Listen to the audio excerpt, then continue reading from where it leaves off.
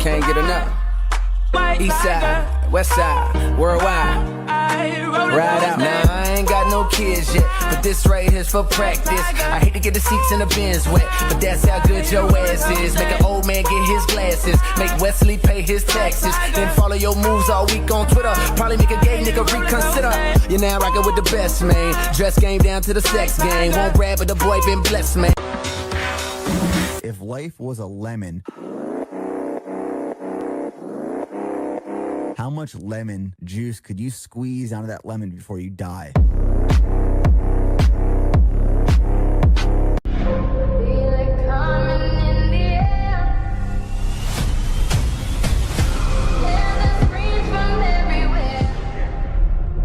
Only thing that's on my mind is who's gonna run this town tonight. Yeah, I say that we are. This is Rock Nation. Pledge your allegiance.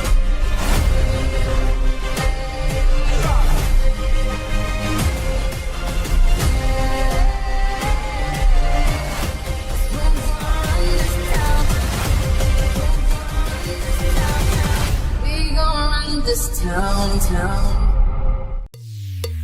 Let's party.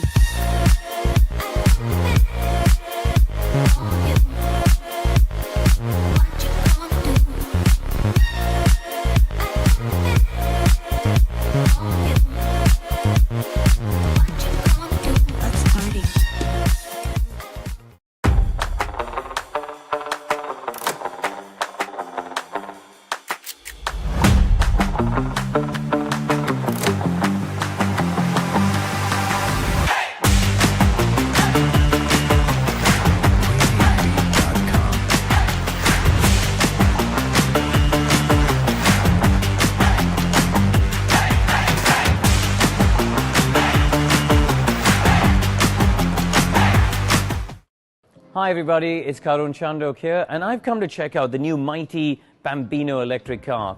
Now, as some of you may know, the Como class is going to be phased out. There's not going to be any new homologations. Of course, those of you who invested in karts will carry on racing in the National Championship. But this really is the future. It's much easier to run, to be honest. I went out with my son to Wilton Mill to have a go. I couldn't believe how easy it was, because you're not messing around with jets and carbs and all of these other things with the traditional petrol engines. With this is very much plug and play. And listen, I'm a purist. I love the sound of engines. I've grown up driving cars with engines. But you can also see how much spending money on engines and spending money on Cadet and Bambino karts has really had a big influence on the results. And that's something we as the governing body at Motorsport UK want to change. The old adage of speed costs money, how fast you want to go, needs to be tweaked a bit. And this really is a more cost-effective way of going, because the batteries are all the same. They can be equalized on software to make sure that all the kids have an equal opportunity to be quick, and it's all about pure driving talent. So the batteries are housed in here. They've got about 3 horsepower, which is just perfect for young kids at the age of 6 coming in to drive. Obviously, if they're under 6, we can put in restrictors. And honestly, it's a little plug that goes in, and you can restrict the speed to 15, 20, whatever mile an hour you want, really, for kids to have their first go and learn how to drive it. And yeah, it's nice to see where the future is going. And obviously with Bambinos, it's going to be the first step.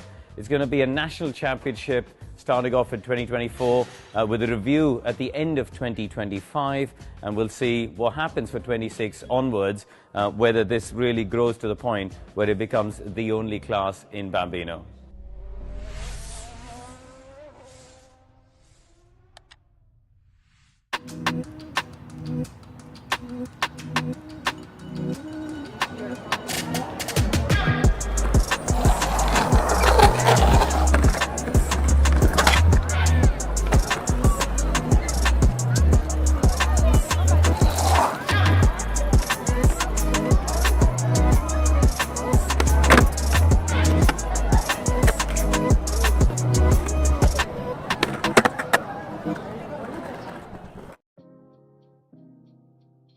One of the biggest questions I get from a lot of parents on my website or social media is, how do we get started? We don't even know what to do. We don't know anything about engines. We don't know anything about karts. There's obviously a cost barrier. Motorsport is expensive. Motorsport is a capital-intensive sport. But if you can create an ease of access, i.e. they can get a kart or go and rent a kart from a team and just rock up and arrive and drive, I think we will create a bigger pool of drivers who come into the sport. Across the world of EVs, out on the road and in motor racing, range anxiety is still a topic. I think we can't hide that. And the way it's been structured is you've got an hour of running time. Now, it doesn't sound like a lot, but actually when you think of it in the context of a racing day, if you've got a 2-day weekend, you can do the whole practice day, charge the car overnight, and then do the whole of the Sunday. So really, it shouldn't be a problem for anyone who wants to do a race weekend.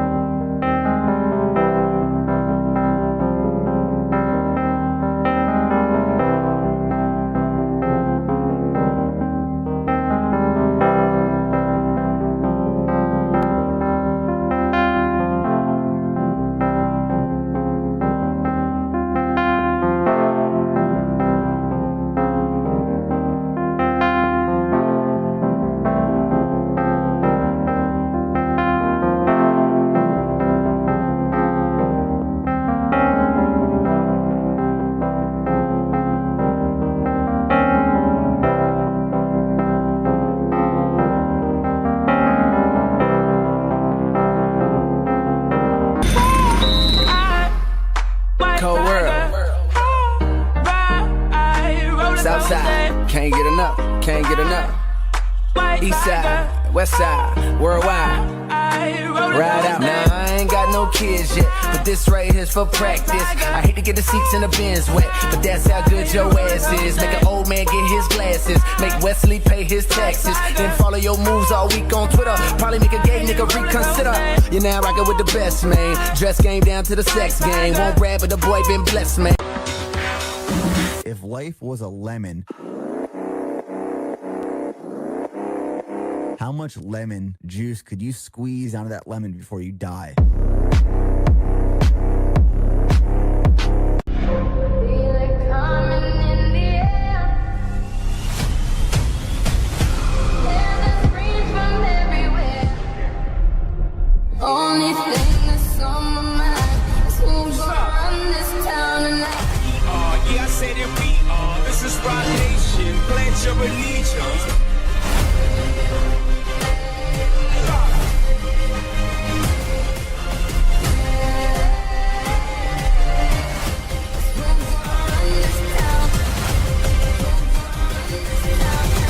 We gon' run this town. Let's party.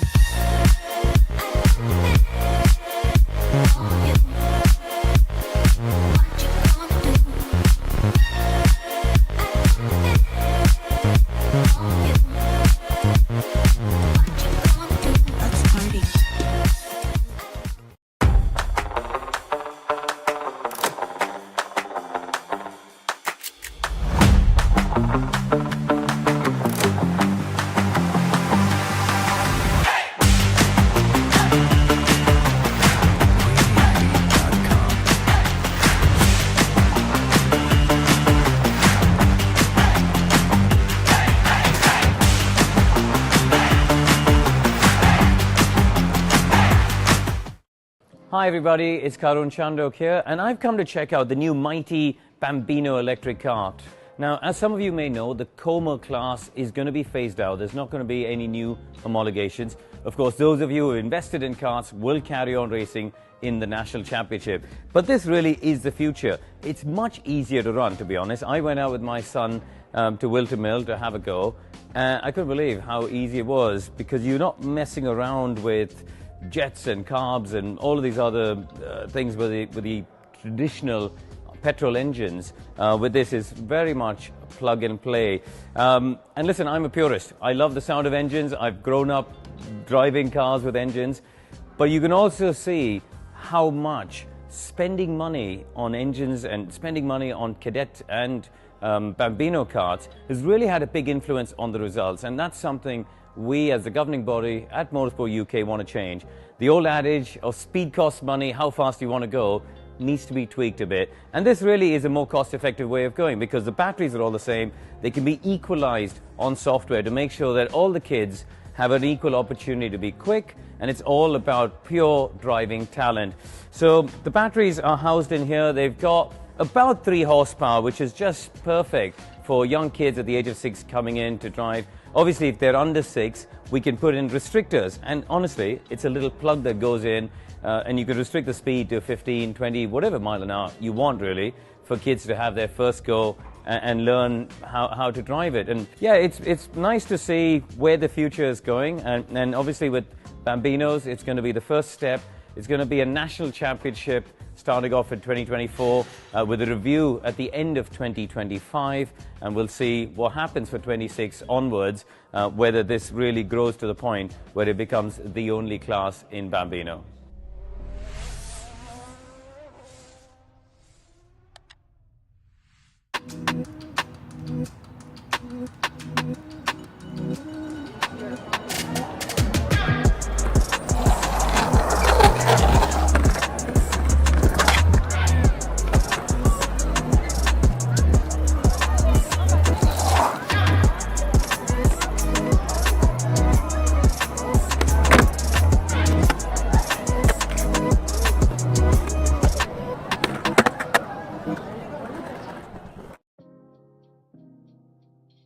One of the biggest questions I get from a lot of parents on my website or social media is, how do we get started? We don't even know what to do. We don't know anything about engines. We don't know anything about karts.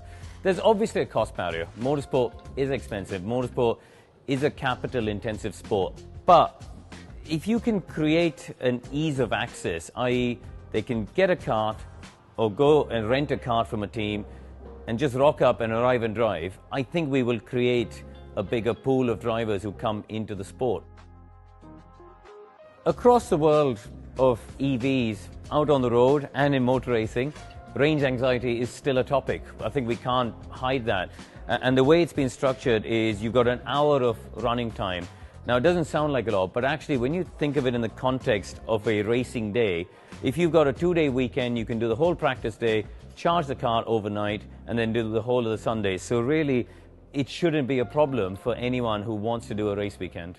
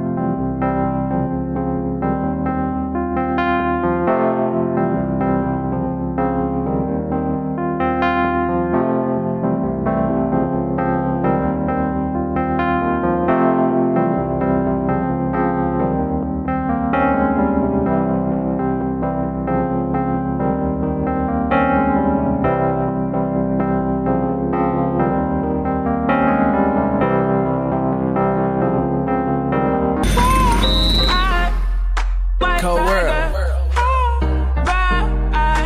Southside, can't get enough, can't get enough. East side, west side, worldwide. Ride out. Now I ain't got no kids yet, but this right here's for practice. I hate to get the seats in the bins wet, but that's how good your ass is. Make an old man get his glasses, make Wesley pay his taxes, then follow your moves all week on Twitter. Probably make a gay nigga reconsider. You're now rocking with the best, man. Dress game down to the sex game. Won't grab it, the boy been blessed, man.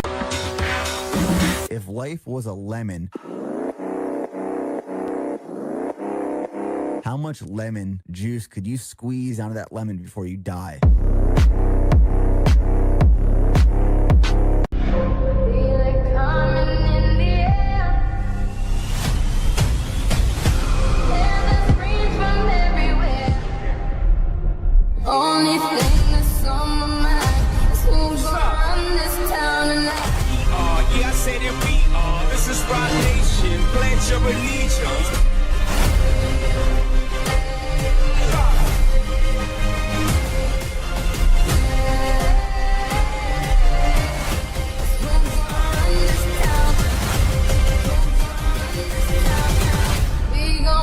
This town. Let's party.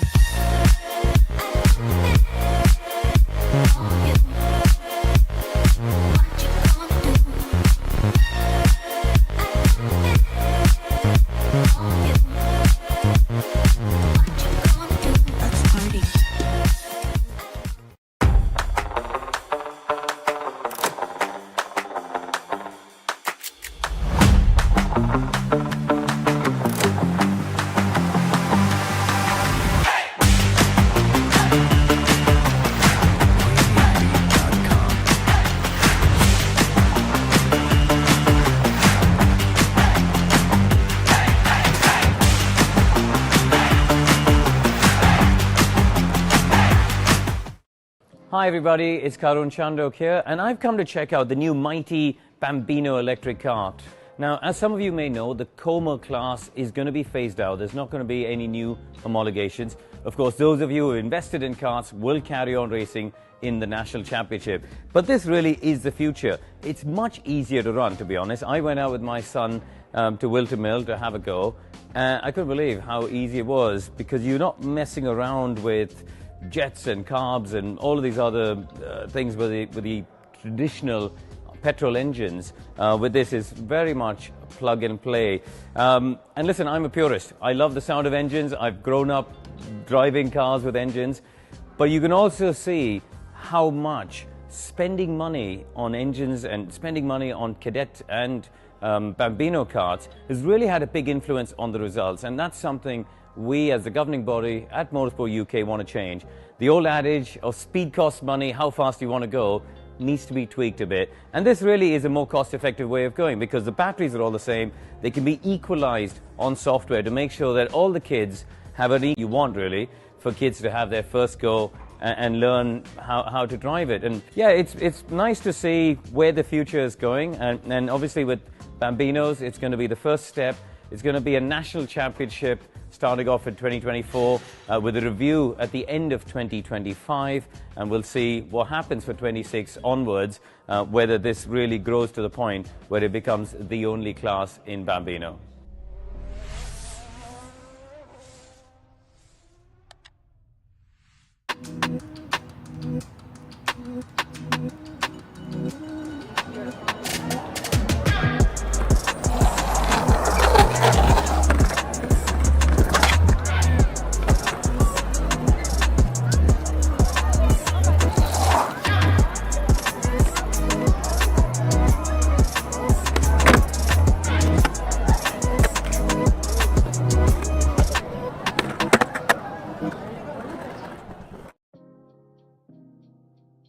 One of the biggest questions I get from a lot of parents on my website or social media is, how do we get started? We don't even know what to do. We don't know anything about engines. We don't know anything about karts. There's obviously a cost barrier. Motorsport is expensive. Motorsport is a capital-intensive sport. But if you can create an ease of access, i.e. they can get a kart or go and rent a kart from a team and just rock up and arrive and drive, I think we will create a bigger pool of drivers who come into the sport. Across the world of EVs, out on the road and in motor racing, range anxiety is still a topic. I think we can't hide that. And the way it's been structured is you've got an hour of running time. Now, it doesn't sound like a lot, but actually when you think of it in the context of a racing day, if you've got a 2-day weekend, you can do the whole practice day, charge the car overnight, and then do the whole of the Sunday. So really, it shouldn't be a problem for anyone who wants to do a race weekend.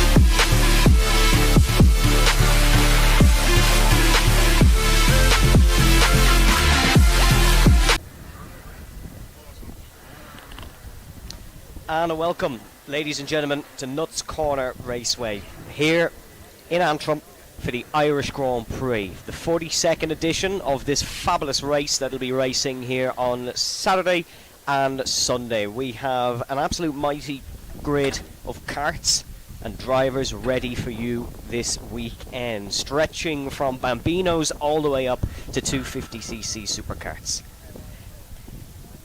Here, of course, at Nuts Corner, a circuit on a disused airfield site adjacent to the sort of infamous Nuts Corner roundabout in County Antrim, not far from the Moira Road and from, of course, the city centre of Belfast. Nuts Corner, just to give you a bit of history on where you're watching from today, was once the main airport for Northern Ireland. The site was selected for use as a Royal Air Force airfield in the mid-1940s, and within months construction was completed. It was built fabulously quickly. The circuit here at Nuts Corner has been revamped, it has been repaved. Apex Circuit Design completed the job in 2010, and they were able to make it a CIK Grade B circuit. We have two circuits on display here today, folks: the international track and the full course. The international track, 0.8 miles, 1.2 kilometers, and 6 corners, and then the full course is 0.7 miles.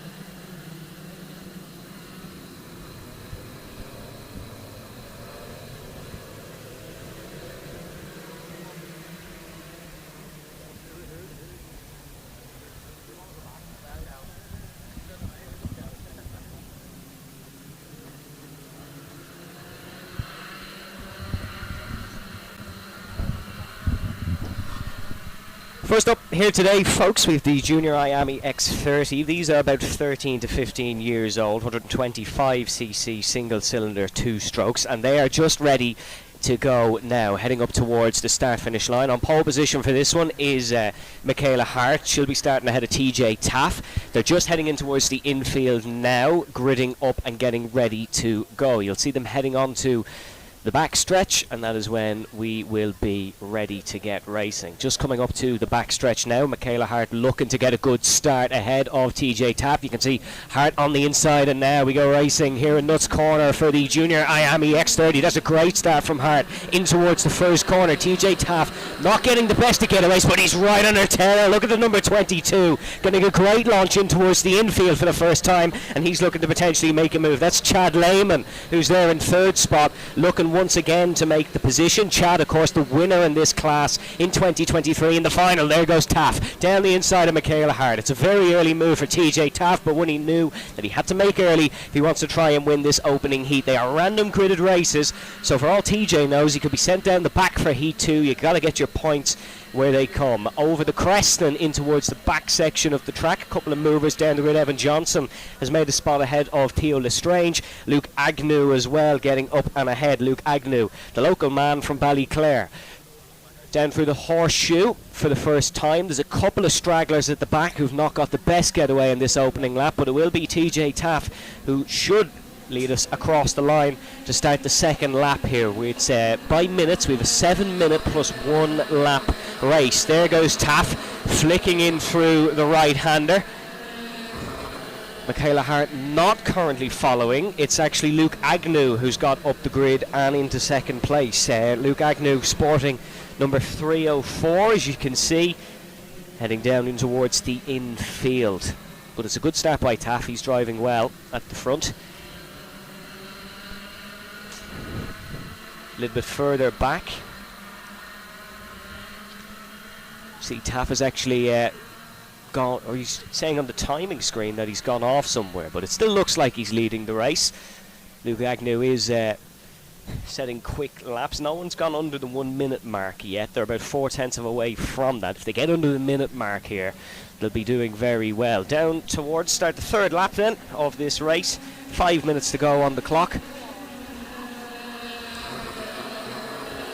Heading round, it is still TJ Taff in the lead, so that's just a timing screen error. It is still Taff who is leading this race, and he is ahead of Luke Agnew in second place. As you can see, the battle for third heating up nicely. That's between Theo Lestrange and Keenan Murphy, I believe. No, sorry, that's between Rory Armstrong and Theo Lestrange. So it is Taff leading ahead of Luke Agnew, Armstrong in second, and Theo Lestrange there in third, heading down over the crest. Theo Lestrange, of course, one of our southern drivers from Dublin, had a decent weekend here in Nuts Corner last year for the Irish Grand Prix. Got sixth in the final, but did get a second place in Heat 2, so we know he can bring things to the heats. As they're heading over the crest, TJ Taff has actually lost the lead as they come back into camera shot. It's Luke Agnew that's taken it, and Taff is now really pushing him down towards the first corner. This is a similar way that TJ Taff was able to take the early race lead here, as we can see them heading down in towards the infield. Taff still chasing Agnew at the front. This is the corner where he made the dive on Michaela Hart in the early stages to take the race lead. As you can see, they're just into one of the slower corners on the circuit, and then they get to open it back up down over the crest in towards the chicane. Superkarts, of course, will be skipping this chicane. They'll just be flying straight past it into the uphill right-hander. And Agnew so far absorbing the pressure from TJ Taff. Taff is doing an excellent job indeed to keep with him. TJ Taff, of course, a man who is known for driving this junior Iame X30, but he's also racing in the ICCO Junior Mini Challenge in Mondello Park.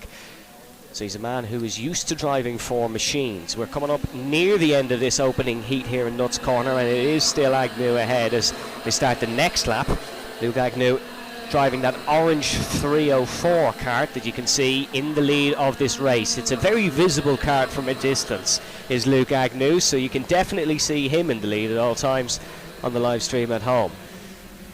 TJ Taff, he's slowly falling away from Luke Agnew. He's not as close as he was this time or last time round, but he's right on the tail. One mistake by Agnew and he will come under a lot of pressure.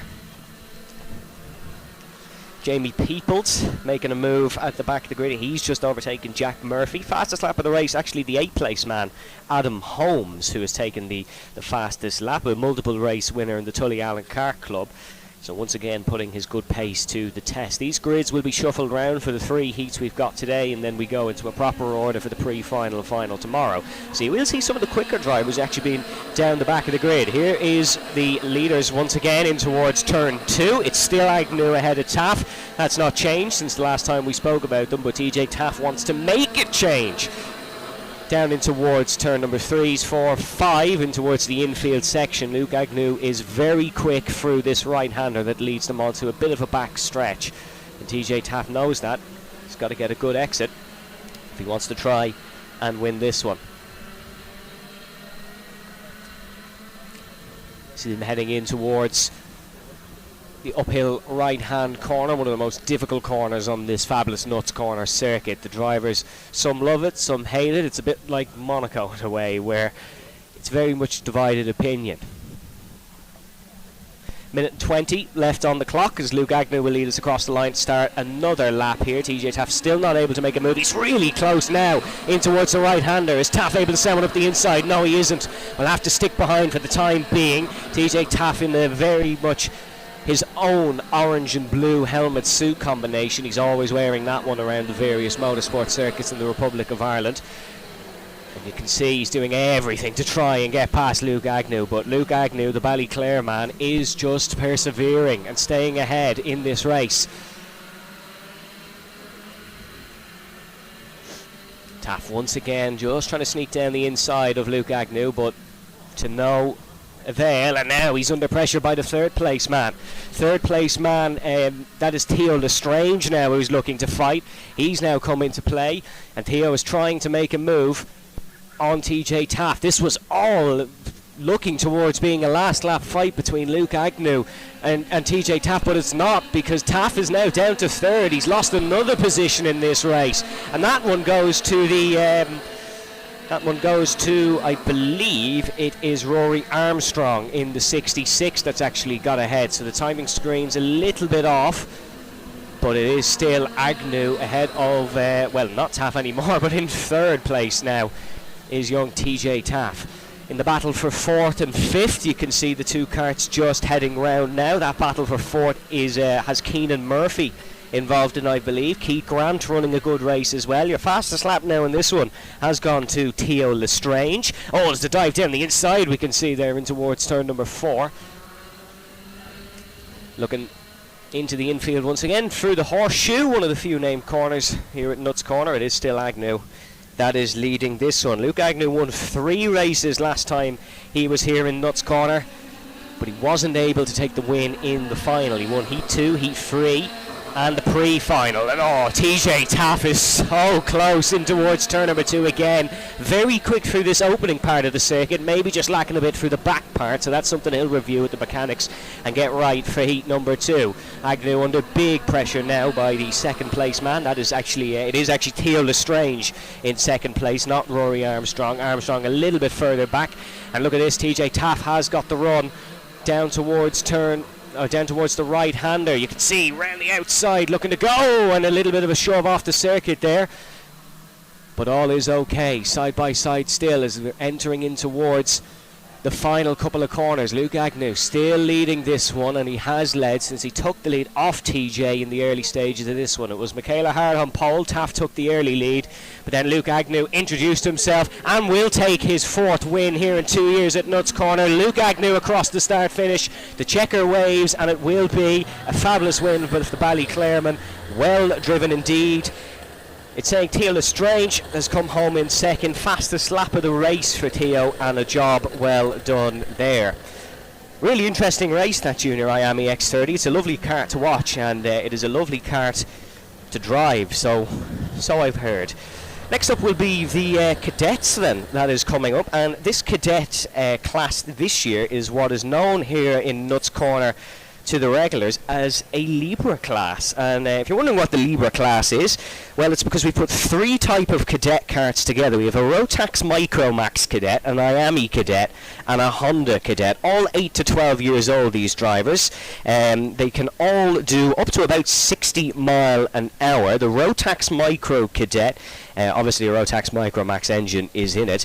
They all use Vega tyres. The Iame cadet is a Iame 60cc water-cooled engine, and then the Honda cadet, a Honda GX160 engine. So very interesting karts indeed.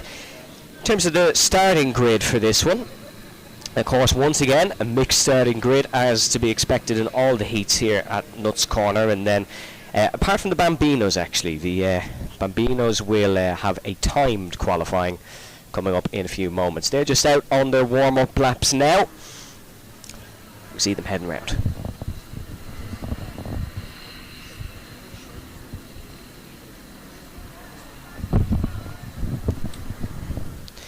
Couple of very quick young drivers in this cadet heat that you got to keep an eye on. There'll be a lot of big names swapping and changing around the order here.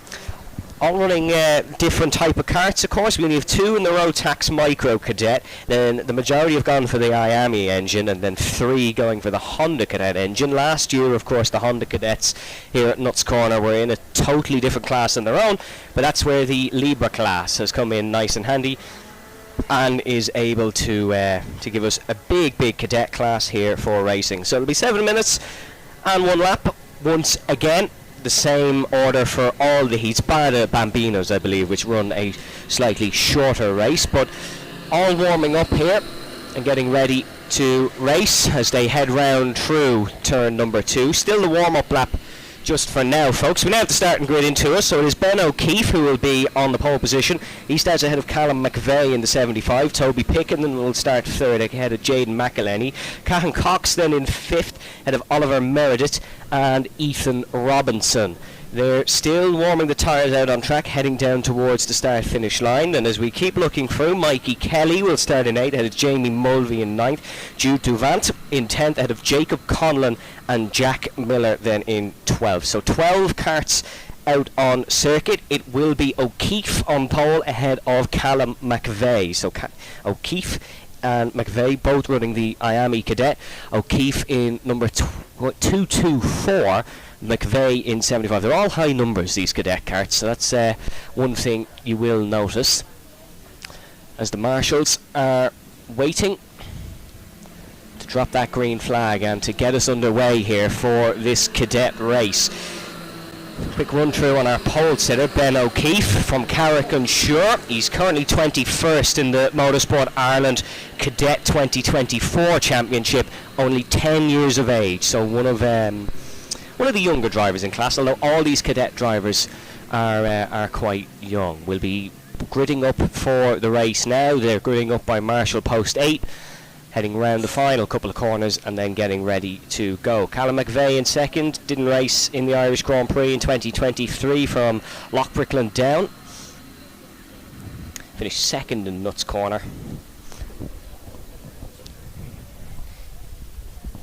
In the UKC Round 5 in 2022.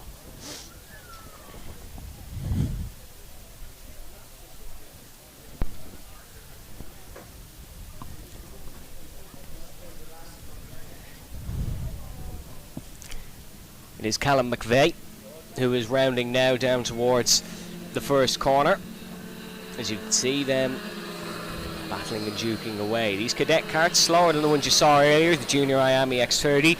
But when we say slower, we do not mean slow. These are still roaring around this Nuts Corner circuit as that's a move down the inside.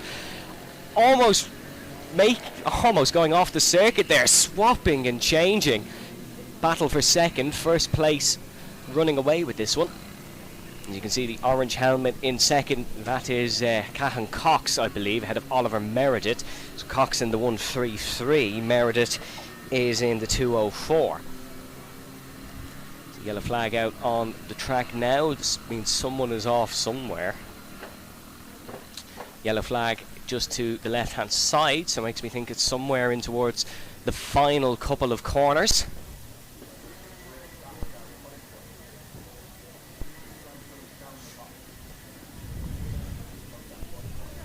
But race leader Callum McVeigh running away with this one, ahead of Cahan Cox in 2nd and then Oliver Meredith in 3rd. Meredith has the fastest lap so far here in this Iame Cadet, here in this Cadet Libre class, I should say. As we see Mikey Kelly and Ben O'Keefe rounding just in front of us here on camera shot. Wasn't a good start for Ben O'Keefe. He's down to 5th behind Mikey Kelly, who started near the back of the order. I think it could have been Jack Miller who having some problems. He's setting slower lap times than the rest. If you're wondering what sort of lap times, around the 1:06 mark would be considered a good lap in this one. Your fastest lap is Oliver Meredith, who did a 1:05.778. So high 1:05s, low 1:06s is what these drivers will be aiming for out on the circuit. You see the battle for the lead slowly spicing up.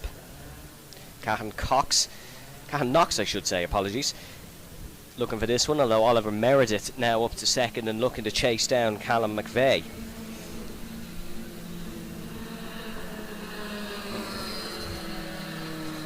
Look at this, side by side in towards turn number 2, just in front of us. That's a great move for the race lead, and that's going to be a change in leader late on here in the cadet race. That's Callum McVeigh, who's led most of this race, who's lost the position to Oliver Meredith, the Dublin driver, making the move. Only 9 years of age is Oliver, but he's putting it up here in the cadet class. He's 2 wins in the Motorsport Ireland Cadet 97 kilogram class, and driving for Turn 3 Motorsport. Bit of Turn 3 Motorsport applause in the paddock, and that move into the race lead.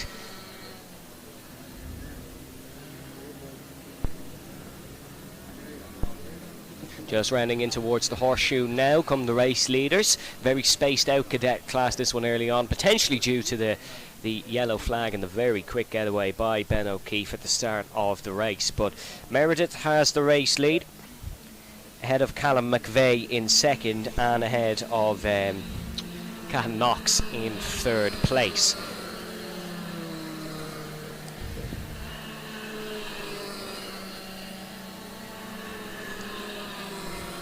Running in towards turn number 3 now go the race leaders, the tricky infield section of this 0.7 of a mile circuit. Meredith in the lead ahead of Callum McVeigh, confirmed now on the timing screen. Cahan Knox then in third, Mikey Kelly in fourth, Ben O'Keefe is in fifth, Ethan Robinson in sixth, Jude Duvant is in seventh, Jamie Mulvey eighth, Jacob Conlon ninth, Toby Picken currently in 10th, Jack Miller in 11th, ahead of Jaden McElhenney, who is in 12th spot. In towards the back part of the circuit now goes your race leader. There's 52 seconds on the clock, so once the clock strikes 0 we'll have one more lap after that and then we will be done. The checkered flag will be out. Currently Meredith in the race lead with the fastest lap, trying to cement himself as the quickest driver here in Nuts Corner this weekend in the cadet class.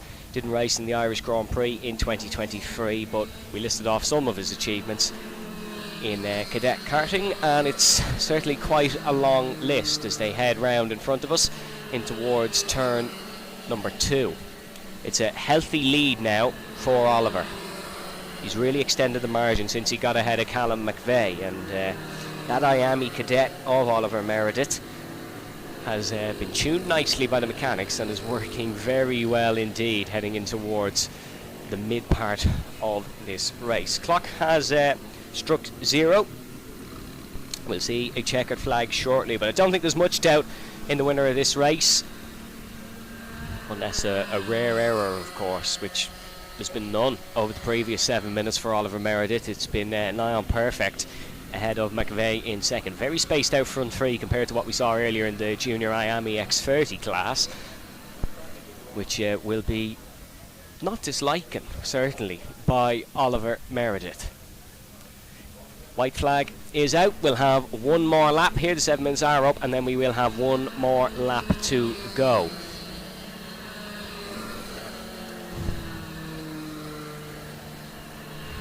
But Oliver getting his Irish Grand Prix win pursuit off in fine fashion indeed. A little bit down the order, Ethan Robinson has just got past Ben O'Keefe. That's a positional change for 5th. Jamie Mulvey has just overtaken Jude Duvant for a 6th spot, or for 7th spot I should say. He's chasing after O'Keefe now. Mulvey also in the Iame Cadet, representing Norris Carey Motorsport this weekend here, currently 7th in the Tully Allen Cadet Iame 2024 Championship. So it's a good season so far for Jamie Mulvey, and he'd like to top that off here with a win at Nuts Corner, of course. Meredith almost coasting home at this stage. Very comfortable lead for Oliver ahead of Callum McVeigh in second position. As he rounds through the final corner, he sees that checkered flag, and it will be Oliver Meredith that takes the win here in the Cadet Libre class, the first of the weekend. He pulls into the pit lane, delighted as ever. Second place will be Callum McVeigh, and then the third place will be Cahan Knox. Mikey Kelly will come home fourth in the 233. Then in fifth position it will be Ethan Robinson who takes the checker. Then Ben O'Keefe in 6th. Jamie Mulvey will come home in 7th, 4/10 of a second, ahead of Jude Duvant in 8th. Toby Picken comes home in 9th, ahead of Jacob Conlon in 10th. Jack Miller then in 11th, ahead of Jaden McElhenney in 12th spot. So it wasn't a great race, unfortunately, there for Jaden, but I'm sure he will be back in the second heat. Next up then we have the Rotax Inter, Iame Waterswift Inter connected class, or combined class I should say. Two good karts, these ones, and a very big grid here at Nuts Corner. The Iame Inter Waterswift 125cc restricted water cooled engine, 13 brake horsepower. Both these karts, a 950mm CIK homologated chassis, of course, but that's pretty much standard in most of these karts that are here this weekend. Then the Rotax Inter, it is a Max 2-stroke restricted 125cc engine, 13 horsepower, water cooled, of course. The Iame kart runs Comet tyres, and then the Rotax runs Mojo tyres. So it's one of our only combined classes that actually have different types of rubber on them. And then, of course, both karts electric started and water cooled. So the grid in front of me now, or certainly what we can see from the pit lane, I'll have it confirmed from the timing screen, that number 36 is on pole position, and that'll be Declan Noble from Belfast, who will start on pole. That is the Rotax Inters, and then the Iame Waterswifts will be starting in a moment. So it'll be Declan Noble who is on pole.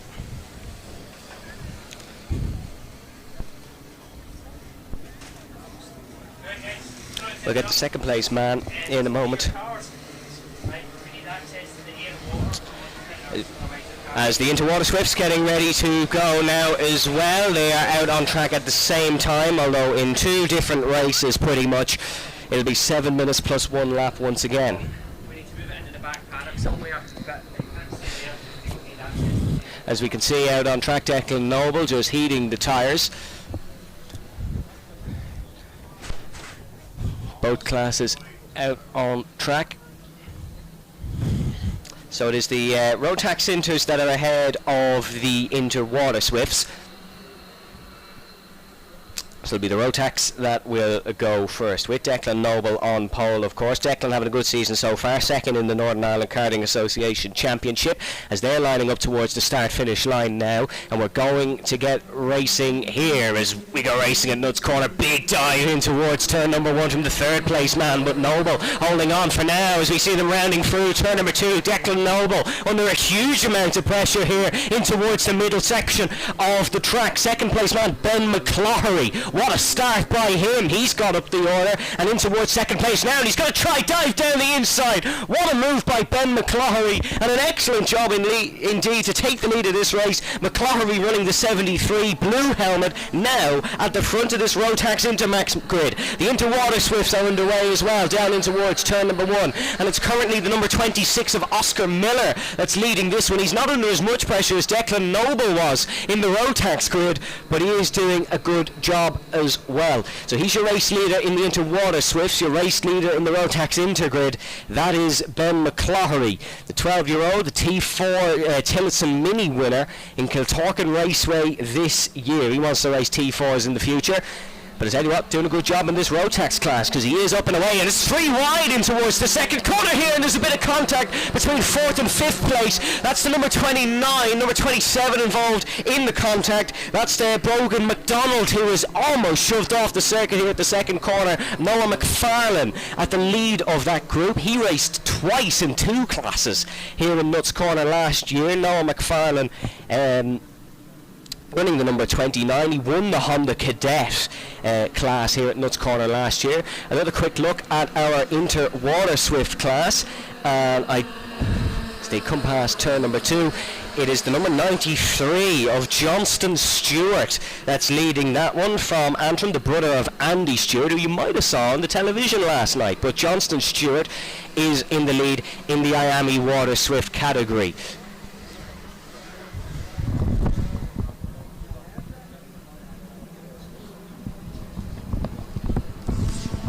As we look at the Rotax grid once again, and there's a comfortable lead here for Ben McCloughery as he rounds in towards turn number 2, apologies. As the Rotax Inter grid ahead of the Inter Waterswifts.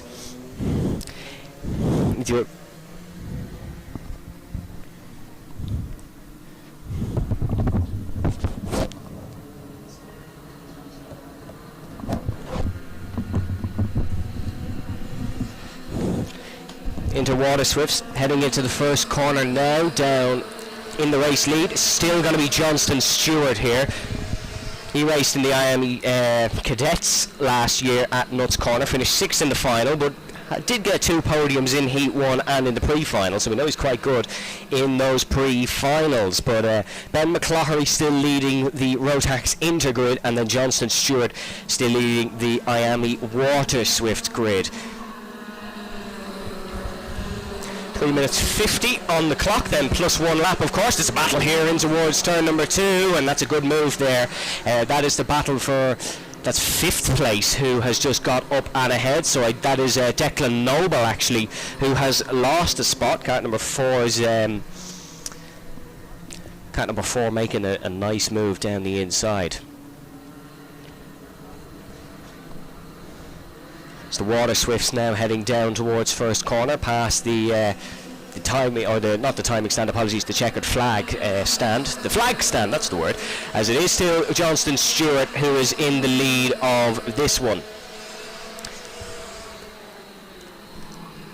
Oh, a bit of tyre scrubbing in towards the second corner, someone running a little bit wide. These karts, very nippy ones indeed, difficult enough to control.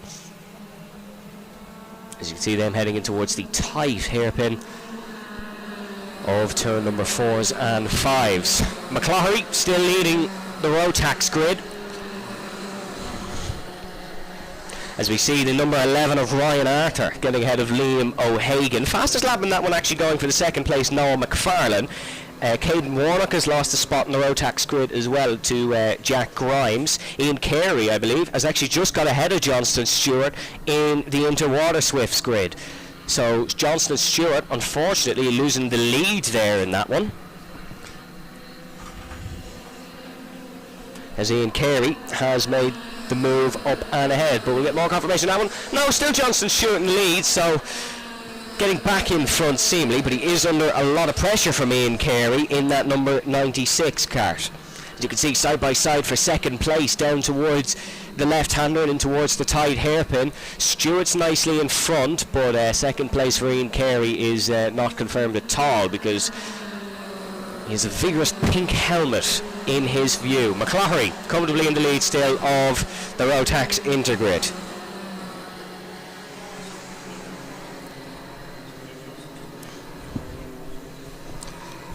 A minute and 35 on the clock. McFarlane again going quickest in the Rotax Inter grid. It is, I believe, Sophie Campbell who's quickest in the Inter Waterswifts grid. So Campbell setting a good lap there. Sophie Campbell, of course, did race in the Irish Grand Prix last year.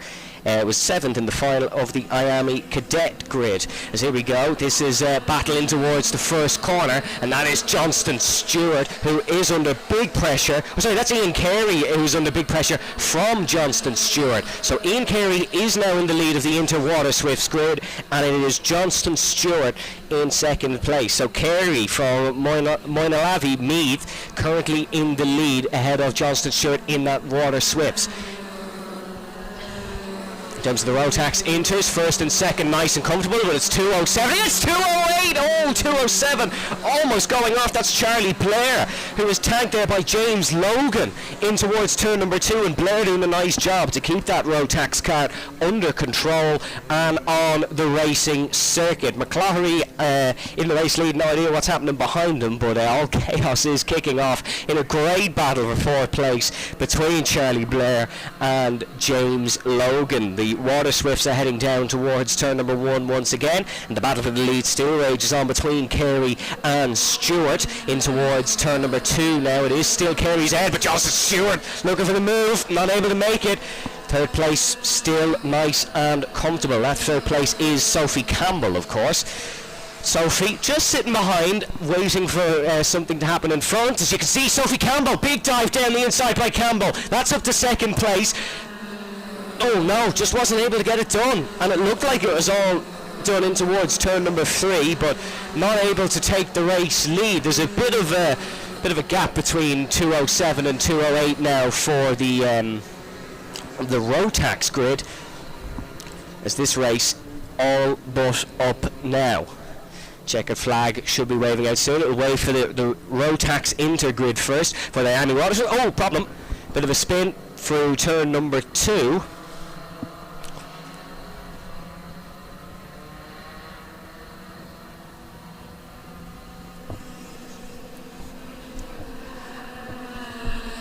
As one more lap being held out, it is still Ian Carey ahead of Johnston Stewart for the Waterswifts.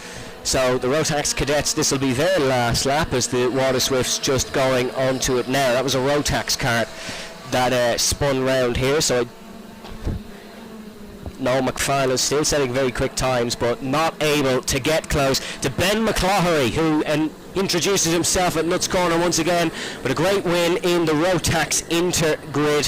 He takes it ahead of Noel McFarlane. In terms of the Waterswifts, I think Ian Carey is going to be home and dry ahead of Johnston Stewart.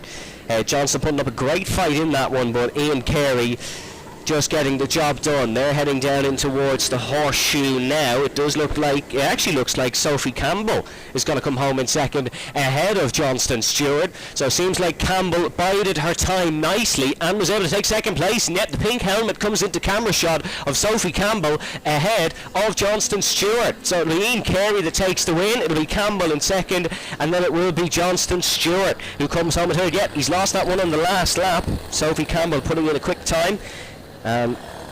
Ian Carey, of course, taking the win in that one. That was a good race between Campbell, Stewart and Carey of the Inter Waterswift grid.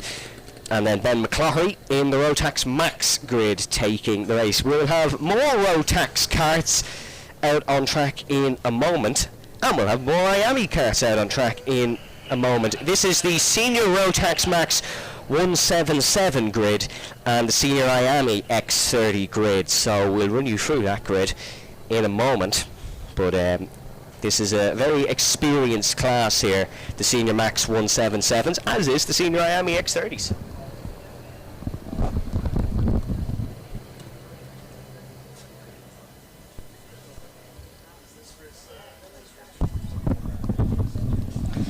So the Senior Rotax Max 177 kart, 125cc restricted 2-stroke, minimum driver weight of 80 kilograms here.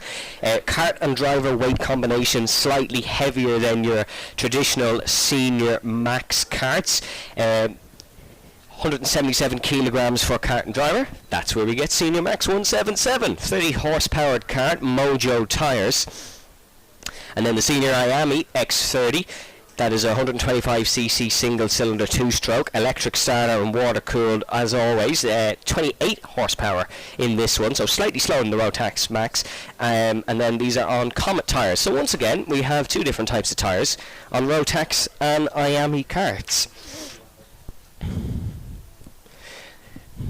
The Senior Maxes will be out first, and it is going to be Brian Cherry who is on pole for this one. In second place is Pierce Shannon, so a very experienced front row who are going to go battling in this one. Third place is Matthew Wright, he'll be starting from third, and then in fourth will be the number 31 of Liam Kern, second in the Tully Allen 2024 Senior Max 180 Championship, and of course he's a multiple Leinster Winter Series winner as well. So that is a very experienced second row as well, and dare I say the same for the third row, because it's Ricky Malcolmson who'll start from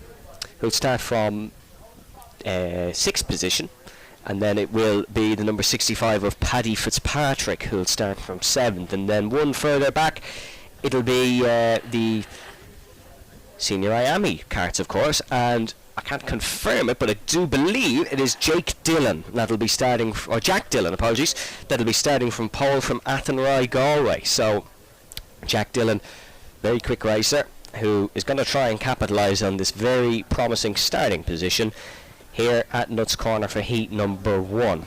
This one coming up in a couple of moments, folks. They're just getting ready on the grid, as you can see. That is that 413 of Jack Dillon that you can see on the screen. 17 years of age is Jack, from Athenry, Galway, of course. He won the 24-hour Teesside karting race with Raceview Academy in the last 12 months.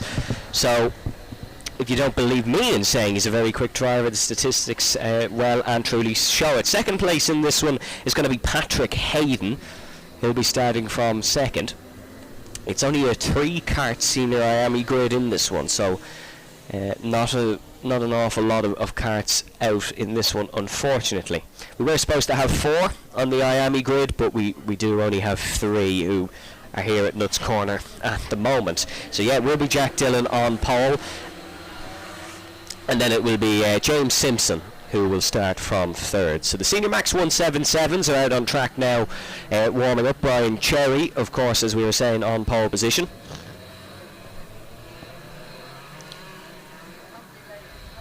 ahead of Pierce Shannon. Brian Cherry, 4th in the final in the Max 177 the Max 177 Irish Grand Prix last year. Pierce Shannon wasn't here at Nuts Corner, but that doesn't mean to say he won't be battling with Brian up at the front of this one.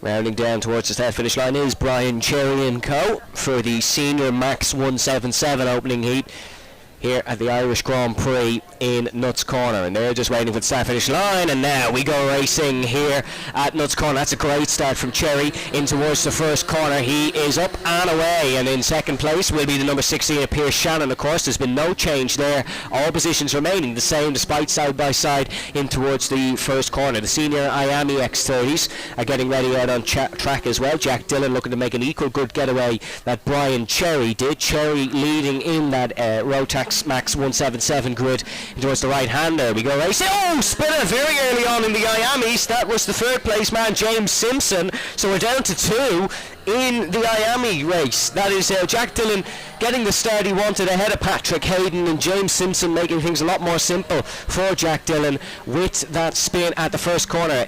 Simpson is up and away, so he is still going, and we'll be looking for third place in this one, but that's a disappointing start to his Irish Grand Prix weekend. We turn our attention back to the 177s, and it is still going to be Brian Cherry who is leading this one in towards the first corner at a very healthy margin for an opening lap. That's a major mistake for Pierce Shannon in towards turn number 1. He's lost a position, but more importantly didn't lose the cart to the grass in the same fashion we saw James Simpson did. These carts very quick, don't necessarily like that corner. The 4th place man now looking to get ahead of Pierce Shannon. That's Liam Kearns who is getting ahead of Pierce, and that mistake has cost Pierce 2 positions, but hasn't cost him any carbon fibre or any components off his cart, thankfully, because that could have gone a lot worse for him. In terms of the Iame X30s, Jack Dillon is up and away here, and he is rolling back to his usual standards that we've seen on the karting scene, and he will look to take a comfortable win in this one, unless there is a turn of pace from Patrick Hayden, who's not a slow driver, but the fact there's so little of them has really affected that Iame grid. Down towards turn number 2. It looks like it's still Cherry who leads. Yes, it is, running the red and grey cart. Brian Cherry in number 55. But is under a bit of pressure from that second place man now, who is Liam Kearns. Liam just set the fastest lap of the race with a 58.3 on the last lap. Ricky Malcolmson then in third, ahead of Pierce Shannon in fourth.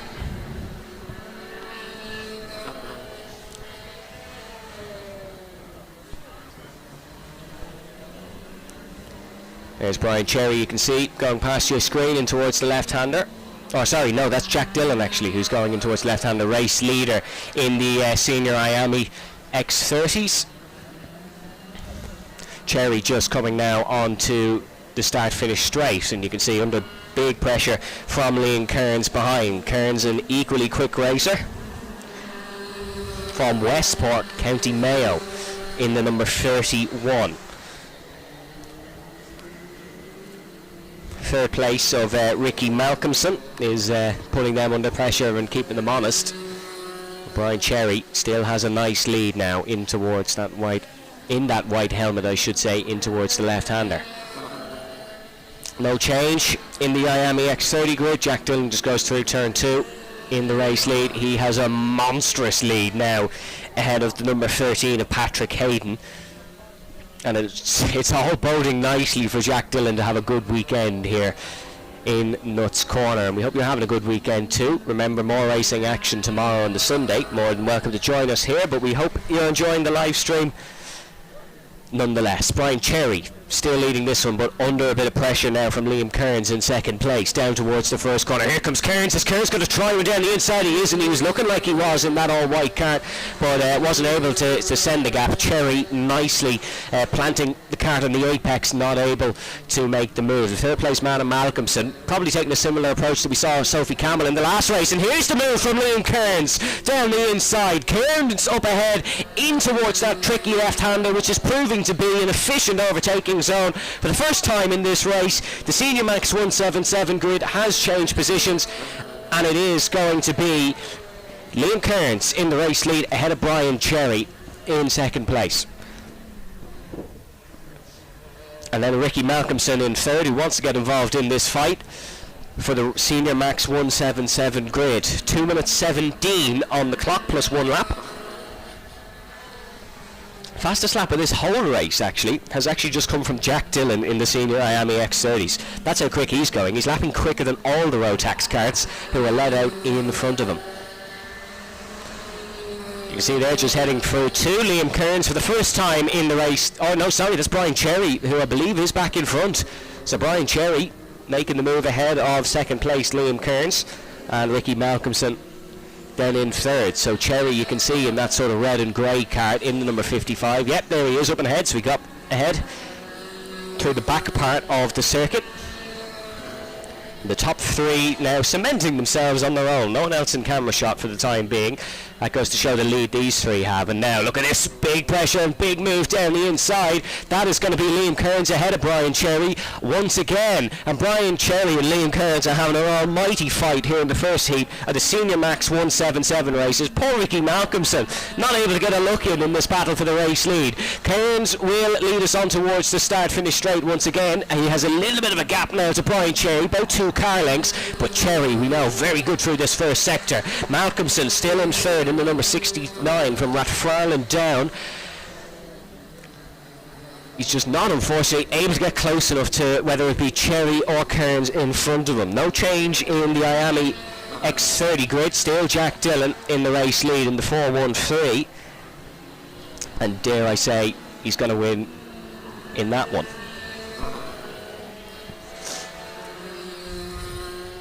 Second place still, of course, Patrick Hayden, and third, James Simpson. But the only thing for poor James Simpson here is he's actually had a pretty good race other than that spin, but because there's only 3 karts, he's not really able to make amends because there's just such a big gap. And here we go once again, and it is going to be Liam Kearns that's leading down in towards the first corner. Brian Cherry still in second. Oh, bit of a wobble under the brakes for Ricky Malcolmson. That's the last thing he wants, is to join the Spinners Club. In fourth place in that race, it is Paddy Fitzpatrick, who is fourth in the Tully Allen Senior Max 180 Championship this year. Then in fifth in that one is Pierce Shannon. So unfortunately Pierce, after he made that bit of a mistake in towards the first corner, hasn't really got a look in actually in this one, which is disappointing for Pierce. He'll be looking for a little bit better in heat number 2 later this afternoon. The clock is up. We're on 0, meaning we should have either one more lap after this, or this is the last lap, as the blue flag's actually out for someone on circuit, so that's never a good start to your weekend. And I think that actually just could be James Simpson in the Iame, which makes sense really, because of course he had that spin. Here we go then. It is still Liam Kearns ahead of Brian Cherry and Ricky Malcolmson. No change for the time being, and it doesn't look like there's going to be much of a change, unfortunately, if you're a fan of Brian Cherry or Ricky Malcolmson, because Liam Kearns has started to stretch his legs in the latter part of this race. Once he made the move to re-get ahead of Brian Cherry, he was able to just extend the margin and well, hopefully drive home to the finish. Could be a commentator's curse that Kearns will never forgive me for, but if there's no error, he will bring this one home, as goes for Jack Dillon in the Senior Iame X30 race as well.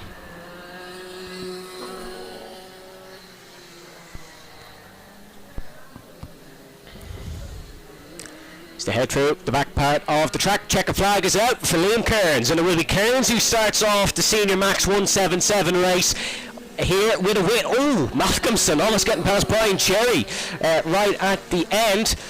Checkered flag waves out, and someone has carried on, but the rest of them have come into the pit lane. That is the checkered flag out. We're still awaiting Jack Dillon to the finish. Actually, that could be, here's Jack Dillon now coming to the finish. So the checkered flag waves for him as well, and that will be race done. Apologies, that wasn't Jack Dillon heading to the checker. He's still out on circuit. There's a couple of stragglers who are finishing, but overall it was Liam Cairns that takes the win in that one. In the Senior Max 177 race, a job well done there for him.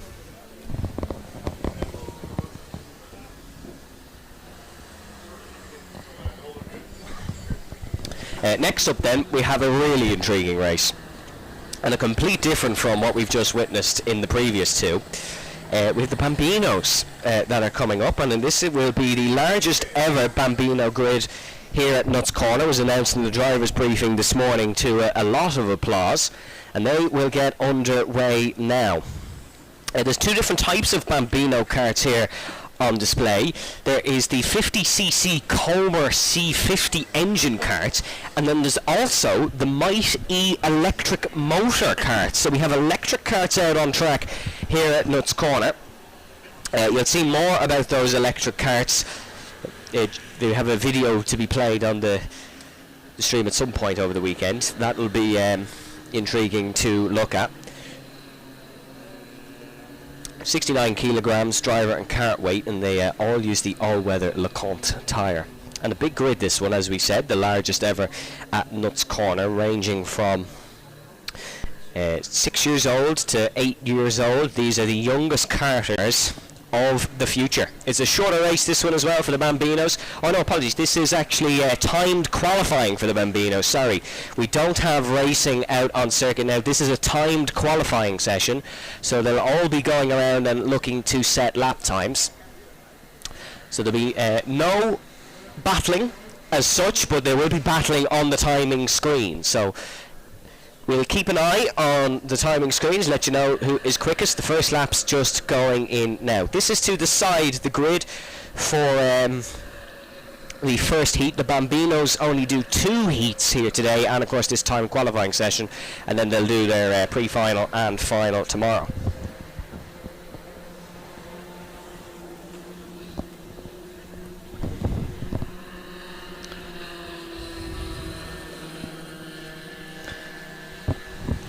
First lap's just going in now, as you can probably hear the difference between the Comer engine and the Might E electric motor. That's because one is very quiet, and when the Might E cars were testing yesterday, there was almost an eeriness around Nuts Corner, because it was loud, dead quiet, and it sort of went very noticed by everyone in the paddock, because it was, where's the noise gone? But the thing about those Might E cars is everyone in the paddock loves speed as well, and their heads were very much turned by how quick the young drivers were heading in towards the first corner in that Might E machinery, because I tell you what, it has very quick throttle application, and it is a very quick kart.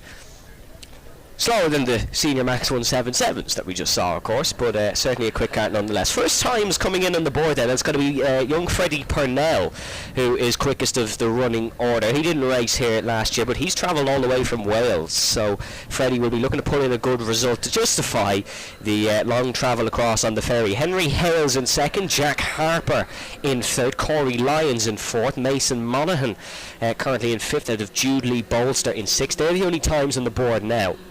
But 1:19.336 currently the quickest by Freddie Purnell. Ben Nichols then goes to 8th spot. Cooper Devant goes as well. Ollie McKiernan in 9th. Dawson Jones jumps up to 7th spot now. So 3 minutes and 50 seconds left. There's not an awful lot of time to get your timed qualifying lap in. So you got to make it stick when it counts. But these are the stars of tomorrow in the Bambinos, and Freddie Purnell, who's currently quickest, came first in round 5 at the DKC Championship at Dunkswell. And I tell you what, he's doing a great job. A self-described mum and son team who have learned from scratch, and what a job they're doing. Top 4 in the order, currently all in the Might E Bambino, not the Comer engine. Quickest in the Comer engine is Mason Monaghan in 5th place, who is not running a number, he's running NW on his kart. Summer Upton and Ollie Upton have gone 8th and 9th in 98 and 97 respectively. Ollie McKiernan in 11th. There's an improvement from Mason Monaghan, who jumps up to 4th now, so he has beaten one of the Might E karts in front of him. Mason Monaghan from Delvin Westmead. He's currently 2nd in the Tullyallen Bambino Comer Championship, and he won round 3 actually in Galway, so Mason is getting quicker every time he's out on circuit, and he'll be out on circuit 5 times here at Nuts Corner, so we're looking to get quicker on each of those. Still no one beating the lap from Freddie Purnell so far. Henry Hale's closest to it, 0.103 behind, just a tenth of a second. Jack Harper in 3rd, ahead of Mason Monaghan in 4th. Dawson Jones then in 5th, with Corey Lyons in 6th, Jude Lee Bolster in 7th. Not a race this one, folks, if you're just joining us. It is a Bambino timed qualifying session to decide the grid.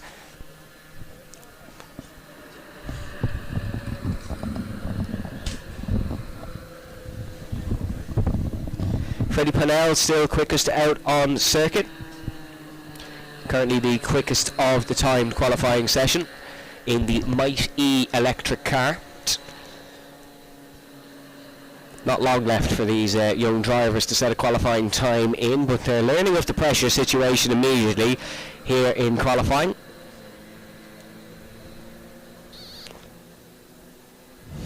It's a long lap for these Bambino karts, obviously significantly slower than your Senior Maxes, Junior Maxes.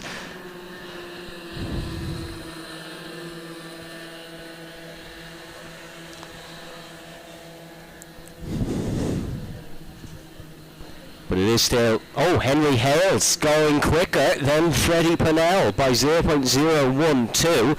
A great lap there by Henry Hales. 1 minute left on the clock.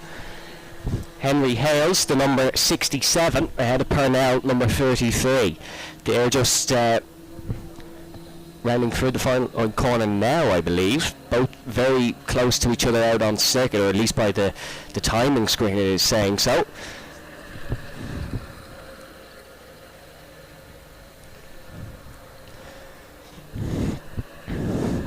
Hales still quickest to the order. 30 seconds to go. They'll be allowed to finish their lap.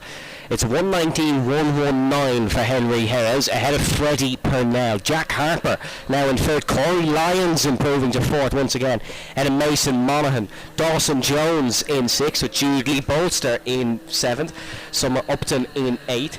Ollie McKiernan in 9th.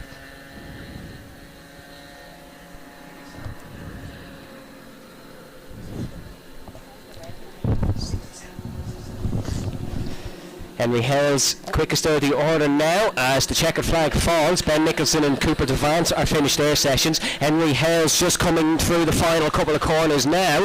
He will be looking to complete the session on pole position, although in awful honesty I think he could have set his best lap of the day, as Henry Hales is still quickest. Can anyone beat him though in the dying embers of this timed qualifying for the Bambinos? Freddie Purnell was at the top of the order for probably the majority of the session, but wasn't able to improve. Ollie McKiernan finishes his session in 9th, and no improvement from Purnell. It looks like it'll be Henry Hales on pole here. The only drivers in the 119s, Jack Harper in 3rd, Corey Lyons 4th. Still drivers out on track though, so still could be an improvement at any given moment. Mason Monaghan looks like he'll be in 5th, and actually now 5 Might E electric karts in the top 5.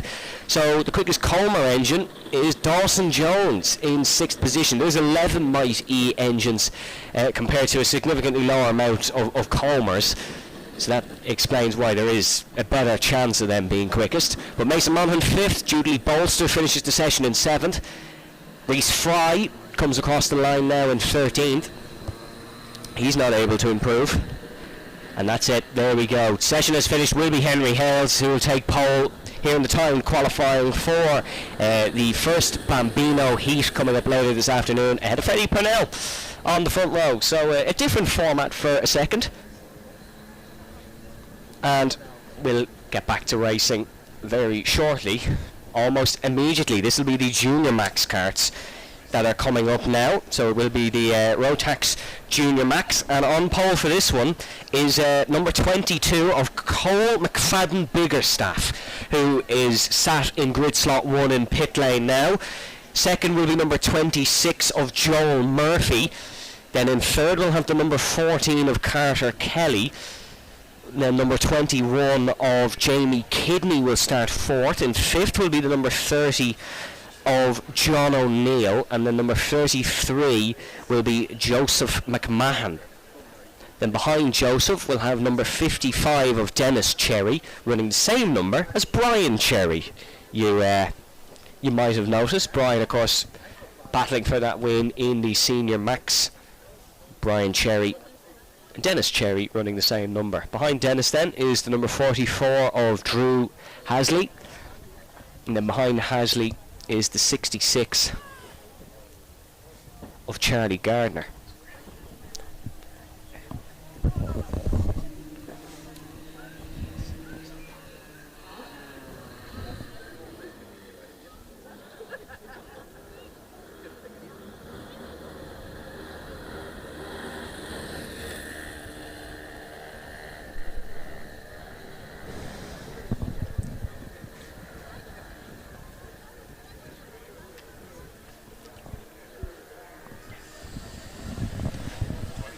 This Junior Max car, 125cc 2-stroke Rotax, they're blaring out of the pit lane now, and what a noise these ones make, similar to the Senior Max of course, but we just have so many of them. Oh, stall.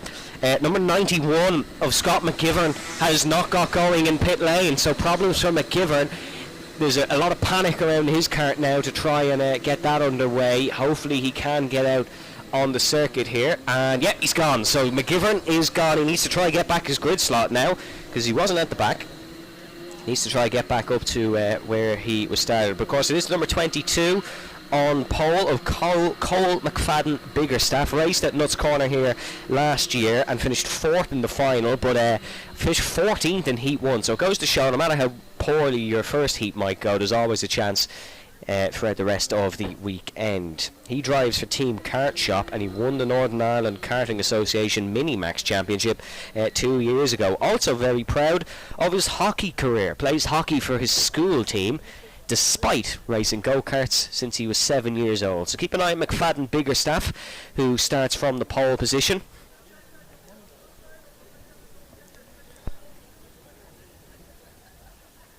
Then in second place we further down the grid I should say, of course, we have Dennis Cherry, who also raced here last year. Runs the same number as Brian, as we said.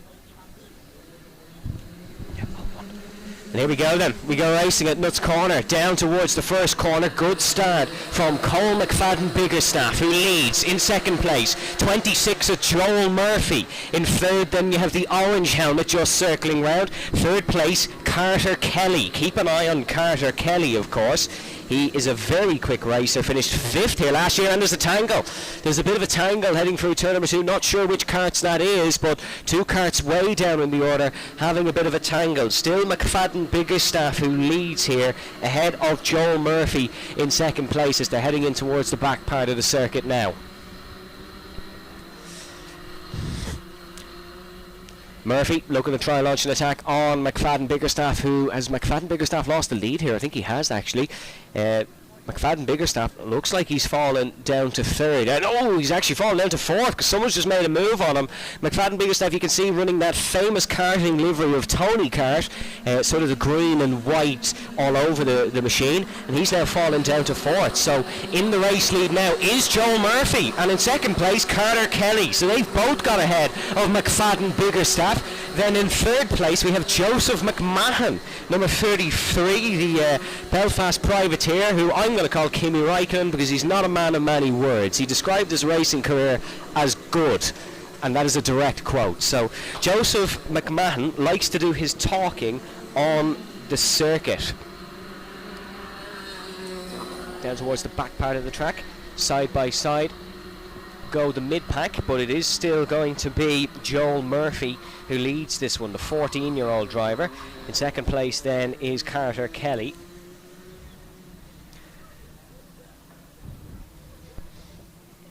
And then in third place, of course, you do have Joseph McMahon. Cole McFadden Biggerstaff got the first lap well, but didn't get the run onto the second lap that he wanted. Here to go rounding through the first corner in towards turn 2. It is the 33 of Joseph McMahon, who you can see, and then there is all the bunch of green cards. McFadden Biggerstaff, a bit of a gap between him and John O'Neill, who's behind him.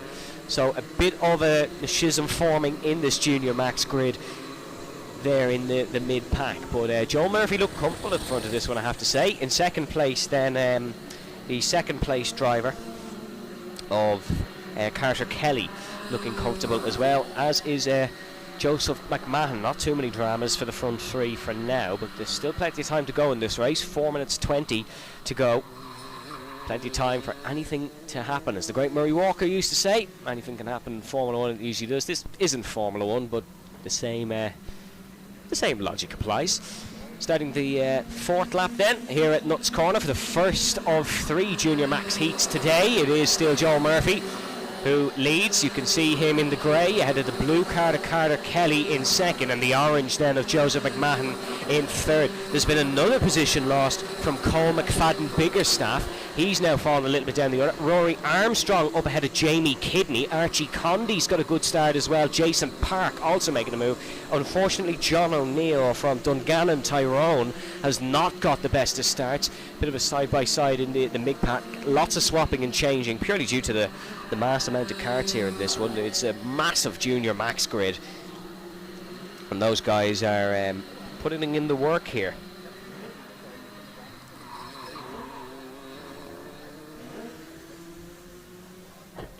Battle for second heating up nicely between Kelly and McMahon.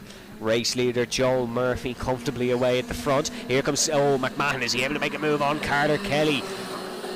No, wasn't able to get in front. 14 still leads to 33 in the battle of second, but their ultimate goal, of course, is the 26 in front of them.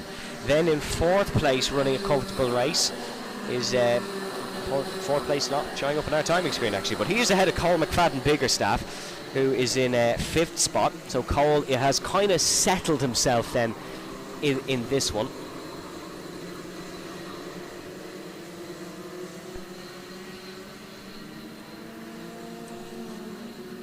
As the battle for the sort of mid-pack positions rages on. We have, of course, points for each position, so even if you're down in the lower ranking places, 16th, 17th, you got to keep going, because every single point matters. As they cross past the flag stand, 2 minutes and 13 seconds to go. Murphy still in front, but Carter Kelly's under a huge amount of pressure here. Here comes Kelly in towards turn number 2, under massive pressure from Joseph McMahon. McMahon's been hounding and knocking on the door for God knows how long, but Joseph McMahon is going to have to make a move here, and here he is, Joseph McMahon down the inside in towards the fourth corner. What a move on Carter Kelly. Teed that one up. We could see it coming for the first corner, and Joseph McMahon, the winner of the Junior Max class last year here at the Irish Grand Prix, is putting a good fight in to start his potentially second consecutive winning campaign. But Carter Kelly is going to be back, and Carter has a titles list as long as my arm. Speaking of arms with Carter Kelly, he broke both of his arms and a collarbone last year. What did he go out and do? He still won the 2023 Northern Ireland Karting Championship. So that goes to show the type of mentality in that third place man of Carter Kelly. And Kelly looking to try and get back into this one as they round past turn number 2. There in fourth place now is the number 66 card. That's Charlie Gardner, who is in fourth place. This is his second outing in a new Kart Republic chassis. As you can see here, the battles for the mid places still raging on at Nuts Corner. This is a brilliant Junior Max race, folks, and we hope you're enjoying it at home as well. But this one, unfortunately, will be ending in 45 seconds plus a lap's time. That's all Joel Murphy has to survive ahead of the fast chasing Joseph McMahon. As they head over the crest in towards the corner and down in towards the horseshoe bend. It is still Murphy who leads.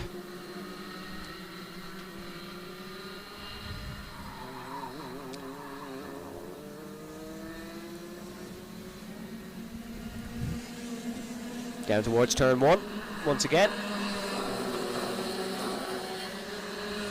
Oh, Carter Kelly has fallen to fourth now as they just head past the operations box. Carter Kelly has fallen behind Charlie Gardner. Charlie Gardner making that move while setting the fastest lap of the race. He set the quickest lap now, and a great job well done by him as they're coming on to what will be the penultimate stage, or the penultimate lap of this one, we think, and then we will see a white flag and then a checkered flag. But it's looking good for Joel Murphy here.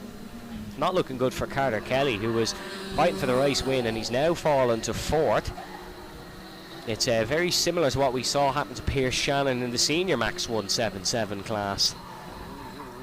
As they're rounding through, there'll be one more lap here at Nuts Corner for these ones, and the battle for second is raging on. Charlie Gardner, he's got into his mojo, and Charlie Gardner is up, not quite able to get ahead of McMahon in second, but Carter Kelly is being dropped by these two here in this last lap, and Charlie Gardner is really gunning for this one and wants a second place, and here he goes down the inside goes Charlie Gardner.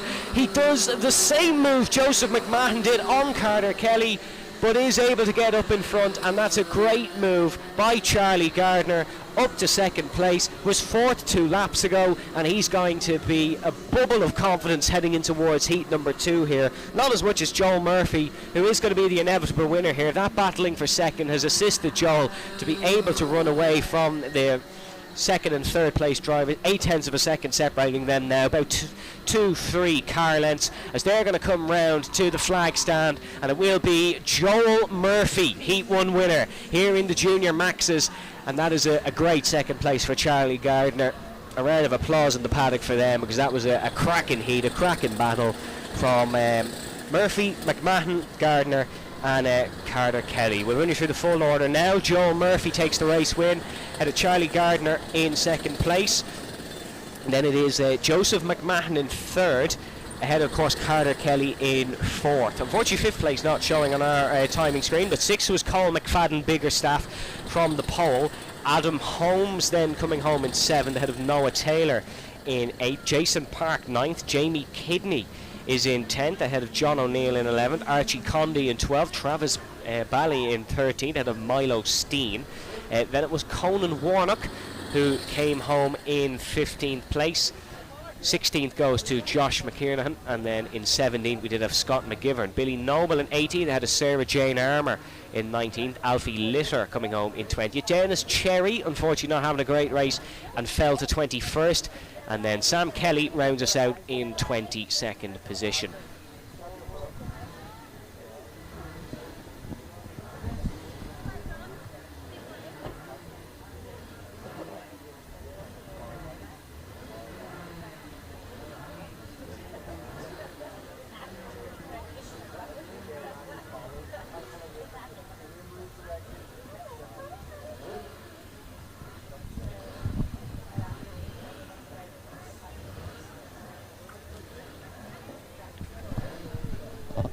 Next up will be the Senior Maxes. No, sorry, apologies. It'll be the Tillotson T4s that are next out on track.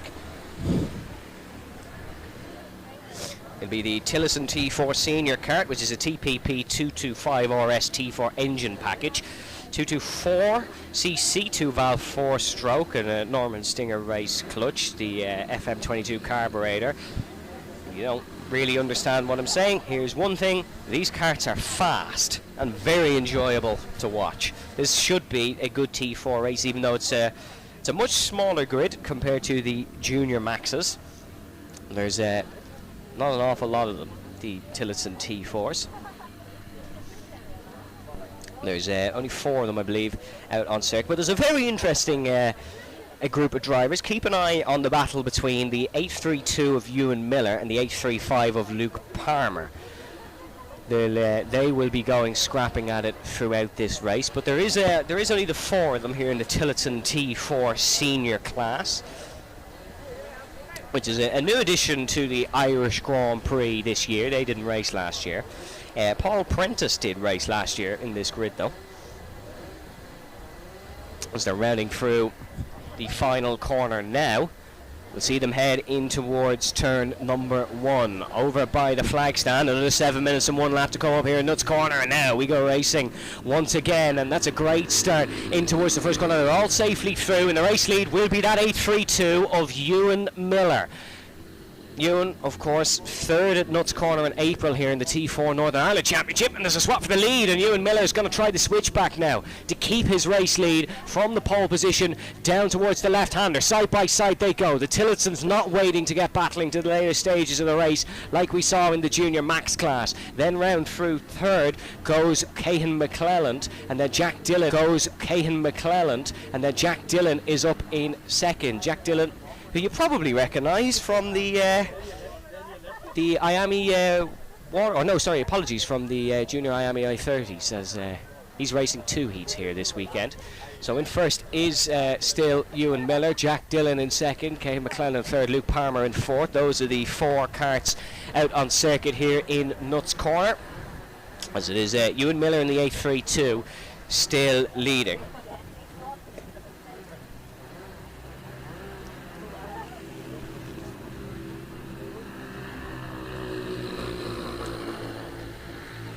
Miller leads in towards the first corner. No, apologies, Jack Dillon has taken the race lead ahead of Ewan Miller in second place. Jack Dillon, you can see running that orange and white helmet, the same one he ran in the Senior Iame X30 class is the one he actually ran in, not the junior one. Ewan Miller there in second with the white helmet. Right behind him in the white helmet as well is Cahan McClelland, and then in fourth is Luke Palmer. Jack Dillon, of course, should be well familiar with his capabilities in a go-kart, winning the earlier race in the Iame Senior X30 class. Ewan Miller, third, of course, as we said, here in Nuts Corner, but he's currently second in the Motorsport Ireland T4 Tillotson Senior 2024 Championship. But he needs to get a move on here if he wants to try overtake the very quick Jack Dillon. In towards the first corner, then they're all spaced out, but fourth place man of Luke Palmer in the 833 looking to in the 835 looking to attack Cahan McClelland. He's actually got ahead of Cahan now, and that is Luke up and into third place.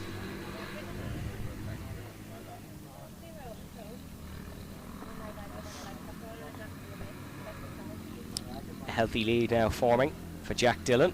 Not as healthy as he had earlier in the morning, but certainly a healthy lead nonetheless. And now look at this. This is a battle once again from McClelland, looking to try get past Luke Palmer here. As you can see him diving just in towards the uphill right-hand corner. That is going to be McClelland and Palmer side by side on exit, but I think Luke Palmer is just going to stay ahead for the time being. We'll see more as they come back into the foreground. It's definitely Jack Dillon who's still in the lead though, and he is running well this weekend, isn't he? If he could take 2 wins here, 2 wins at Nuts Corner before 12 and before lunchtime, is not a bad way to start your weekend. It is McClelland who is ahead of Luke Palmer in the battle for the final podium placing. So Palmer just not really getting into that groove that we know he can get into. A very quick driver is Luke Palmer, and he is going to be one to watch for the remainder of the weekend.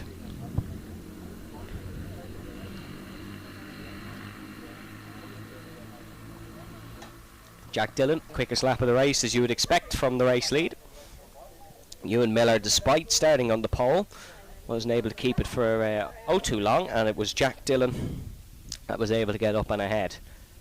In terms of the race clock, only 2 minutes and 55 to go here in the first heat of the Tillotson T4 Senior class. If you're just joining us at Nuts Corner, you're more than welcome to the 42nd edition of the Irish Grand Prix. We are almost done the first heats here very early on, but what a spectacle it's been so far. Some great battling, especially in the Junior Max class.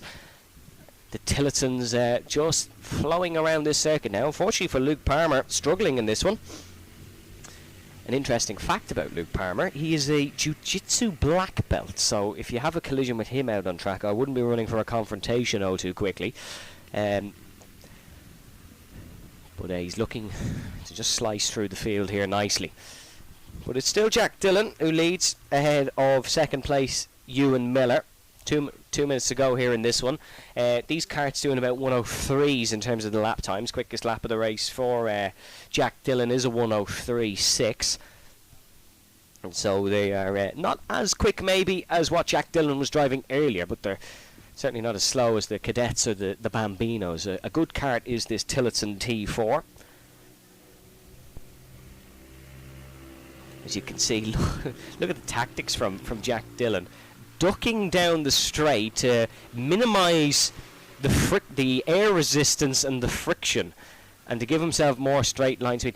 Literally ducking into his cockpit. I know it's not a closed cockpit in the kart, but literally ducking down and almost head-butting the steering wheel just to get the best run down the straight. Usually they duck a little bit, but Jack Dillon certainly taking it to a bit of an extreme. Ewan Miller is starting to get a little bit closer now. Last laps by these two, Miller was marginally quicker. McClelland actually with the fastest lap of the race on his last lap, a 103.2. So the closest to the 102s is Cahan McClelland, who's in third place in this one. And the top three are all very close getting into the final stages. Unfortunately, poor Luke Palmer is being dropped, and it will be a 3-horse race now onto the final couple of laps of this one.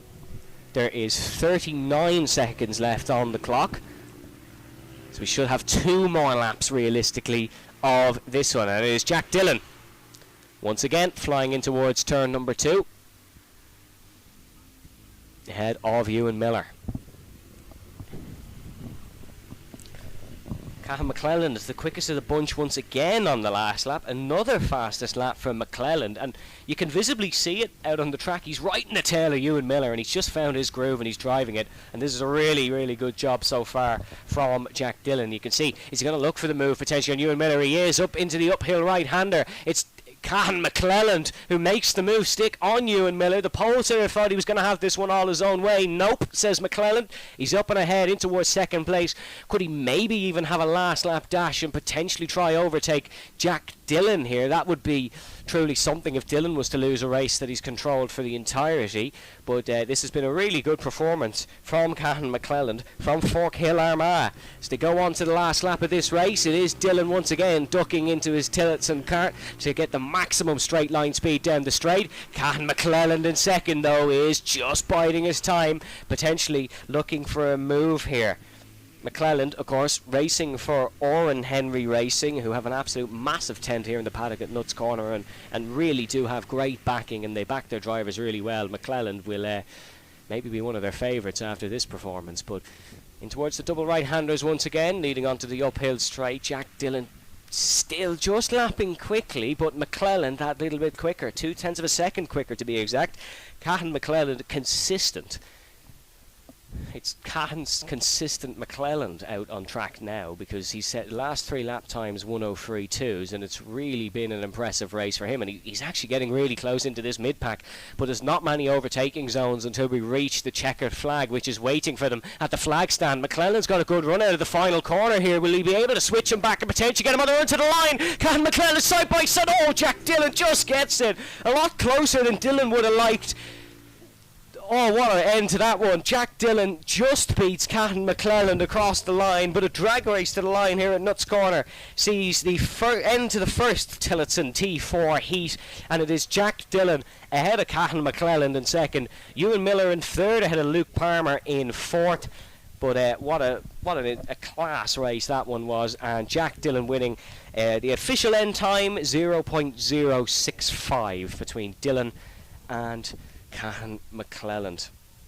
Next up will be the Senior Maxes. Then we have 2 more kart classes for their opening heats here: the Senior Maxes and the Superkarts. The Superkarts, of course, will be running a different variation of the circuit, but we will get to that in a few moments, because we have one more before then, the Senior Max class. And if you thought Junior Max was interesting, here is Senior Max then, who are out on track. Number 20 on pole position for this one. That is Jack Murtha, who is on pole position. Then in second place, the number 25 of Rhys Thompson. Then in third place, number 10 of Dylan Chute. In fourth, then the number 50 of I believe it's Dylan McDermott. Then we have the 42 of the 42 of James Beattie.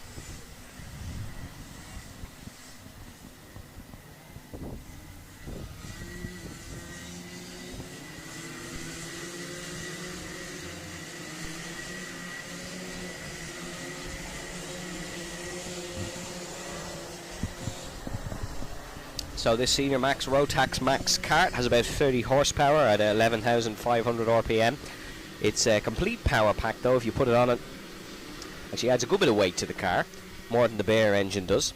It's of course cylinder and electronically controlled exhaust valve, and there's a lot of them. It's probably the most popular kart to buy in Northern Ireland karting, in UK karting, this Senior Max kart, and it will be Jack Murtha who is on pole position, of course. He started in the Honda Cadets at 10 years old, racing for Team MRP.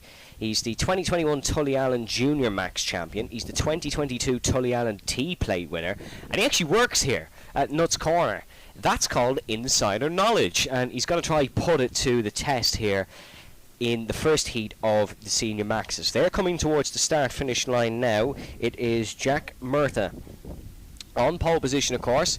He'll be looking to take a good lead down towards the first corner, heading towards the flag stand. And now we go racing here for the first heat of the Senior Maxes. And it is Jack Murtha with a nice lead in towards the first corner there. Number 10 in second place. That'll be Dylan Chute, who is heading. I know he's had a problem. There's a problem for Dylan, who's losing 2 places. Now he's fallen down to 4th. That was Dylan McDermott and Rhys Thompson who got ahead.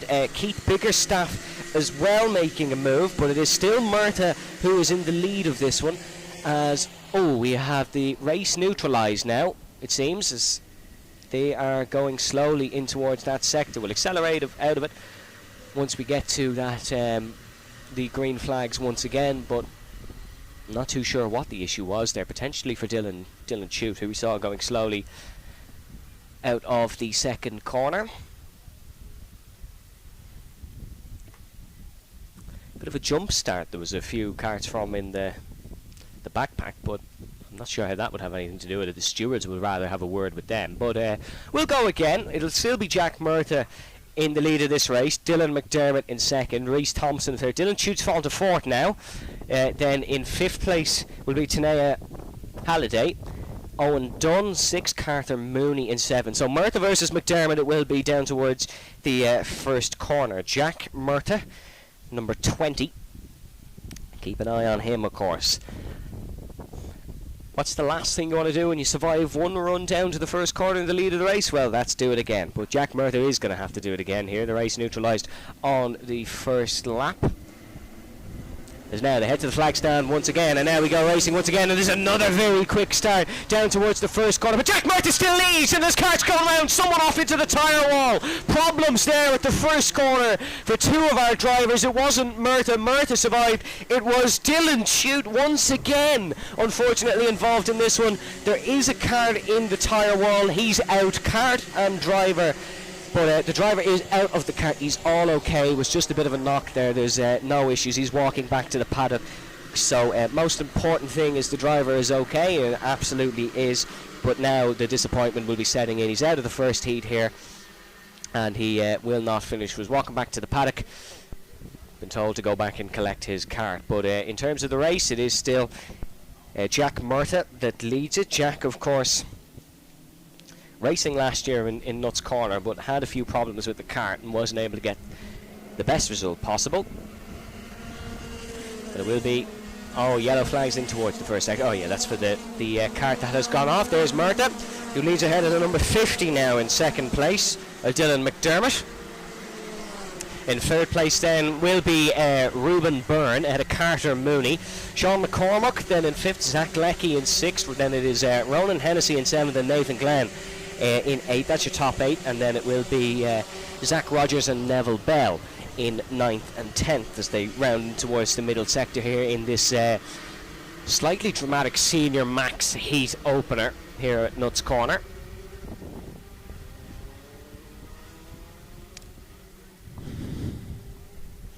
A couple of positional changes. Acklecki and Ronan Hennessy gaining a couple of spots. Quickest lap goes to Jack Murtha, but of course we've not had a full lap necessarily at racing speed because we have the opener, and then on this one we have the yellow flag towards the first corner. Still yellow flag towards the first corner as Jack Murtha heads into it, but it's only one yellow flag zone, not a full neutralised race.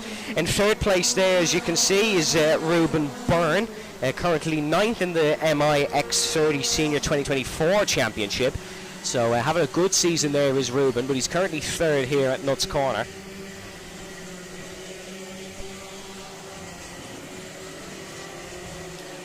Jack Murtha with a couple of car lengths over Dylan McDermott, apologies, in 2nd, and then he is a couple of car lengths over Ruben Byrne in 3rd. As they head in towards the horseshoe corner.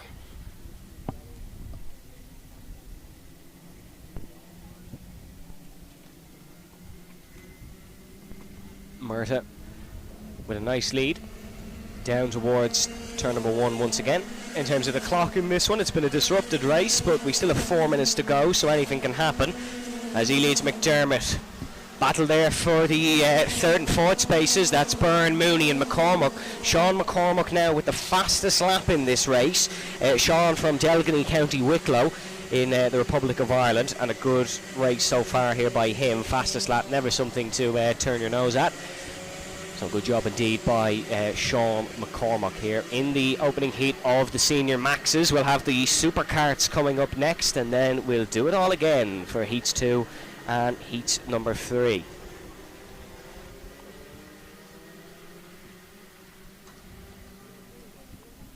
Nicholas Wilson getting past Neville Bell. That's for 10th position. But it is still Jack Murtha in the lead down towards the flag stand and the first corner. Still being chased by Dylan McDermott in 2nd place, as you can see. Them two sort of running away on their own here in the opening heats of the Senior Maxes. As you look a little bit down the order, number 36 of Neville Bell under pressure, of course, from 11th. The Bell family involved in kart racing for over 50 years, so Neville probably has a bit of experience by now and knows how to defend from a big group right behind him. But defending he has to do, because he's been put under some amount of pressure by Keith Biggerstaff. Keith, of course, in the number 84 from Newtown Abbey.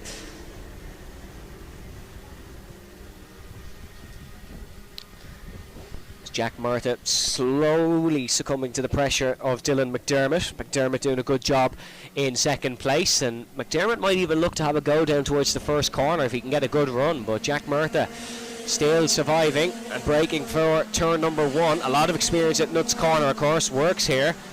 So we'll have more knowledge of this circuit than Dylan McDermott in 2nd place. McDermott, oh look at that, sliding towards turn number 3. That gives Murtha a little bit of an advantage as the race leaders circle round through. A little bit further back, Neville Bell still defending off the chasing pack in the battle for 11th, but more importantly your race leaders still staying as they are. Murtha doing a very good job here. His best result in Nuts Corner last year here for the Irish Grand Prix was 10th, but of course didn't actually get a proper race in the pre-final of the final. Had what I can only assume is some form of car problems, because he went non-classified down towards turn number 1 then, and Murtha still in the lead ahead of Dylan McDermott in 2nd. But look at that 3rd place man chasing them. That's number 508 of Carter Mooney. He has a long history in Irish karting and Northern Irish karting as well, of course. This is his 5th Irish Grand Prix for Carter Mooney, and Carter Mooney's looking to get it off the right way in towards the left-hander. Carter Mooney gets ahead of Dylan McDermott. That's the first change in this top 3 we've had in quite some time. In 4th place, Sean McCormack still chasing. Mooney sets the fastest lap of the race. Mooney makes the move for 2nd, and he will continue on and potentially try overtake Jack Murtha for the lead of this race. We have 37 seconds left on the clock, so we'll have 2, or we might have 1 more lap potentially after this. Depends when they cross the checkered flag, or potentially when they cross the flag stand, apologies, and get that 1 last lap order. Yep, just crossing it now, so we will have 2 more laps to go. Jack Murtagh, oh no, not Jack Murtagh, Carter Mooney in the lead of this one now. What a move by Carter to get ahead, and he's pumping in quick times, 0.4 of a second quicker than race leader Jack Murtagh. And Carter Mooney gets ahead, and Dylan McDermott side by side with Jack Murtagh for second place. And Jack Murtagh's off and into the wall. Murtagh is off and hits the tyre wall. Got a little bit of a shove when battling with third place man, who I believe was Sean McCormack. But Jack Murtagh's nuts corner woes carry on from 2023, and Murtagh will not be able to continue. Or is that Jack Murtagh actually? It looked like it was him, but we'll have to wait and see as they circle back round once again. That's now the second kart gone off here in this Senior Max classes. The number 303, that is Tanea Halliday, has actually been given a 5-second penalty for an incorrect start procedure. We saw that quick start indeed. As yet, no Jack Murtagh circling round with us, so that was Jack that got sent off on the exit of turn number 4. This is the last lap of this one then, and Carter Mooney will be looking to continue his Senior Max form. Carter Mooney, 3rd place in the final last year at Nuts Corner, won heat number 1 in 2023. So Carter Mooney, a man for the early mornings here in Nuts Corner on a Saturday, and he's a man continuing his strong form. This is the final lap. They're heading in towards the uphill right-hander and down towards the horseshoe now.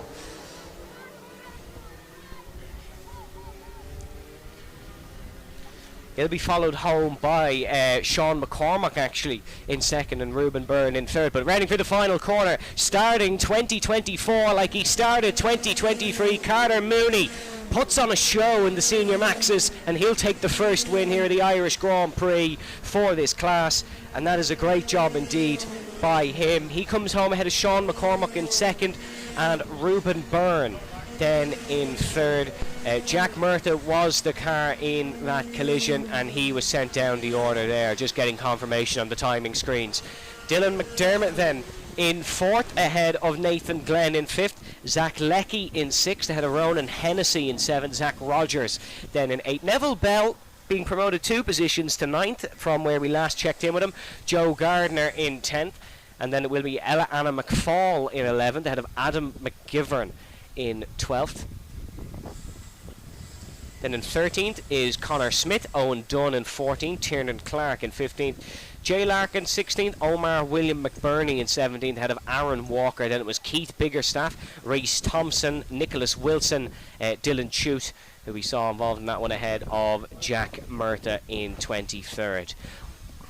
We now turn our attention to a different Nuts Corner circuit variation, because of course we now have the gearbox karts. We were supposed to have 125cc superkarts, but we now only have the 250cc superkarts, which is no problem to anyone, because they are probably some of the most amazing karts you will ever get to witness. They are pieces of beauty. They're a single 2-stroke 250cc engine, about 80 to 100 horsepower. They can do 0 to 60 mile an hour, 0 to 100 kilometers an hour in 3 seconds, and they're capable of braking from 160 kilometers per hour to a standstill in 2 seconds. That pause is how quick they can brake, from 160 to 0. And they'll be putting that on full display here whilst they are running a different variation of this Nuts Corner circuit. Some use carbon fibre on the karts to make different nose cones and different wings, as you can see out on display.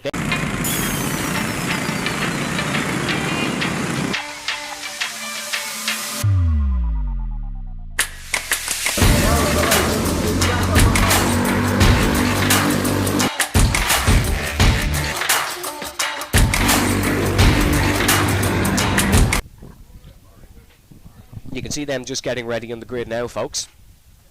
First up in this one is going to be the number 43 of Brian Jones, your winner from the Irish Grand Prix last year. Finished first in Heat 1, second in Heat 2, and first in the final. Then in second place is the number 12, that's Owen Buckley. Fourth then the 55 of Ross Witherow, and then it'll be the number 3 of Liam Fox. They're the only cars in pit lane for now.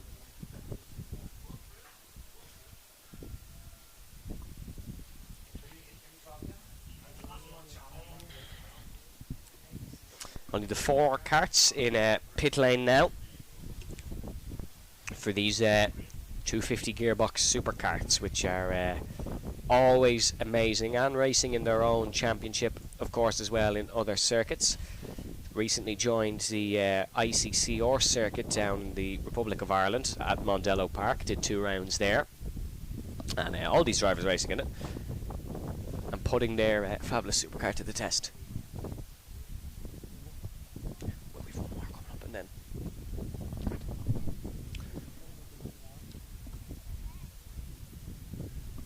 we're actually currently missing Brian Jones. His car is there, but he isn't.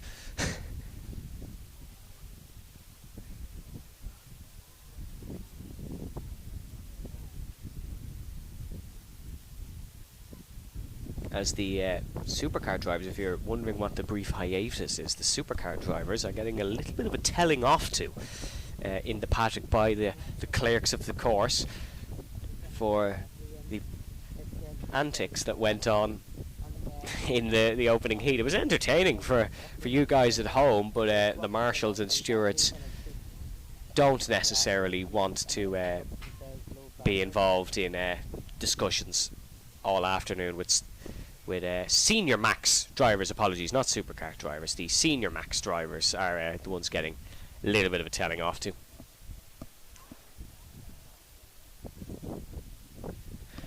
Full circuit is almost ready to go. The gate has been closed and the main straight is ready to go. If you're here in Nuts Corner and you're watching the live stream, you will have noticed just how fantastic these karts sound. You can have a go with them on simulators and stuff at home if you're into that sort of thing, which a lot of the drivers here today will be. But you can test them, you can hear them, and you can probably hear them from any of the local establishments around Dundroyd here in County Antrim. They are really, really fabulous pieces of tech. And the number 83 of Colin Menery will be joining us, because there's been another one wheeled out to the grid, as you can see on the cameras. That is Colin's kart that is getting ready to go. A lot of the supercar drivers are actually missing. We don't have Colin, or we don't have pole sitter Brian Jones with us.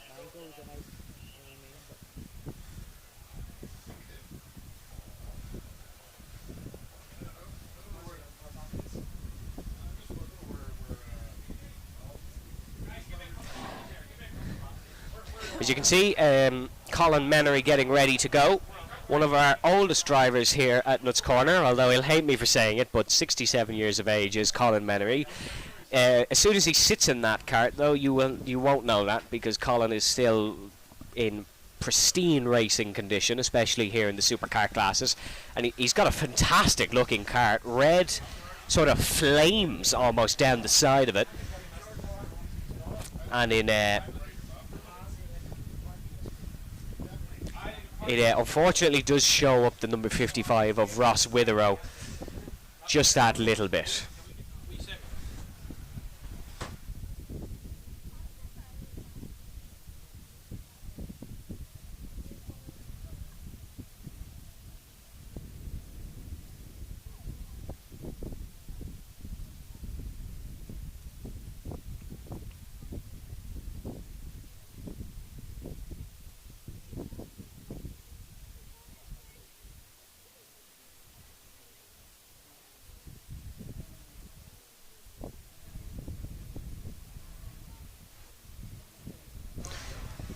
The revs are roaring in pit lane now, and the supercarts are getting ready to go. Pole, not actually Brian Jones, it's Colin Menery. So late to the party and goes into pole position.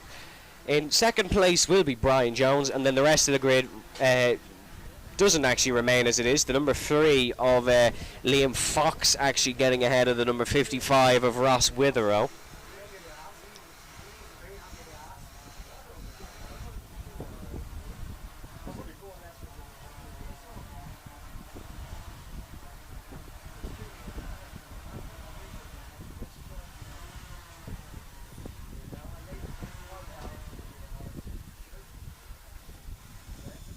A rolling start, these karts need a bit of a push start from the pit lane, as you can see them getting going now. The full circuit is ready, and we are ready to go for our final opening heat of the 2024 Irish Grand Prix. We've plenty more action coming up here this afternoon, folks, of course, and make sure you are sticking with us. We'd also like to give a big thanks to our Irish Grand Prix sponsors here on the live stream. A big thanks to Tillotson, of course, Might E, the Ballymac Hotel, Stewart's Painting and Decorating, Weir & Co, Chartered Accountants, Modern Tarmac and Groundswork. We'd also like to give a shout out to AMK, apologies, Door and Window Hardware, as well as the ABKC Member Club. And of course Pit Stop Motors Northern Ireland, who are all sponsors of this year's Irish Grand Prix. Listen to the roar of the Superkarts getting ready to go in pit lane. Eventually, and yes, now there we go. Number 12 getting a push start, that of course being Owen Buckley. Neither of the Deary brothers here this weekend, unfortunately.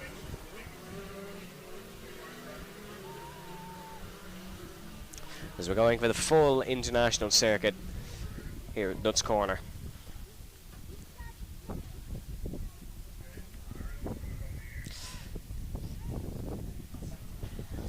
These karts still not even properly getting up to speed yet. Down that back straight they will be as soon as we get ready to go racing, and it will be, of course, Owen Buckley. Oh no, sorry, apologies, Colin Menery, who starts on the pole position. As they're on the back section of the circuit, so the view a little bit obstructed, unfortunately, with the paddock in the way, but look, we can make do, as you'll get to see them bomb down both of the long straights, part of that refurbishment here in Nuts Corner, as they will be getting ready to go in a moment.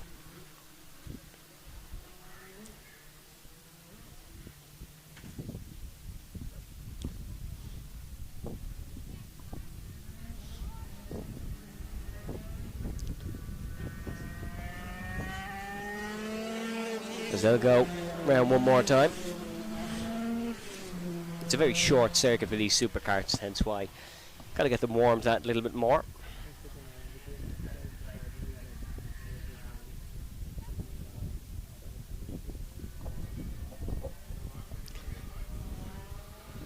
As hopping down the straight goes Colin Menery, getting ready for the start.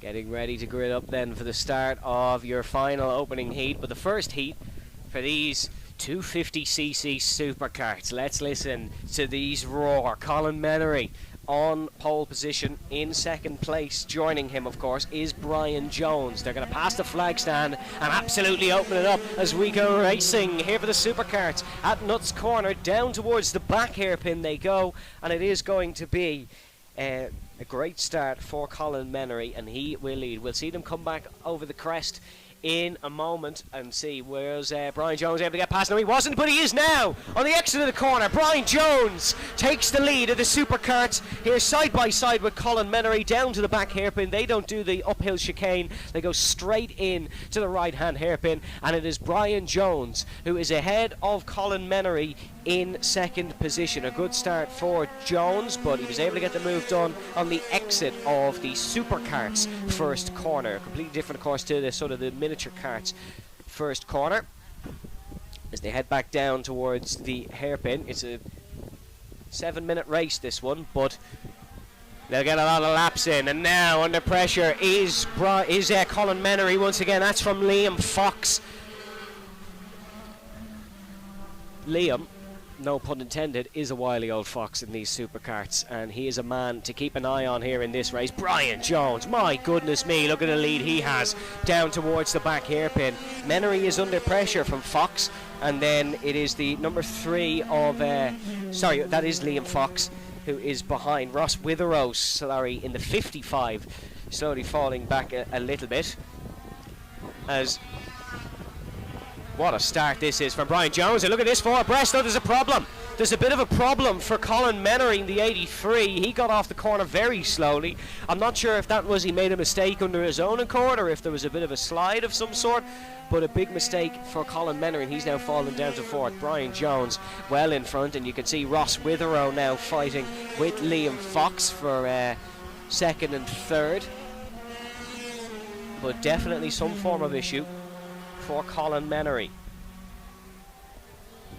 As Brian Jones is in a world of his own here in this supercard. Engines do matter a lot, but I think we know who has the quickest. Witherow is now up to 2nd. He's ahead of Owen Buckley in 3rd. And then it's Liam Fox in 4th. Unfortunately, pole sitter Colin Menery not getting the best start. He was 8th in the Superkarts grid last year here at Nuts Corner for the Irish Grand Prix. Brian Jones, of course, the man in front, winning that one. But there's more issues arising for Menery, who's actually in a different stratosphere. He's actually surprising me every time he rounds past the commentary box. Fastest lap of the race. You don't need me to tell you who it's going to, because he's leaps and bounds ahead at the front. And definitely some form of issues for Menery, who's way behind. Ross Witherow in 2nd. Ross from Newton Ards. He was actually racing at Jack's Racing Day in Assen last weekend. He got 6th. And there was about 30-40 supercarts in that race, so a 6th place finish is one to be proud of. That is absolutely for sure, as they fly past the pit box and the dummy grid and the control tower, roaring as they go. Usually it's 1 or 2 cart lengths, but Brian Jones probably has 1 or 2 shipping ferries lengths in between himself and Ross Witherow in 2nd place. Just a fabulous machine being driven by Brian Jones, who has an insane amount of downforce as well. All these karts do. He's taking the corners so quickly and not even letting up for a second. Would be really good, or hopefully Brian Jones has some form of GoPro or onboard camera on board, because it'd be brilliant to see just how quick he actually is through some of these unseen corners.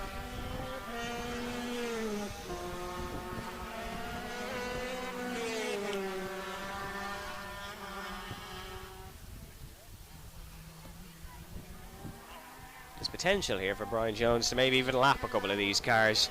Certainly if we did have the 125 supercarts here, Brian Jones would have dismantled them well by now, but we don't have those 4 unfortunately here with us this weekend in Nuts Corner.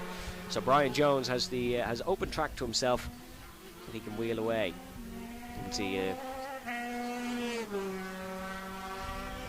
blue cart of Brian Jones just heading down the back straight, and actually the number 12 of Owen Buckley. Or is there a change of position here? Liam Fox is in the number 3 is looking to get ahead. As Jones bouncing away on the straight. He's been clawed in a little bit here by Ross Witherow. Actually, we could still have a race in our hands, because Brian Jones, the gap between himself and Ross, a lot closer this time round than it was last time round. And yeah, you can actually see them within the same camera shot now, which is not something that we were able to say really from the most part of the race. But Brian Jones starting to slowly be clawed in a little bit, but will he have enough time to actually make much of a move? I can't say I'm overly sure. The 12 of Owen Buckley almost being lapped by Brian Jones, as Jones and Witherow go bouncing down the main straight once again.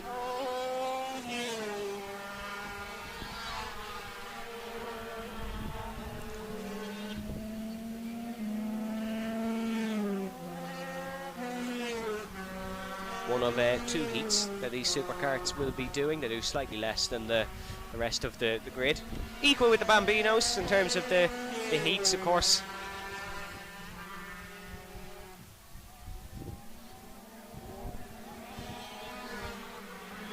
I was looking at that's Brian Jones actually overtaking Owen Buckley. That's not for position, that is a lapping.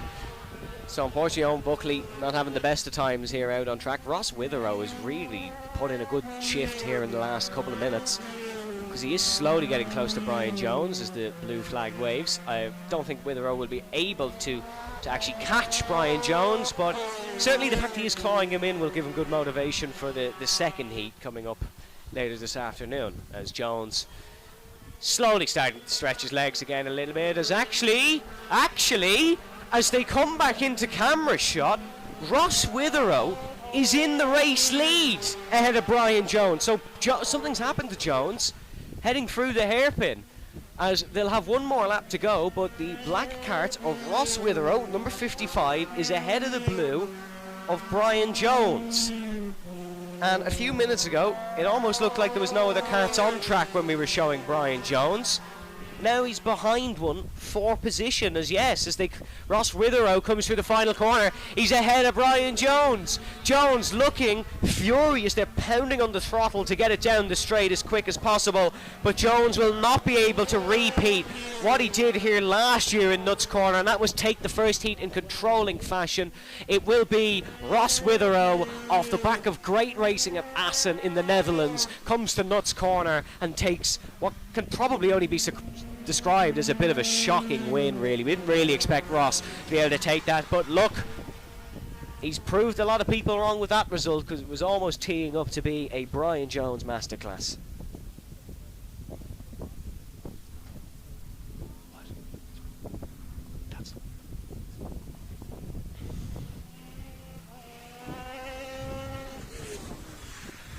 As they come back into pit lane, the alternate pit lane, Ross Witherow taking the race lead, and I tell you what, folks, that's the first heat's all done here at Nuts Corner. We will keep moving on and back through the classes, but that is the heat one of every class completed. We started with, of course, the Junior X30s onto the Cadets, and then the Rotax Inter / Waterswift class onto the 177s and the X30s into the Bambinos, Junior Max, T4, Senior Max, and then, of course, the 250 Superkarts. And I tell you what, great racing we had, so it bodes to be a lovely afternoon here. The sun is shining, the karts are roaring, and what an afternoon here at Nuts Corner.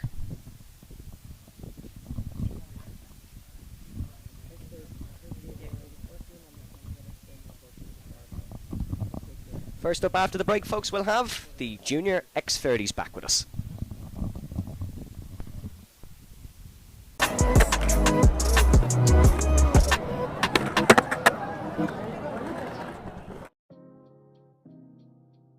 One of the biggest questions I get from a lot of parents on my website or social media is, how do we get started? We don't even know what to do. We don't know anything about engines. We don't know anything about karts. There's obviously a cost barrier. Motorsport is expensive. Motorsport is a capital-intensive sport. But if you can create an ease of access, i.e. they can get a kart or go and rent a kart from a team and just rock up and arrive and drive, I think we will create a bigger pool of drivers who come into the sport. Across the world of EVs, out on the road and in motor racing, range anxiety is still a topic. I think we can't hide that. And the way it's been structured is you've got an hour of running time. Now, it doesn't sound like a lot, but actually when you think of it in the context of a racing day, if you've got a 2-day weekend, you can do the whole practice day, charge the car overnight, and then do the whole of the Sunday. So really, it shouldn't be a problem for anyone who wants to do a race weekend.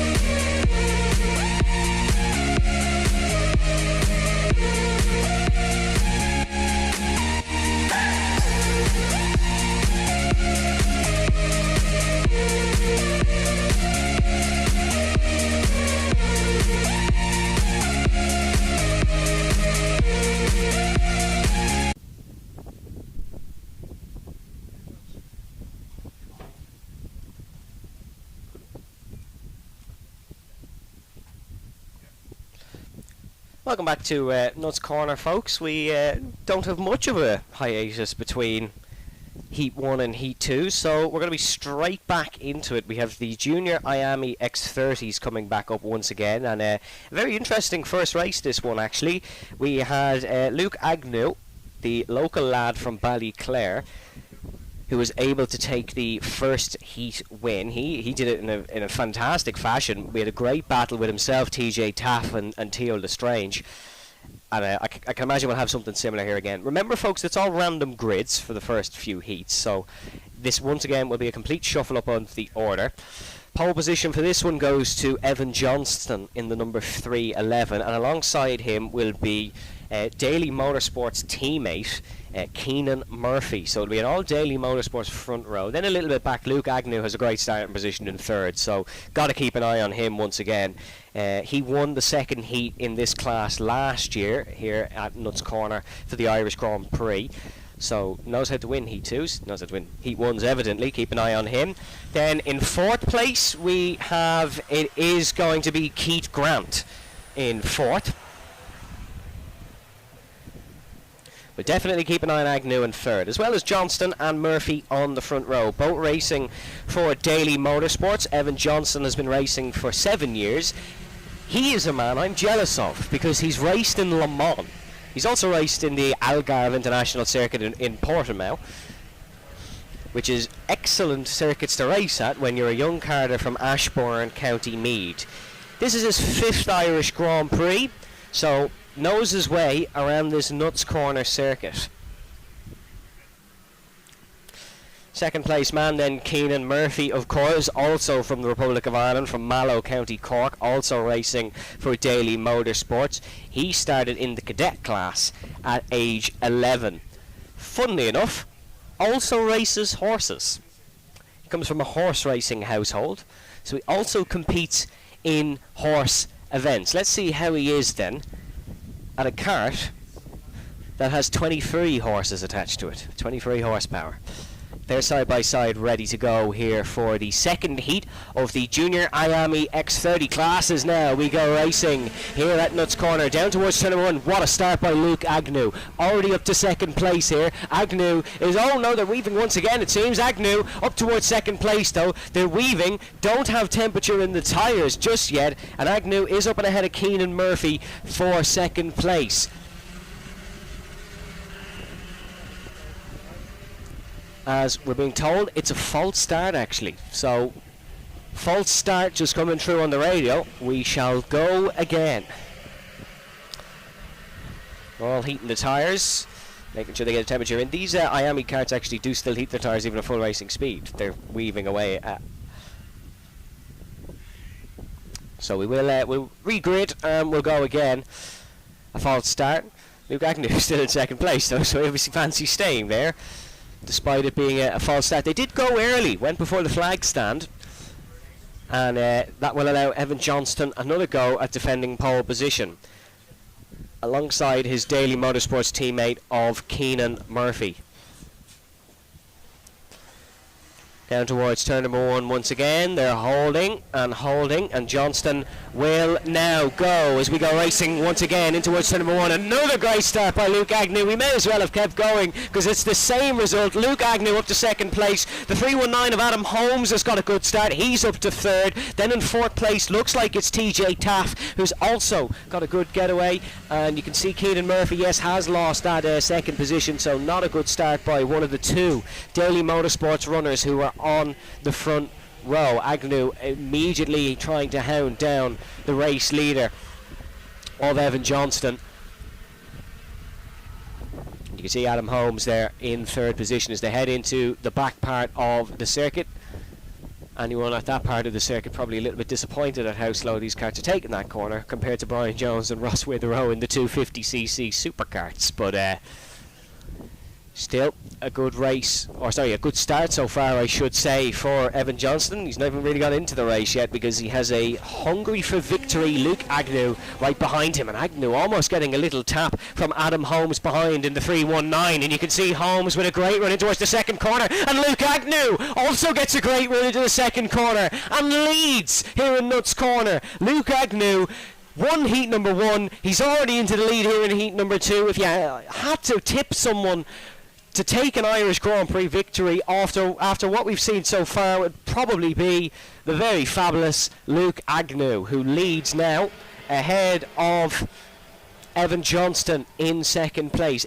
Adam Holmes in third, TJ Taft fourth, Keith Grant in fifth, Rory Armstrong in sixth, out of Theo Lestrange in seventh, and eighth is Chad Lehman. Your winner, of course, from this class last year, Chad. He won the final, taking an Irish Grand Prix victory. Then it is Michaela Hart down to 9th, Jack Murphy in 10th, Adam Blaney in 11th, and Martin Shannon in 12th spot. But it is Luke Agnew who leads here at Nuts Corner ahead of... It's no longer the Daily Motorsport runner in second place, so he's ahead of Adam Holmes. Evan Johnston has lost a second spot as they went through the back part of the track. Yep, timing screen confirms it.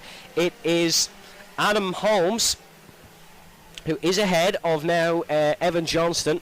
Johnston under pressure from young TJ Taff behind. Of course, we mentioned it earlier, but TJ Taff, a man who's getting more familiar with the road car as days go on, racing in the ICCO Junior Mini Challenge. He's also a former Tully Allen Karting Club cadet champion, is young TJ Taft. This is also his 5th Irish Grand Prix. So despite these guys only being ranging from 12 to 15 years of age, there's a lot of experience on the grid as Agnew leads us round towards turn number 1 once again. And he is ahead of Adam Holmes in second place now by about a car length or two. In third, TJ Taff.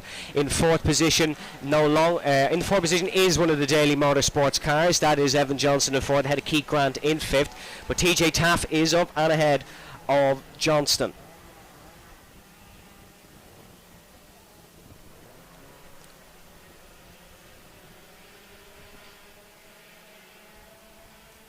Back part of the circuit, you can see a bit of a move there from one of the Daily Motorsports cars. That I do believe is Evan Johnston, who's trying to regain his spot on TJ Taff.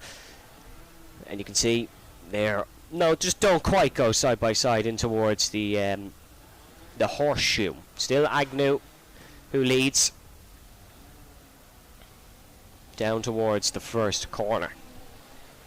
3 minutes left, plus a lap in this one, and it's a new fastest lap by Luke Agnew.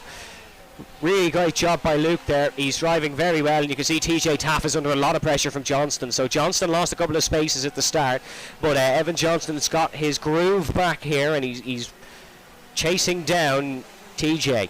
And you can see there's a move as well there in the background. That is a move for, I believe it's 6th or 7th position, and I think that is Keith Grant fighting with that one. That is actually, yeah, it's Rory Armstrong and Theo Lestrange that have been battling there.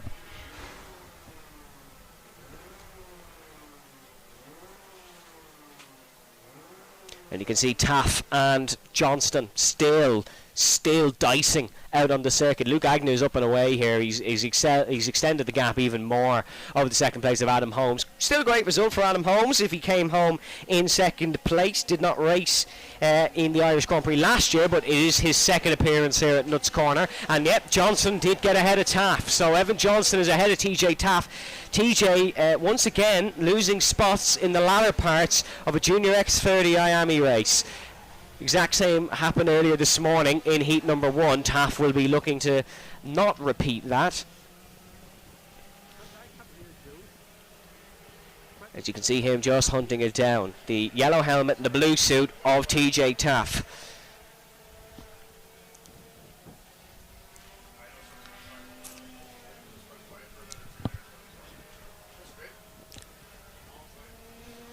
A little bit down the order. Chad Lehman gaining a spot, as is Theo Lestrange. As Evan Johnston on the timing screens anyways has fallen down a little bit, but that could just be due to a timing screen error. We'll have to see as they fly past our window whether there has been a problem for Evan Johnston. There is Luke Agnew, there is Adam Holmes, and there is Keith Grant. So it is a problem for Evan Johnston. It's actually Keith Grant that is up and ahead of TJ Taff. Evan Johnston is down to 7th. He's behind Chad Lehman now, and Theo Lestrange in front of them both. So problems for the pole sitter of Johnston. It is Keith Grant that is up and ahead. Keith actually the winner in this class from last year's Irish Grand Prix here in the junior Iame X30s. 44 seconds to go in this race, so we will have this lap and potentially 2 more laps. It depends when Luke Agnew brings us to the flag stand. Should realistically be 2 more laps because they are under the minute mark. They weren't under the minute mark in practice this morning, but they're on the 56-second laps now. That's the lap set by Luke Agnew, and he of course has the fastest lap of the race. That 56.8, not the fastest lap of the race, it's just his last lap attempt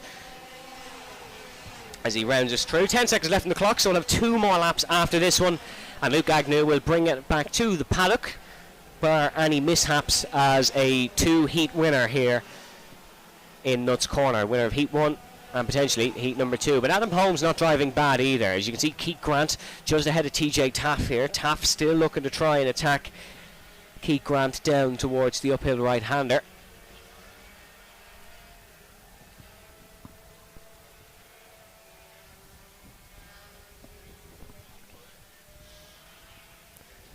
Taff just doesn't seem to be able to make a move. Turn number 2 is where TJ Taff is good, and then we've seen turn number 4 be a big overtaking zone in this one. A little bit down the order, Michaela Hart making some ground. She's ahead of Rory Armstrong, and then Keenan Murphy has dropped down to 11th. He started on the front row in this one, of course. There's Agnew extending the gap once again ahead of the second place man of Adam Holmes. TJ Taft getting really close in towards turn number 2. I told you he's good through that corner. Is he able to maybe have that lunge down the inside in towards turn number 4? He's looking, doesn't seem to be close enough here on the third place man of Keith Grant. So great race this one by Keith Grant. If he's able to hold on, will take a podium. Took this exact result last year in heat number 2 and went on to win the Irish Grand Prix, of course. So a third place bodes nicely for Keith Grant in his endeavour to defend his plates. His Irish Grand Prix plates, of course. As here he is then, Luke Agnew, rounding for the final corner, and it's going to be 2 from 2 for Agnew, who takes the win across the line, and a thunderous job indeed by him. Was just dominant today in this race, and TJ Tapp was actually been put under a bit of pressure from Theo Lestrange behind, but it is going to be Luke Agnew who takes the win ahead of Adam Holmes and Keith Grant. TJ Taff in 4th ahead of Theo Lestrange in 5th. Chad Lehman will come home in 6th ahead of Evan Johnston in 7th. Rory Armstrong will come home in 8th ahead of Michaela Hart in 9th. A good little end to the race there for Michaela Hart. Jack Murphy comes home in 10th ahead of Keenan Murphy in 11th. Jamie Peoples comes home in 12th. Adam Blaney will come home in 13th. Martin Shannon will be in 14th position, and then a little bit further down the order apologies, that's it. We only have 14 runners in the junior Iame X30 class. Next up then, here at Nuts Corner, we go once again to the Cadets Libre class, and if you weren't with us in the earlier hours of the morning, the Cadets Libre class is just 3 different types of cadets together. We have the Rotax Micro Max Cadet, the Iame Cadet, and the Honda Cadet. It's all just different engines, pretty much. The Rotax Micro Max engine, the Iame 60cc water-cooled engine, and the Honda GX 160 engine. On pole for this one, we have number 204. That is Oliver Meredith in the Iame Cadet. And problems with the 4th place man. His kart not got underway. That's the number 224 of Ben O'Keefe, sporting a Max Verstappen helmet, as there's actually been a bit of a collision in the pit lane. Number 14 of Jacob Conlon has actually clipped the rear of the number 224 of Jamie Mulvey. Mulvey not getting away either.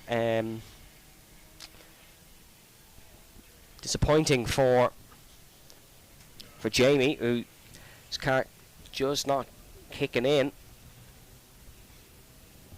pit lane. Let's hope he can get this underway, because Mulvey had a good first heat. Very good first heat for Jamie Mulvey. There just seems to be some problems here for the Kilderman, and he's got to get out on track and catch up with the pack, otherwise he'll be way down in this one. They're circling around towards flag or Marshall post 8 now, which is where you have to be gridded up by. As yet, some last-minute repairs for the 225. We're going to focus our action on the race, though, and it is, of course, Oliver Meredith that is on pole position in the 204. And he heads towards the start-finish line now. Didn't race in the Irish Grand Prix in 2023, did the 9-year-old racer, but he'll be looking to try and make it stick now as we go racing down in towards the first corner, as it seems like we have an aborted start here. So we will not be going racing. We have an aborted start. Jamie Mulvey has got out of pit lane, so Jamie should be able to catch back up to the pack now. As it seems like they weren't gridded properly, so we'll have a second attempt at this one, a second bite of the cherry, just like the junior Iame's X30s did earlier.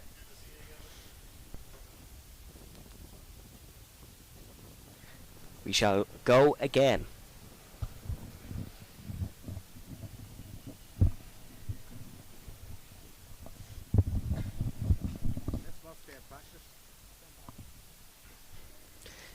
Heading down the back straight now, it is Oliver Meredith who's on pole ahead of Cahan Knox. Cahan Knox having a good race, one of two Rotax Micro Max cadet runners. Cahan from Craigban, County Derry. And it's his second year of karting, so an impressive start there for Cahan. And especially having a good race earlier as well.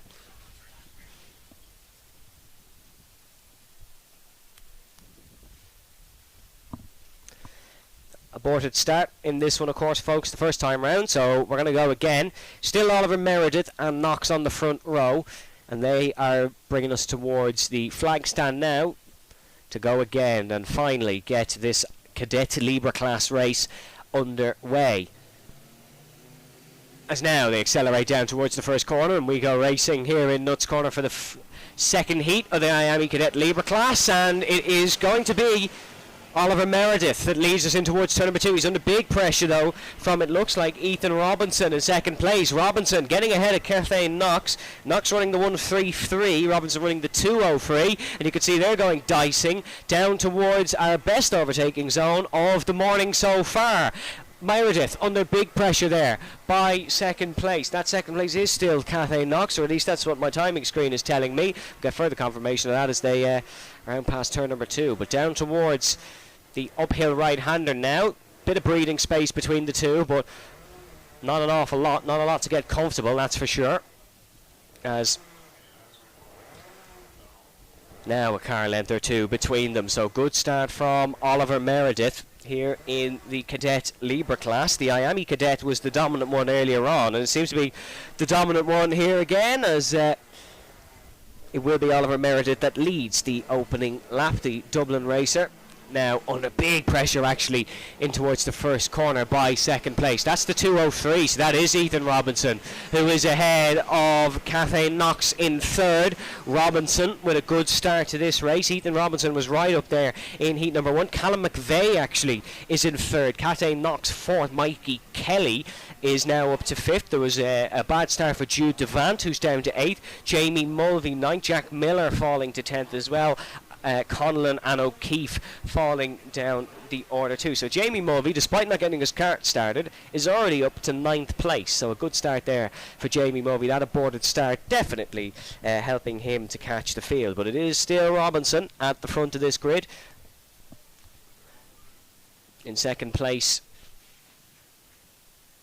Sorry, apologies. It's Meredith at the front. Robinson in second.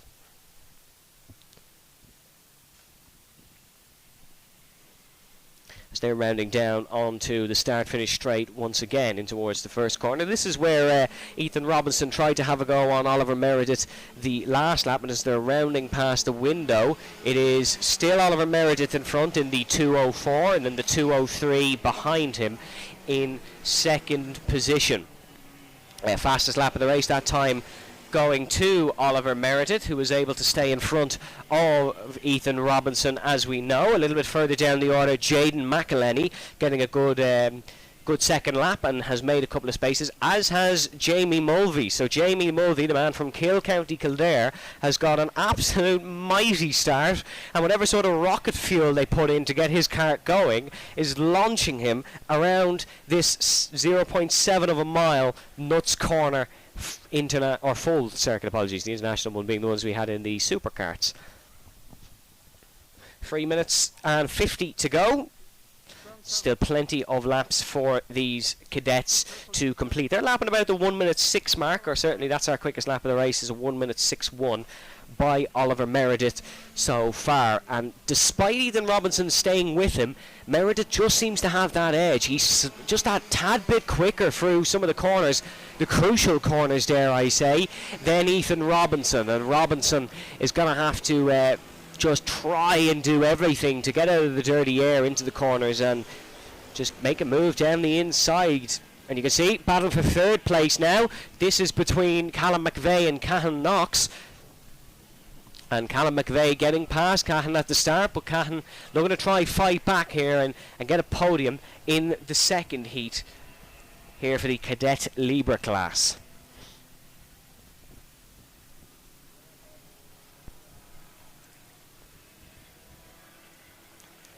It's a good lap this by Ethan Robinson, because Oliver Meredith is being gained on. Battle for third now we're seeing. This is McVeigh versus Knox, and I think it is still Callum McVeigh who is just ahead. Callum McVeigh in the number 75. Cahan Knox in a different engined kart in the 133 Rotax Micro Cadet as opposed to the Iame Cadet, and you can see running wide, just getting out of the slipstream is Cahan Knox, and your race leaders are really circling quickly. And actually, I believe there's been a change for the race lead, because that's the number 203 of Ethan Robinson ahead, is it? Yes, it is. It's number 203 of Ethan Robinson that is ahead of the number 204 of Oliver Meredith. The timing screen not updating just yet, but Ethan Robinson appears to be in front anyways. It was the the orange helmet that was behind for the most part, and now it is the now the orange helmet is in front. Yep, it is Ethan Robinson that is ahead of Oliver Meredith for the race lead. So Robinson having a late race charge and getting ahead with 1 minute and 40 to go on the clock. Remember, it's 1 minute and 40 plus 1 lap. So once the 1 minute and 40 strikes, we're not done. We have 1 more lap after that, but if you've been with us all morning, you're definitely well used to that. Down towards the first corner then. Here comes Oliver Meredith looking to try and charge back past Ethan Robinson. Here in towards turn number 2. Look at this, nose to tail. Robinson just defending, taking a defensive line in towards 2. Meredith's going to launch it down the inside. What a move by Oliver Meredith.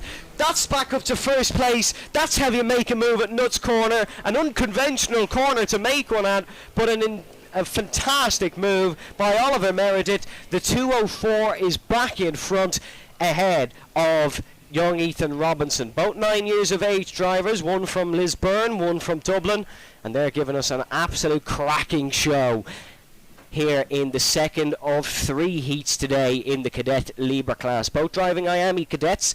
The Hondas and the Rotaxes not getting a look in here in this one. On the clock we have 35 seconds. Probably 2 more laps than after this one for these drivers, and yet Robinson just losing out on the back part of the circuit, and it is still Oliver Meredith who is in front. Meredith making that move in this section of track, so Robinson will know what is available to him. The 204 leads to 203, round in towards turn 2 and turn 3. This is where Meredith got it done. No look in for Robinson. Ethan Robinson loves this turn number 4. Double apex left-hander though, so keep an eye on Ethan Robinson trying to make a move in through there. Just staying behind Oliver Meredith. Doing a great job to defend this one. Meredith quite good at defending. That's why I'm surprised he lost the lead in the first place. But Ethan Robinson just as quick as him in this one. Meredith still with the fastest lap of the race, as driver number 77 has been given a 5-second penalty for incorrect start procedure. That is Jaden McElhenney who has picked up that penalty. So unfortunate there for Jaden. He was having quite a good race, but has picked up that penalty for the incorrect start procedure. We did see a bit of a jump start. And yeah, disappointing that it was Jaden. Last lap of the race then. Can Meredith just bring it home? Still in front in his favourite part of the circuit, but Robinson just awaiting his time to pounce. And the side-by-side here for second place as well, or for fourth place, I should say, actually. And there's a bit of a lunge going in, but no move to be made. Keeping an eye on our front two. Meredith just has the legs on Robinson through this part of the circuit. Maybe the back part might be better for Ethan Robinson. Callum McVeigh did get ahead of Kathleen Knox just out of camera shot, so that is now Callum McVeigh back up to third place and back onto the podium here in heat number 1 as they're side by side in towards the final corner, or not the final corner, apologies, the uphill hairpin. But it is still Meredith who is ahead of Ethan Robinson. And Robinson's made a mistake. Robinson's made a little bit of a mistake, so that's just going to be confirmation for Oliver Meredith, who's going to take the Heat 2 win here in Nuts Corner. An excellent job indeed. Ethan Robinson, apologies, will come home in second. Still a great result for Ethan Robinson, don't get that one wrong. Robinson got 7th in this very heat last year, so to improve that to second is a job well done. In third place then, it will be Callum McVeigh, ahead of Kathleen Knox in 4th. Mikey Kelly in 5th, with Jamie Mulvey in 6th. So Jamie goes from not getting his kart started to a 6th place finish. Toby Pickin then in 7th, Jude Duvant in 8th, and Ben O'Keefe in 9th, Jack Miller in 10th, Jacob Conn in 11th, and then I think Jaden McElhenney was pulled, unfortunately, after he did pick up that penalty.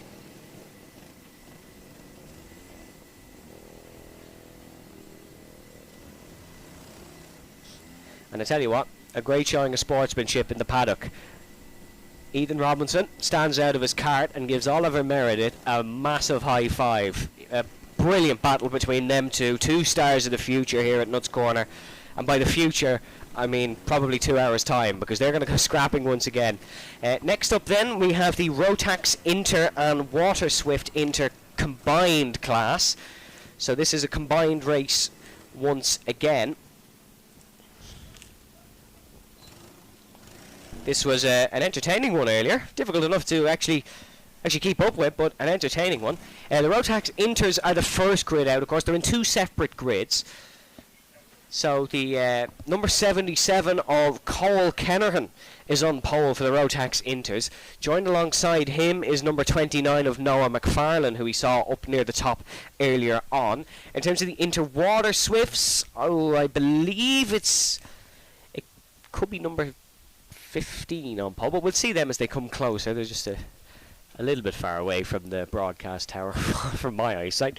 In third then in the Rotaxes anyways, we can run through these ones, is the 2 of 8 of James Logan, and then alongside him is fellow Daily Motorsport driver of Charlie Blair. Does that sound familiar? Daily Motorsports alongside each other. Then it's the 56 of Liam O'Hagan, who just gets away now, and the Rotaxes are out on circuit. The Interwater Swifts will follow. It's 2 different races on at the one time, this one, because they're both very similar karts, but they do not race each other. The Rotax Inter kart, 125cc restricted water-cooled kart, 13 horsepower, and will use Comet tyres for this race. Whereas, sorry, apologies, that's actually the Iame Waterswift. The Rotax Inter is the exact same, except it uses Mojo tyres, so there's no real difference between the two.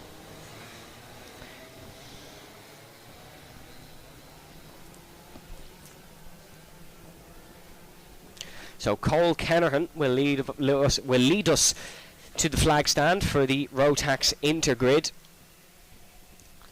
who are just heading in towards the back part of the circuit now.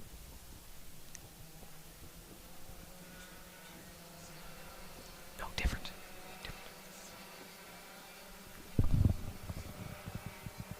Yeah. Here come the Rotax Inters then, down towards the first corner on the flag stand, and it will be Cole Kennerhan who looks to get a good start. Oh, this could be, no, this one's still going. Now we go racing. Thought it could have been called off because there was a lot of side-by-side action before the line, but it is still Cole Kennerhan who leads us in towards the first corner. In second place then, it is Noah McFarlane. Although Noah McFarlane technically crossed the line first, it seems, but it is Cole Kennerhan who leads. Here come the Interwater Swifts then, coming towards the start-finish line now. And on pole position for the Waterswifts, they're just crossing now as we go racing here. For them, it's Ray Healy who leads us across the line. So here's Ray Healy in the 44, side by side now with Danny Dempsey. Ray Healy sporting that number 44 because he's a massive Lewis Hamilton fan. And Ray Healy doing a good job leading at one of the circuits where Lewis Hamilton raced that himself as a child. In terms of the Rotax Inters, it is Noah McFarlane who the timing screen is saying has the lead, but we'll get more confirmation of that as they come past the flag stand and heading towards the first corner. These Rotax Inters a little bit up the road from the Iame Waterswifts. It's the 29 of Noah McFarlane that is leading. The man who raced twice here last year, raced in a Rotax Cadet and the Honda Cadet, won the Honda Cadet Irish Grand Prix, but was 8th in the Rotax Cadet. Now moving up to the Rotax Inter grid, which can get confusing, but there is a difference. The Waterswifts now heading down towards the start-finish line. And you can see there going side by side here, and that's actually a change of leader. So the Waterswifts, Ray Healy unfortunately losing it, and it's the 193 of Andy Stewart that leads. Andy, of course, the female driver of the year by the Ulster Karting Club in 2021 and 22, and had the honour of being local women's sports young sportswoman of the year in 2023. Andy Stewart also won King of the Corner here at the Irish Grand Prix in 2023. That's an event that happens later. In terms of the Rotaxes, who are just coming through turn number 1 now, it is still the 29 of Noah McFarlane that leads this race. McFarlane is ahead of James Logan. Logan setting the fast lap, and then it is Heat 1 winner from earlier, Ben McCloughery, who is in 3rd. Charlie Blair in 4th. Cole Kennerhan, unfortunately, falling down the order, it seems, as they're just heading in towards the middle section of the circuit now. Yellow flag actually being waved in that very middle sector, but there doesn't seem to be too many issues for them. Or is there a card off? No, I'm not too sure, but the yellow flag was waved briefly. Waterswifts now down towards turn number 1, and it is still Andy Stewart who has the lead. And who do you think Andy Stewart is leaving? Well, she's leading ahead of her own brother Johnston Stewart in the 93. So there's a bit of family ties being tested in the middle sector here at Nuts Corner, because it is Andy who leaves Johnson. Yeah, there was a card off in that middle sector. That's one of the Rotaxes that has gone off. We'll try to get confirmation of that one as they're just heading past turn number 2.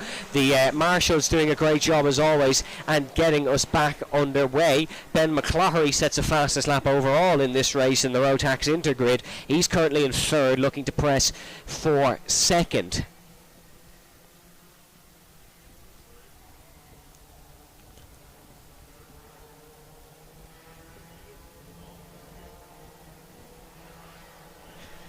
As the Rotaxes are heading down towards turn number 1, or is that the Rotaxes? That could be the Waterswifts actually, but we'll see if it's Andy Stewart still leading.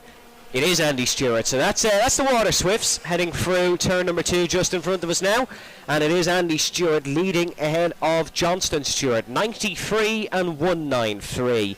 The two Stewarts are running. Noah McFarlane still leaving in the Rotax Inter grid, ahead of 2nd place James Logan, and then Ben McCloughery, the earlier winner in that one. They're heading down towards the first corner now. As you can see, there's a move on here for Ben McCloughery. Down the inside goes McCloughery, and that's a cracking move indeed to get ahead of James Logan and up to 2nd position. Ben McCloughery, who was very quick in the earlier heats, left it late to make the move, and he's made it in towards turn number 2. And is McCloughery going to go for a broke? Is McCloughery going to go for them both in towards the middle sector and up the back straight? Is he able to take Noah McFarlane as well? They're just going over the hill, side by side, down in towards the right-hander.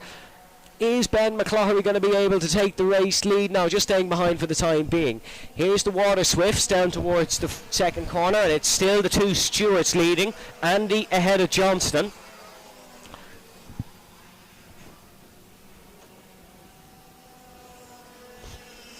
As here come the Rotax leaders. It's a 3-horse race once again at the top in the Rotax grid, just like it was earlier. Was Ben McCloughery able to get ahead and down towards the right-hander? It's the number 73 of Ben McCloughery, who's in the lead of the Rotax grid. He's done it again. Waited for one lap randomly in the middle of the race and has gone for them both. A minute and 35 still to go. Your two leaders in the multi-class race here at Nuts Corner is Ben McCloughery for the Rotax grid and Andy Stewart in the Inter Waterswift grid. Of course, if you were watching UTV last night, you would have seen a great interview with Andy Stewart. As you can see on the cameras, battling down towards the corner. Here is the Waterswifts on screen now. This is the very Andy Stewart that we were just speaking about. Andy last year here, she actually won this very heat number 2. So Andy Stewart clearly likes the second heat at Nuts Corner. The sun opens up and Andy Stewart starts lapping very, very quickly. The Rotaxes down towards 2. McCloughery still leads. Out of the 29 of Noah McFarlane. So McFarlane still in the top 2 finish for now, but would like to finish in front of young Ben McCloughery. In towards turn number 4. McCloughery just staying in front. They're actually coming up to lap one of the Waterswifts, I believe. I think that was that car though, who is already lapped down via a spin. So disappointing there for that driver, as now we see Andy Stewart rounding towards the second corner. Not long to go here in this heat for both these kart classes. Andy Stewart now stretching her legs ahead of Johnston Stewart. Johnston will know well the driving style of the driver in front of him. As one more lap being indicated for the Rotax Inters, and now it's time to pounce for Noah McFarlane, who tries to go around the outside of Ben McCloughery, and now McFarlane's got to go the long way. Can Noah McFarlane get a stick? No, you can't go around the outside through Nuts Corner turn 2, or at least that's what Ben McCloughery thinks. Noah McFarlane still pressuring McCloughery here on the last lap of this one.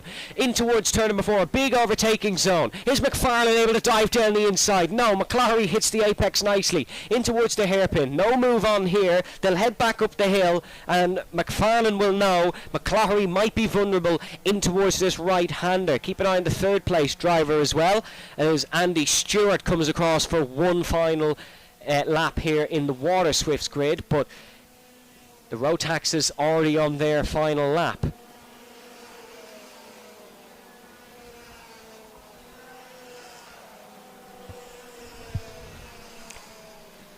And running through the final corner now is this Rotax grid. Checkered flag waves, and it looks like Ben McCloughery was just about able to get it done by Noah McFarlane pushing into the pit lane. That one was an intense race between the two. Confirmation of the results, it is Ben McCloughery who takes the win, and now the Waterswifts will be coming towards the checkered flag as well, and it will be the brilliant Andy Stewart that'll take the second heat win here in Nuts Corner for this Inter Iame Waterswift grid. And Andy Stewart doing as she just did 1 year ago, not on this exact day because the Irish Grand Prix was later in the year, but on the Saturday of the Irish Grand Prix, Andy Stewart will come home to take the win. You'll see her heading into the pit lane now, just past camera shot, and it is Andy Stewart who leads home. Johnston Stewart in first and second. So full confirmation of results. We'll start with the Rotax Inter grid. It was Ben McCloughery who takes the race win ahead of Noah McFarlane in second, James Logan in third, Charlie Blair in fourth with Brogan McDonald in fifth, Declan Noble in sixth, Liam O'Hagan in seventh with Ryan Arthur in eighth, Cole Kenner and the poleman in ninth, Jack Grimes in 10th, Caden Warnock coming home in 11th, and then the Inter Waterswift grids was Andy Stewart who takes the race win ahead of Johnston Stewart, James Nolan then in third ahead of Danny Dempsey. Then it was Sophie Campbell who finished on the podium in Heat 1, Zach Burke, Danny Murphy, and then ahead of Oscar Miller.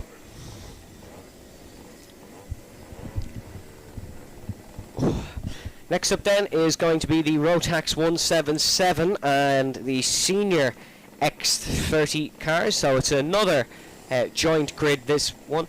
Less chaotic though if you're not into that sort of thing, because the X30s unfortunately do have a very small grid here.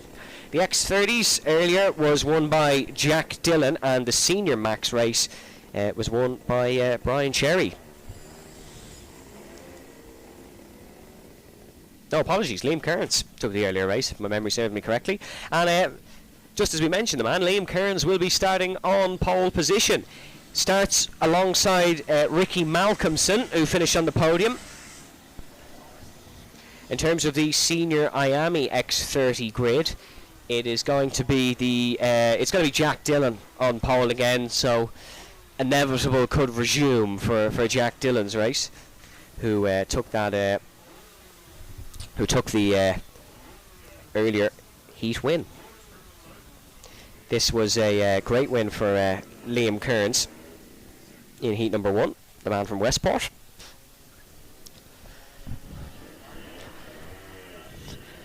If you're just joining us here, folks, welcome along to the 2024 Irish Karting Grand Prix. You're more than welcome here on the live stream. We would ask you to kindly show your support for the Ulster Karting Club by popping a subscription on the Ulster Karting Club's YouTube channel, as well checking out the Facebook page, as well as checking out all about Nuts Corner, folks. Fabulous facility here in Antrim, and they claim, but it's also factually correct, Northern Ireland's finest karting facility, raced on by Formula 1 greats like Lewis Hamilton and up-and-coming greats like Lando Norris.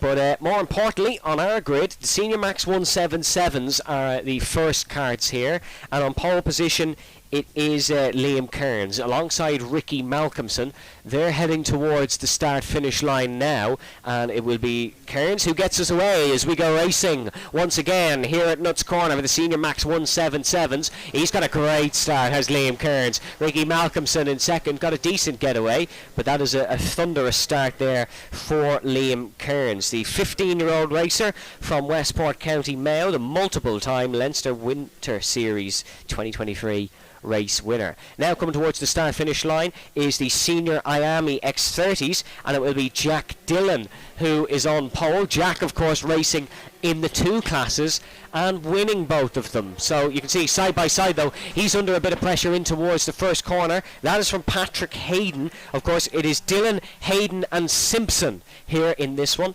So it is Jack Dillon who still leads in that senior Iame X30. If you're wondering the difference between the two, the senior Rotax Max 177 class is it's a heavier driver and kart weight combination. As look at the lead Liam Kearns possesses in towards turn 2.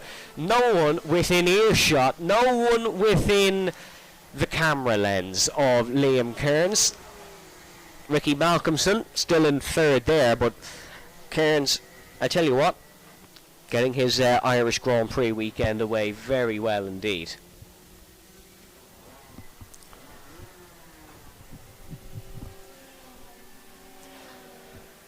As Jack Dillon is going to hold the lead here from Patrick Hayden in towards turn number 2. Jack Dillon sporting that black suit and orange helmet. You'll be able to see him in the Tillotson T4s later on, as we said. Of course, he racing in them as well in that drag race to the line. What a great end to that Tillotson race it was earlier. If you missed it, folks, make sure to go and check it out. As Liam Kearns rounds past the start-finish line in the all-white Senior Max kart. He's leading comfortably. Second in the Tully Allen Karting Club 2024 Senior Max 180 Championship as well is Liam Kearns. And he'd love to add an Irish Grand Prix plate to that kart to celebrate a successful weekend here in Antrim.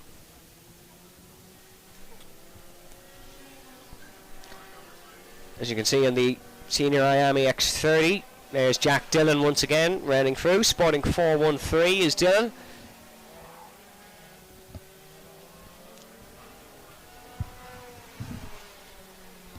That's James Simpson, who you can see in third place in that one. James unfortunately started his weekend on the wrong foot with a spin in the opening heat. Spun at the very first corner and didn't really stand a chance, unfortunately, but doing a good job now. 4 minutes still on the clock for this one. Liam Kearns has over a 2-second lead on Paddy Fitzpatrick in second. Brian Cherry there in third. Pierce Shannon in fourth. Matthew Wright then in fifth. And then Jack Dillon, of course, leading ahead of Patrick Hayden and James Simpson. But it's a very spaced out Senior Max 177 grid. We had a great race with these karts earlier in heat number 1, but it is a very, very spaced out race today.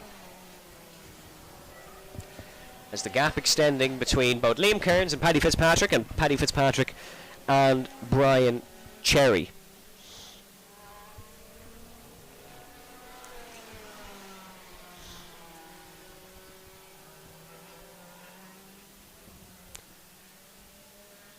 Liam Kearns coming up towards the start-finish line now for the Senior Max 177 grid. Although, look at this from Liam Kearns. It's dominance in its finest form, and Liam Kearns is a fantastic driver. But even for him, this is a level above. Didn't race in the Irish Grand Prix in 2023, but really doing a fantastic job here.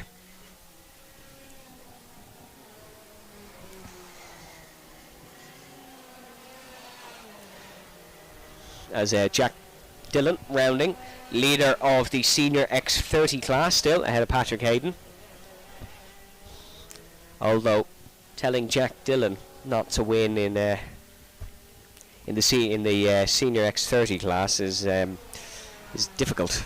Loves winning in this kart, loves this kart, and he's probably the favourite in the X30 Senior class to take the win here at the Irish Grand Prix in 2024. Liam Kearns goes past us once again. 2 minutes on the clock now for this Senior Max 177 grid. And of course the Senior Iame X30s, but they're a little bit behind. As the gap between Liam Kearns and Paddy Fitzpatrick now 3.6 seconds. Fabulous indeed from Liam Kearns, and I cannot overstate that enough. This is unseen in the karting scene, is such a lead. If you've watched all our morning races so far here at the Ulster Karting Club, you'll know that we had a race separated by less than a tenth of a second even. That was the Tillotson race, which it did involve one driver in this kart. Jack Dillon has actually overtaken Matthew Wright. That's not an overtake. Well, it is technically an overtake for position, but Jack Dillon is in the Senior X30 class, and Matthew Wright is in the Senior Max 177. So Dillon is now has caught up that much that he's ahead of the class, some of the karts in the class in front of him.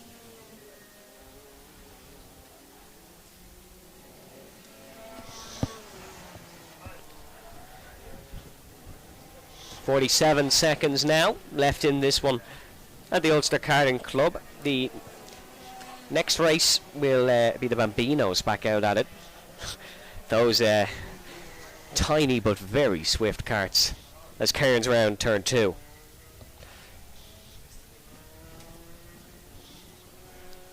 It's an interesting one, this. The fact we have two karts, two different types of karts, two different types of classes, I suppose, in the same race, and both are having pretty much the same race. A dominant driver at the front, who won the earlier heat, having an absolute masterclass in this one. Fastest lap overall goes to Jack Dillon in the Senior Iame X30.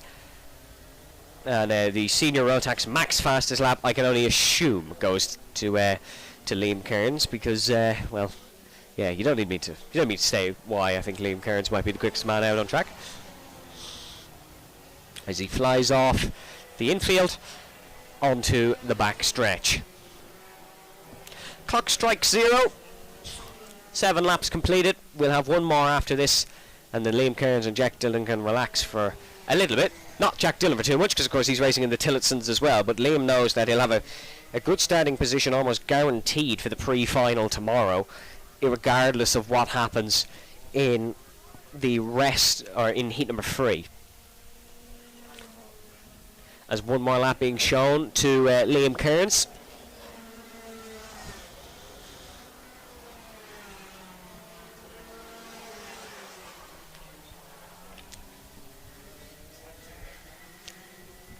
Jack Dillon now giving the one more lap warning as well to round off this heat 2.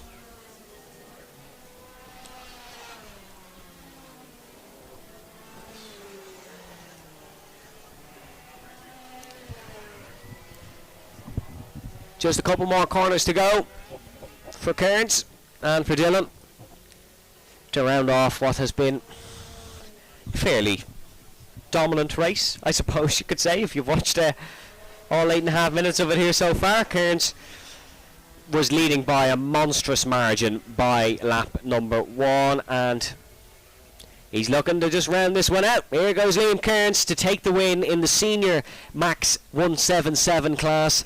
Jack Dillon a little bit further behind him, but he'll take the win in the Senior Iame X30 class.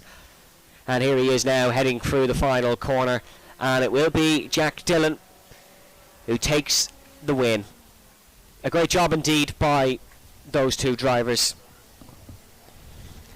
It'll be Paddy Fitzpatrick and Brian Cherry who finish on the podium in the Senior Max 177s. Then it was Jack Dillon in fourth, but he of course is in the Senior X30s. So Pierce Shannon theoretically fourth in the Senior Maxes, and then Matthew Wright behind them. Then the podium for the X30s is every driver, but it is Jack Dillon, then it is Patrick Hayden ahead of James Simpson.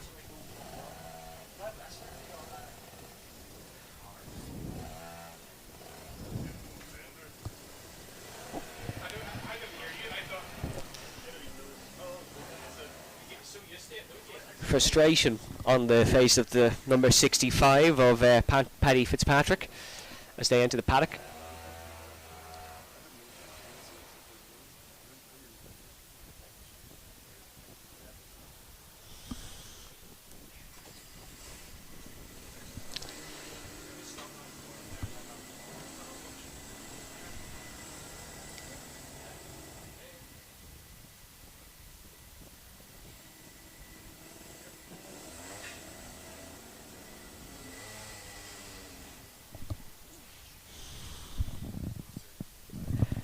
Well, folks, we have the Bambinos coming up, but unfortunately that won't be for a little bit of time. We're going to head for a lunch break here at Nuts Corner, but the Bambinos will be something worth waiting for. It was a great race on the morning.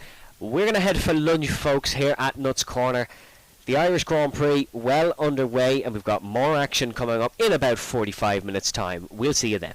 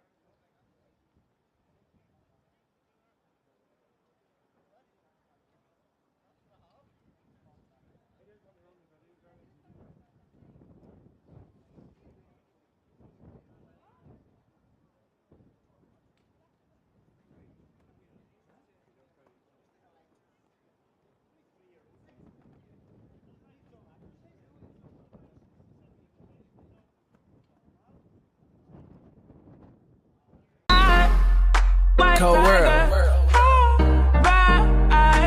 Southside, can't get enough, can't get enough. Eastside, westside, worldwide. Ride out. Now I ain't got no kids yet, but this right here's for practice. I hate to get the seats in the bins wet, but that's how good your ass is. Make an old man get his glasses, make Wesley pay his taxes, then follow your moves all week on Twitter. Probably make a gay nigga reconsider. You're now rockin' with the best, man. Dress game down to the sex game. Won't brag, but the boy been blessed, man. If life was a lemon, how much lemon juice could you squeeze out of that lemon before you die? Feel it coming in the air. Hear the screams from everywhere. Only thing that's on my mind is who's gonna run this town tonight. Yeah, I say that we are. This is Rock Nation. Pledge your allegiance.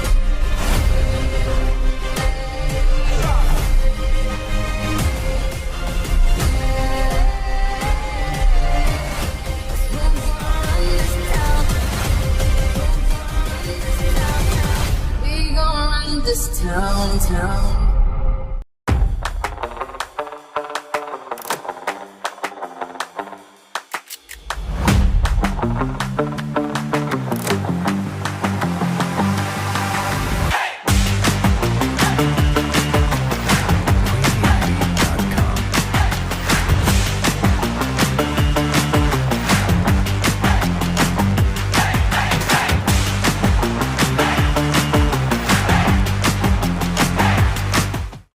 Hi everybody, it's Karun Chandok here, and I've come to check out the new mighty Bambino electric kart. Now, as some of you may know, the Como class is going to be phased out. There's not going to be any new homologations. Of course, those of you who invested in karts will carry on racing in the National Championship. But this really is the future. It's much easier to run, to be honest. I went out with my son to Wilton Mill to have a go. I couldn't believe how easy it was, because you're not messing around with jets and carbs and all of these other things with the traditional petrol engines. With this is very much plug and play. And listen, I'm a purist. I love the sound of engines. I've grown up driving cars with engines.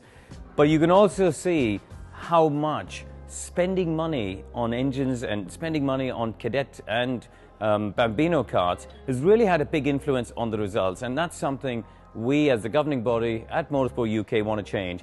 The old adage of speed costs money, how fast you want to go, needs to be tweaked a bit. And this really is a more cost-effective way of going, because the batteries are all the same. They can be equalized on software to make sure that all the kids have an equal opportunity to be quick, and it's all about pure driving talent.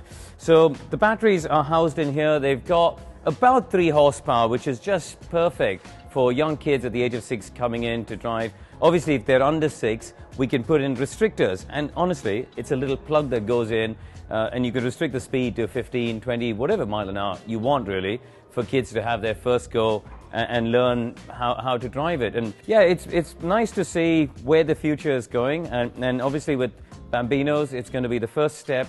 It's going to be a national championship starting off in 2024 with a review at the end of 2025, and we'll see what happens for 26 onwards, whether this really grows to the point where it becomes the only class in Bambino.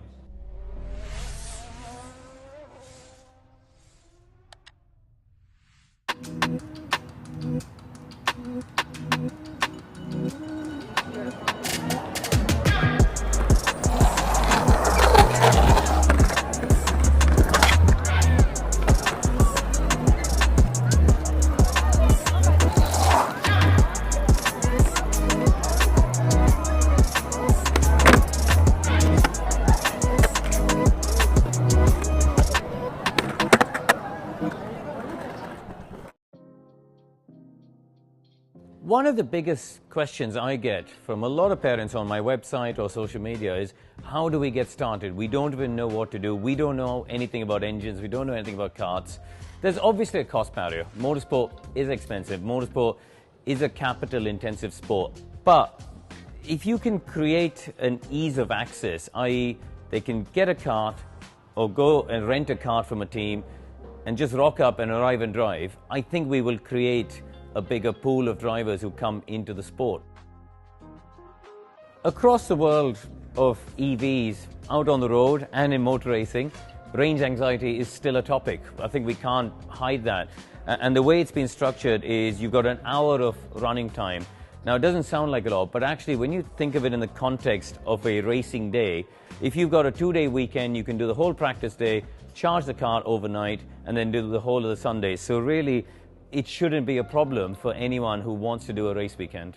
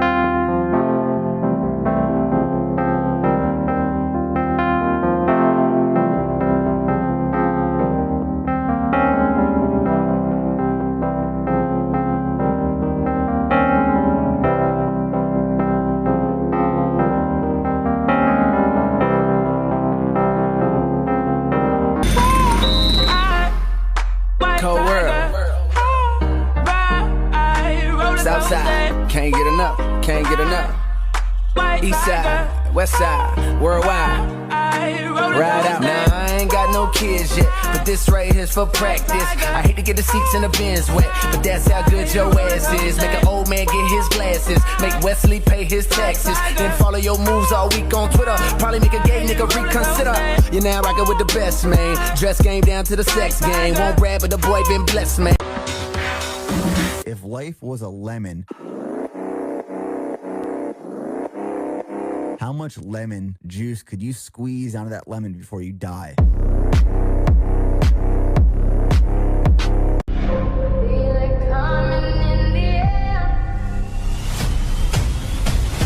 Hear the screams from everywhere. Only thing that's on my mind is who's gonna run this town tonight. Yeah, I say that we are. This is Rock Nation. Pledge your allegiance.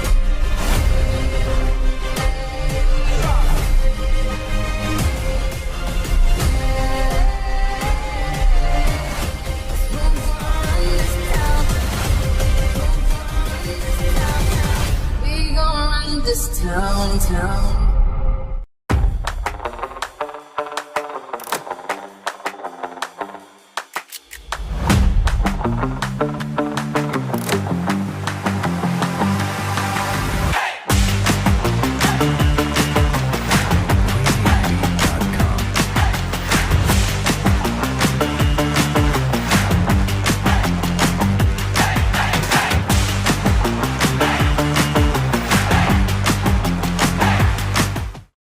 Hi everybody, it's Karun Chandok here, and I've come to check out the new mighty Bambino electric kart. Now, as some of you may know, the Como class is going to be phased out. There's not going to be any new homologations. Of course, those of you who invested in karts will carry on racing in the National Championship. But this really is the future. It's much easier to run, to be honest. I went out with my son to Wilton Mill to have a go. I couldn't believe how easy it was, because you're not messing around with jets and carbs and all of these other things with the traditional petrol engines. With this is very much plug and play. And listen, I'm a purist. I love the sound of engines. I've grown up driving cars with engines. But you can also see how much spending money on engines and spending money on Cadet and Bambino karts has really had a big influence on the results. And that's something we as the governing body at Motorsport UK want to change. The old adage of speed costs money, how fast you want to go, needs to be tweaked a bit. And this really is a more cost-effective way of going, because the batteries are all the same. They can be equalized on software to make sure that all the kids have an equal opportunity to be quick, and it's all about pure driving talent. So the batteries are housed in here. They've got about 3 horsepower, which is just perfect for young kids at the age of 6 coming in to drive. Obviously, if they're under 6, we can put in restrictors. And honestly, it's a little plug that goes in, and you can restrict the speed to 15, 20, whatever mile an hour you want, really, for kids to have their first go and learn how to drive it. And yeah, it's nice to see where the future is going. And obviously with Bambinos, it's going to be the first step. It's going to be a national championship starting off in 2024 with a review at the end of 2025, and we'll see what happens for 26 onwards, whether this really grows to the point where it becomes the only class in Bambino.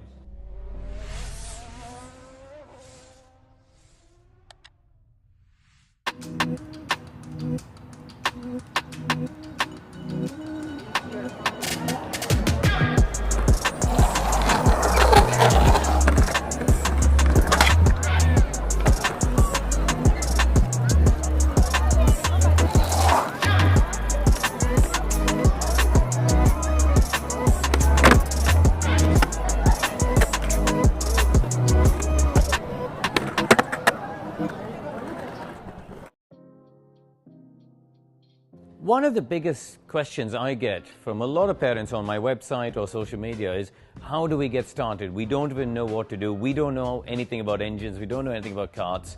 There's obviously a cost barrier. Motorsport is expensive. Motorsport is a capital-intensive sport. But if you can create an ease of access, i.e. they can get a kart or go and rent a kart from a team and just rock up and arrive and drive, I think we will create a bigger pool of drivers who come into the sport. Across the world of EVs, out on the road and in motor racing, range anxiety is still a topic. I think we can't hide that. And the way it's been structured is you've got an hour of running time. Now, it doesn't sound like a lot, but actually when you think of it in the context of a racing day, if you've got a 2-day weekend, you can do the whole practice day, charge the car overnight, and then do the whole of the Sunday. So really, it shouldn't be a problem for anyone who wants to do a race weekend.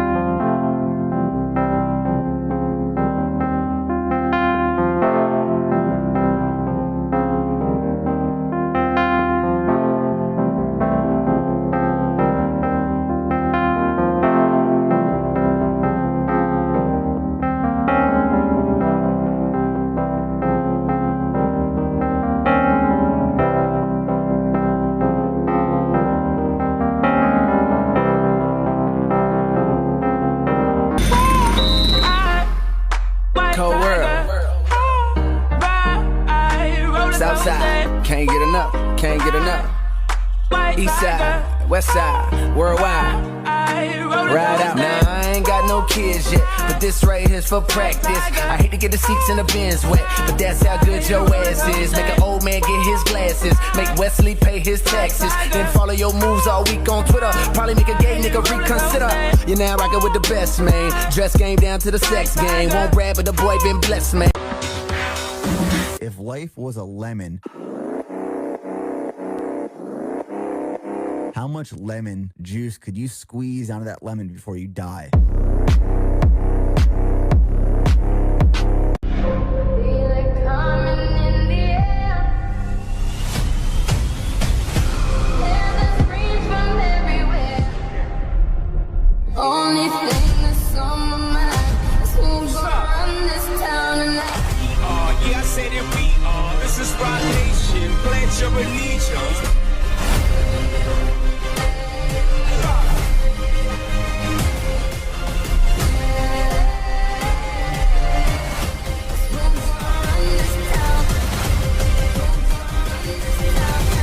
We gon' run this town.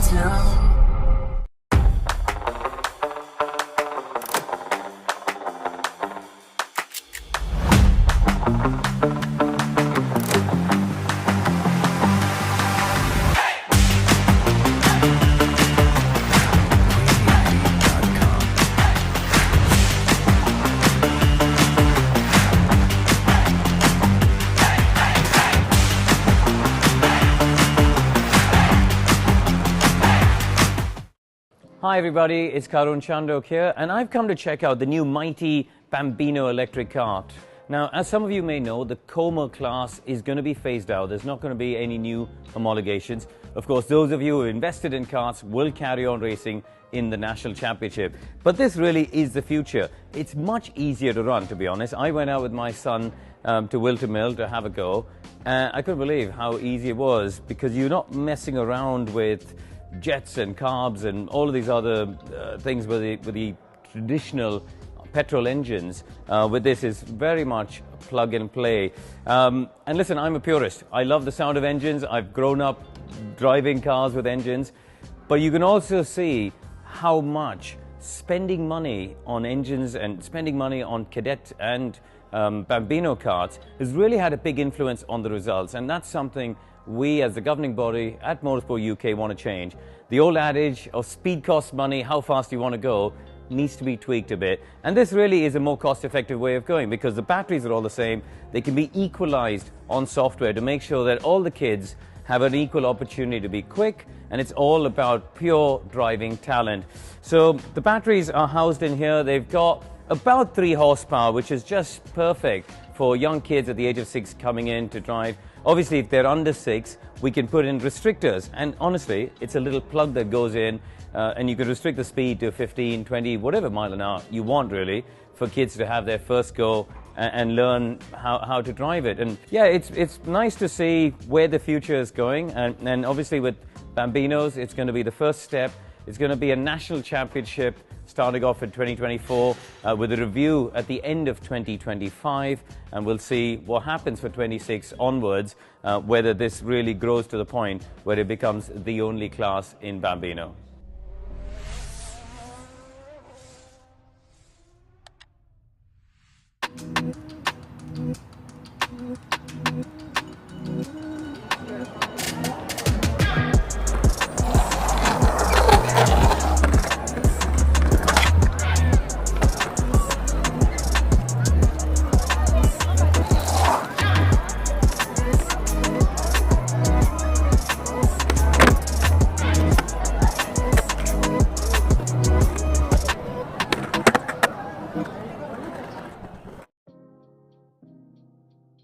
One of the biggest questions I get from a lot of parents on my website or social media is, how do we get started? We don't even know what to do. We don't know anything about engines. We don't know anything about karts. There's obviously a cost barrier. Motorsport is expensive. Motorsport is a capital-intensive sport. But if you can create an ease of access, i.e.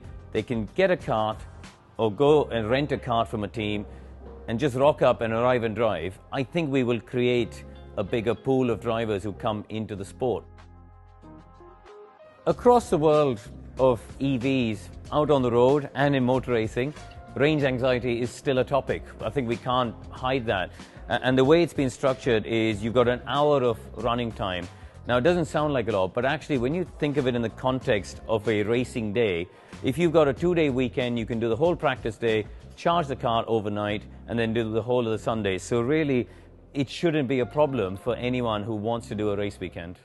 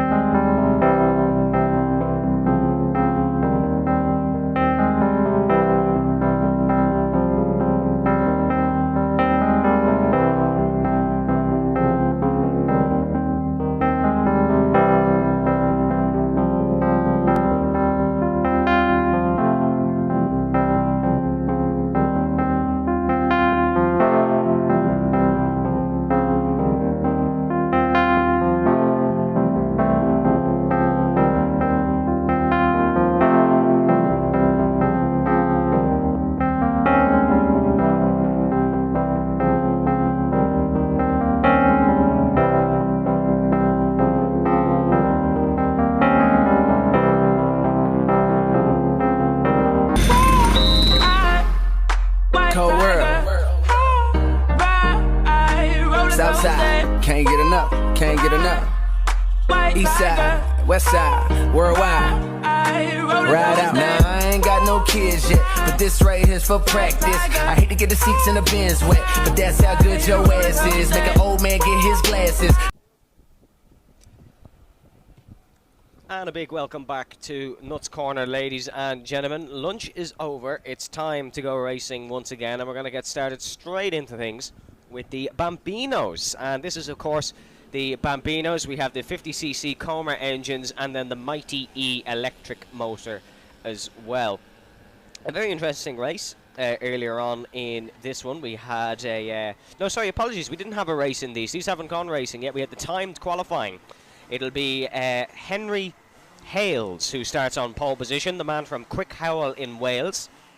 He'll be starting ahead of Freddie Purnell, another man from Wales. So Welsh Bambino drivers exceeding here in Nuts Corner so far. Should be a good one, this one, in the Bambinos. 69 kilograms of driver and cart weight. The aging from, well, about 4 to 8 years old, I'd guess. No, maybe a little bit older than 4. About 6 to 8 years old, these Bambino drivers, and ranging from all parts of Ireland and the UK. It'll be a slightly shorter race than what we are used to in the other classes in this Bambino. They don't run for as long. And then, of course, it will be the one lap at the end as well. But if the earlier action in the morning was to go by, this should be a good one. I do believe we have a some form of standing start here. Or certainly, no, sorry, they're getting them all grid up. It's a different procedure here to get them gridded up. Because, of course, if you're driving a Bambino, the likelihood is you haven't driven another form of kart. So the marshals on the course doing a great job to get these Bambinos gridded up nicely and to get them ready to roll.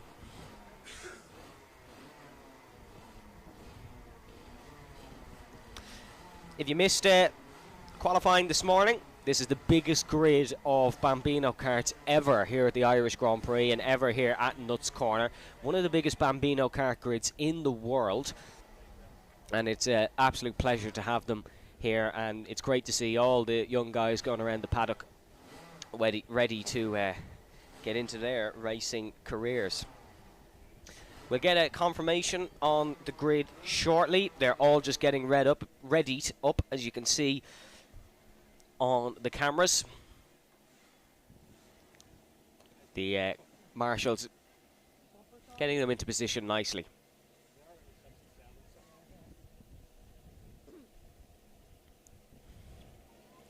Henry Hales, of course, quickest in time qualifying. He's a race winner in the BKC Bambino class at the full Beck circuit in the UK. And he was a man who took the quickest time. Himself and Freddie Purnell in a little bit of a world of their own in the earlier timed qualifying.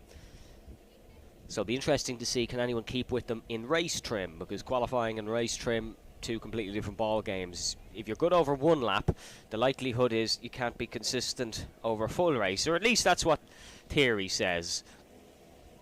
So it'll be interesting to see this young Henry Hales and Freddie Purnell, our two Welsh drivers, keep up their dominant pace from qualifying.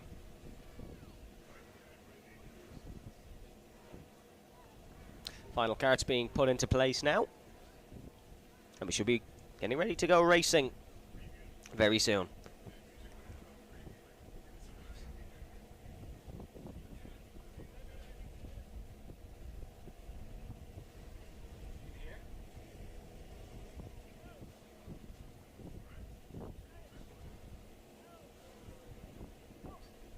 One kart just being put into position now, just being adjusted, and we should be getting ready to go soon. After these Bambinos, of course, we return to our Rotax karts, and we have the Junior Max class coming up, which is always a fantastic one.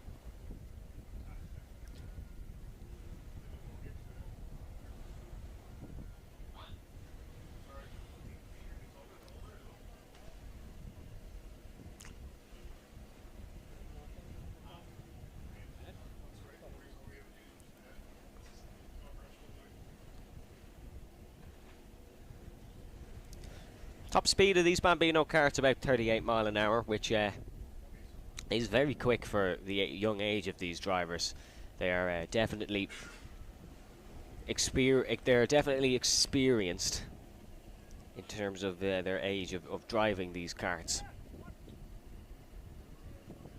Final preparations going on now, just to get them ready to make sure the grid is in order.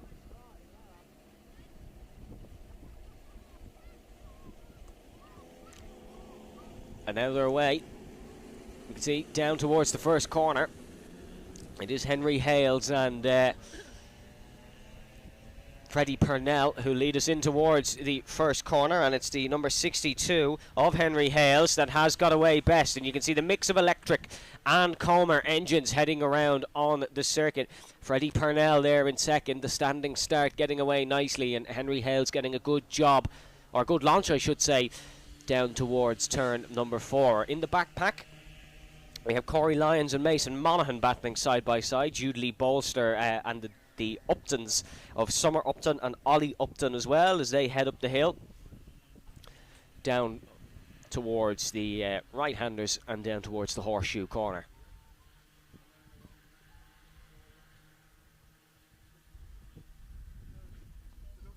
It is still Henry Hales who's in the lead of this one, leading ahead of Freddie Purnell, but Purnell getting close down towards this right-hander. Freddie Purnell was quickest in qualifying for the majority of the session, but he was pipped right at the end by fellow Welshman Henry Hale. So those two are very close in terms of pace. I think it was under a tenth of a second they were separated by in qualifying, which was absolutely fantastic. And you can see now being put under pressure is Henry Hales by Freddie Purnell, and here comes Purnell looking to try and make the move down towards turn number 1 in towards turn number 2. Freddie just not able to get close enough to Henry Hales. Freddie is sporting the number 33.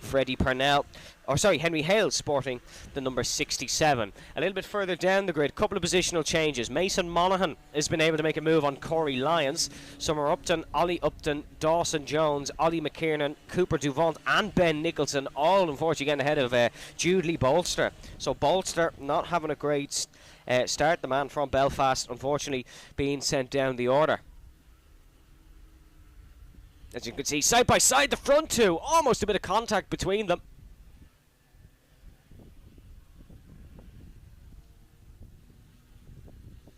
But still they're as they were. It's Hales against Freddie Purnell.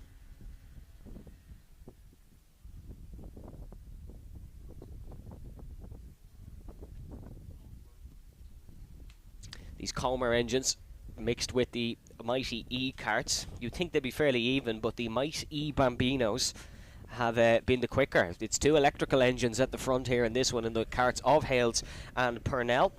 And as they enter in towards the first corner, it is still Henry who is ahead of Freddie. But I tell you what, Freddie Purnell is giving it a good go here down towards turn number 2. In third place, Jack Harper doing a good job. Freddie Purnell fastest lap of the race, just to confirm that quote-unquote good go he's giving Henry Hales. A little bit further back the order, you can see a big mid-pack squabble involving Mason Monaghan, Ollie and Summer Upton, Dawson Jones, as well as Ollie McKiernan. Jude Lee Bolster is getting back up the order, overtaking Cooper Devant and Ben Nicholson. So Jude getting straight back up the order here and not waiting at all.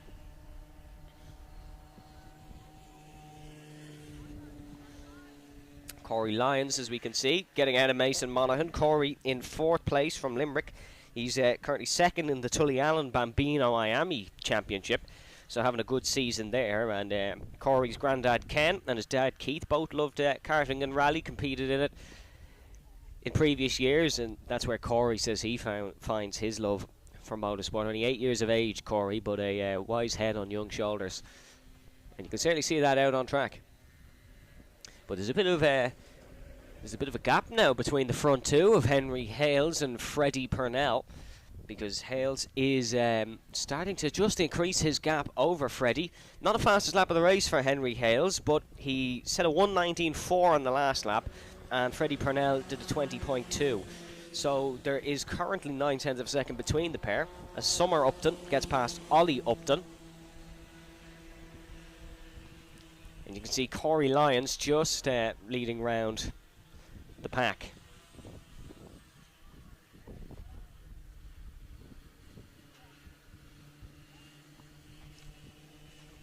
Minute and 17 to be exact to go in this one, so we should have 2 more laps after this one here in the Bambinos. The first of 2 heats today, and then they'll of course go into their pre-final and final tomorrow. It's a Irish Grand Prix debut for your current race leader, Henry Hales. A couple of drivers returning in this Bambino class for their second year, though, so it's not a brand new addition here to the Irish Grand Prix. You can see the number 15, that is Rhys Fry. This is his first karting race. He's getting up to speed with these machines and doing a great job, is Rhys. We really hope to see him back at the track soon, especially here at Nuts Corner.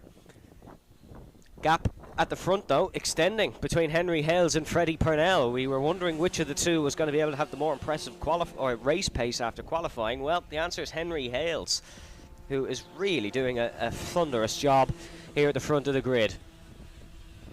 And Henry Hales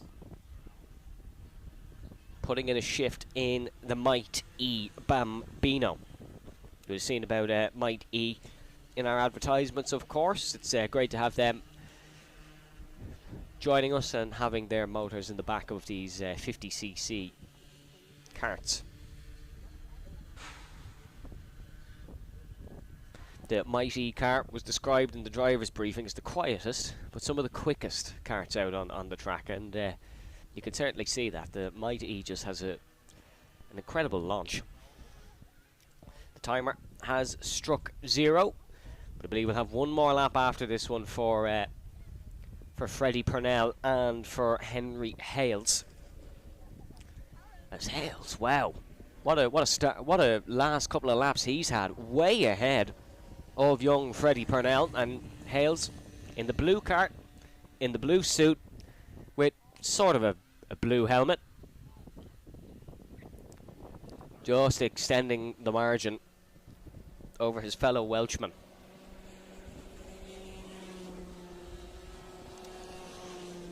A couple of battles across the rest of the field. Ollie Upton and Ollie McKiernan have overtaken Summer Upson. That's the battle for 6th between them.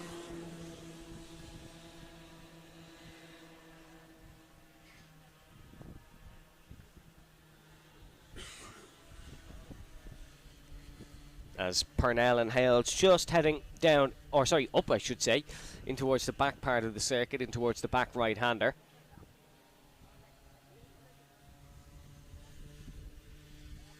As Henry Hales is making sure he wins this one with a statement, extending the margin by even more, putting in really quick lap times.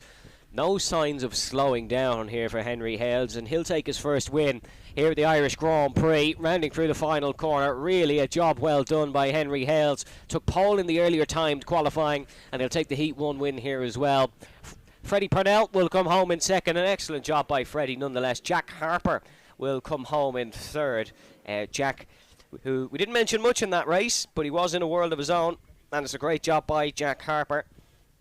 Mason Monaghan will come home in fourth, ahead of Corey Lyons, who'll come home in fifth. Ollie Upton will take 6th position ahead of Ollie McKiernan in 7th, and then Summer Upton in 8th. Dawson Jones will come home in 9th, and then Jude Lee Bolster. We said he lost a couple of positions early on, but he is he's managed to work his way back through the field, and he's actually jumped up to 8th position there on our timing screen. So Jude Lee Bolster having a good end to things here in heat number 1. Ben Nicholson in 11th, and then Cooper Devant come home in 12th, and Rhys Fry in 13th, who unfortunately finished just 1 lap down. So that's the first heat of the Bambinos then. We will turn our attention over to a slightly quicker kart in the form of the Junior Maxes. And we didn't have an official vote on it, but probably the most entertaining race of the morning, this Junior Max grid.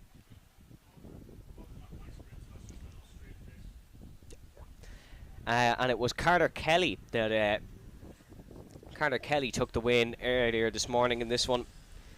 I do believe. He had a great little battle with Charlie Gardner and Adam Holmes. They accelerate out onto the circuit.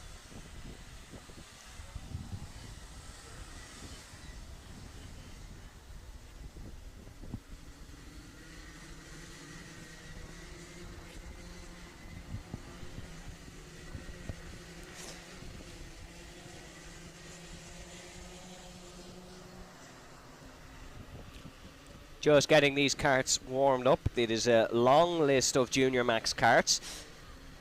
The Junior Max for 13 to 16 year olds. It's a 125cc two-stroke Rotax 125 Max Evo. 23 horsepower and 8,500 RPM. It is quite literally a junior version of the Senior Max kart. The bare engine would set your kart down about 11.8 kilograms. And then the complete power pack about 23.0 kilograms. The junior cylinder without exhaust valve. It's a junior cylinder without the exhaust valve.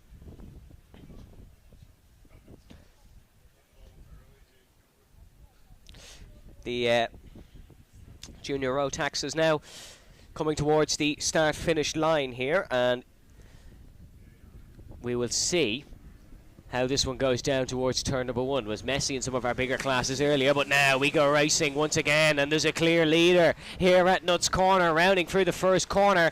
It is the number 18 of Archie Condy that's in the race lead here, exiting turn number one. Archie ahead of Milo Steen in second, Sam Kelly third, Scott McGivern in fourth, and Billy Noble rounding in sixth. So in fifth, apologies. What a start by Archie Condy though. Well ahead and looking to try and make the most of this good race start. Accelerating out of the corner is the 2022 Honda Cadet Ulster champion winner. He's from Dungannon, Tyrone, and he is flying up the hill and down towards the uphill right-hander. Or is he? Because that's a move from behind, and that's going to be Milo Steen in the 1-2-2 who dives down the inside, and that's Steen who's up and ahead. A great move by Milo. He is up now and into the race lead. So despite Archie Condy's great race start, Milo Steen will take the race lead. It could be a battle for fourth here as well, down towards turn number one for the second time. And it is the 106 of Milo Steen. That is, oh sorry, it's the 122 of Milo. Oh sorry, there's been another change. It's Rory Armstrong that is into the race lead. So Milo Steen not making the move. Rory Armstrong actually up and ahead as they came over the crest. Armstrong, who we saw quick in the opening heat, is back up and into the race lead. So we'll run you through the reclassified order on the timing screen. Armstrong in the lead, Archie Condy in second, Milo Steen third, then it's Noah Taylor, then Sam Kelly, Carter Kelly, Scott McGivern, Billy Noble falling to eighth, Cole McFadden Biggerstaff, who started on pole in the earlier heat, in ninth, and then Travis Bally in 10th position. So it is Rory Armstrong actually in the race lead.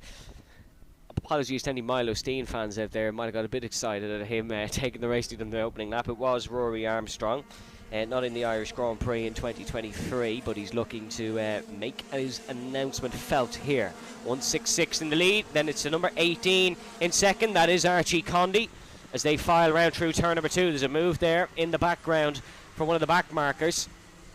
But Rory Armstrong up and away here, putting all of his 23 horsepowers, all of his 23 horsepower, I should say, to the use. And there's a move there in the background. There's a dive down the inside.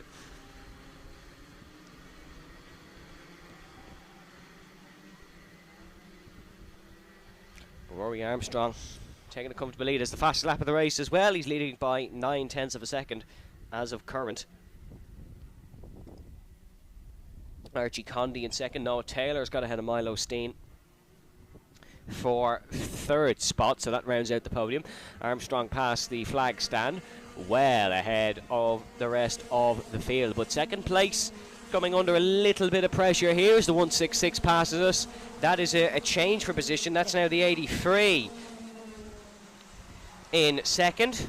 Apologies, the 95 of Noah Taylor, it's saying on the timing screen, who is now in second position ahead of Archie Condy.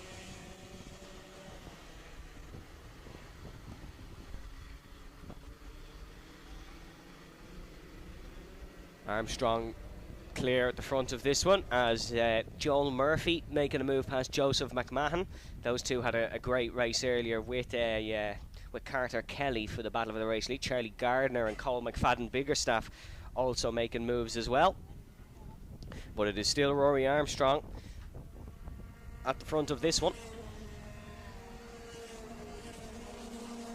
As they fly into the first corner, not just head down, fly through turn number 1. Yeah, it is the 95 and Noah Taylor, who is ahead of Archie Condy in the 18. Carter Kelly, though, making the move on Condy. So that's Carter Kelly now back up to the podium. Carter looking to make an impact again here on heat number 2, and he's got up and ahead of Archie. There is Carter Kelly, you can see in that blue cart. And a job well done indeed by him.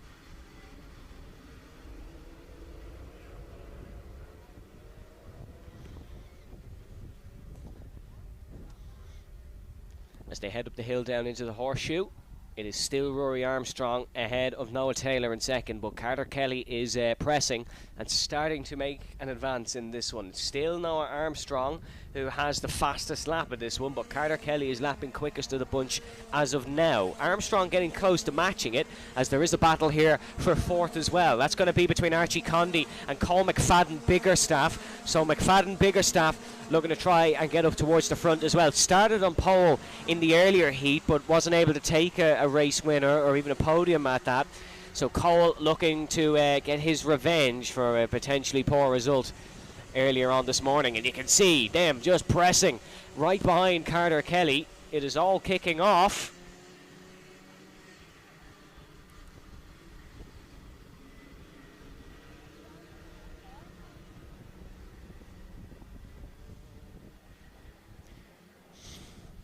Rory Armstrong leading this one by 1.9 of a second over Noah Taylor, and then Carter Kelly in third.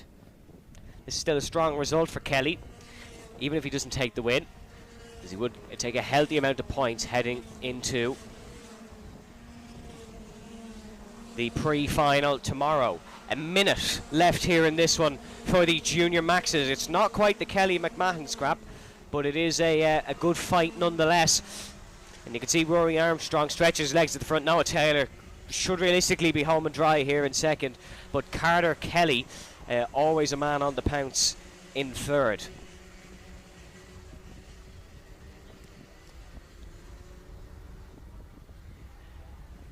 Carter Kelly, of course, in third, 2019 Northern Ireland champion in the Iame Cadets, is rookie year. And the 2023 Northern Ireland Junior Max Rotax champion. The interesting thing about that one, of course, as we said earlier, was he won that championship despite breaking both of his arms and a collarbone during the year. As Rory Armstrong heads through the first corner, second position Noah Taylor, and then Carter Kelly still following him around.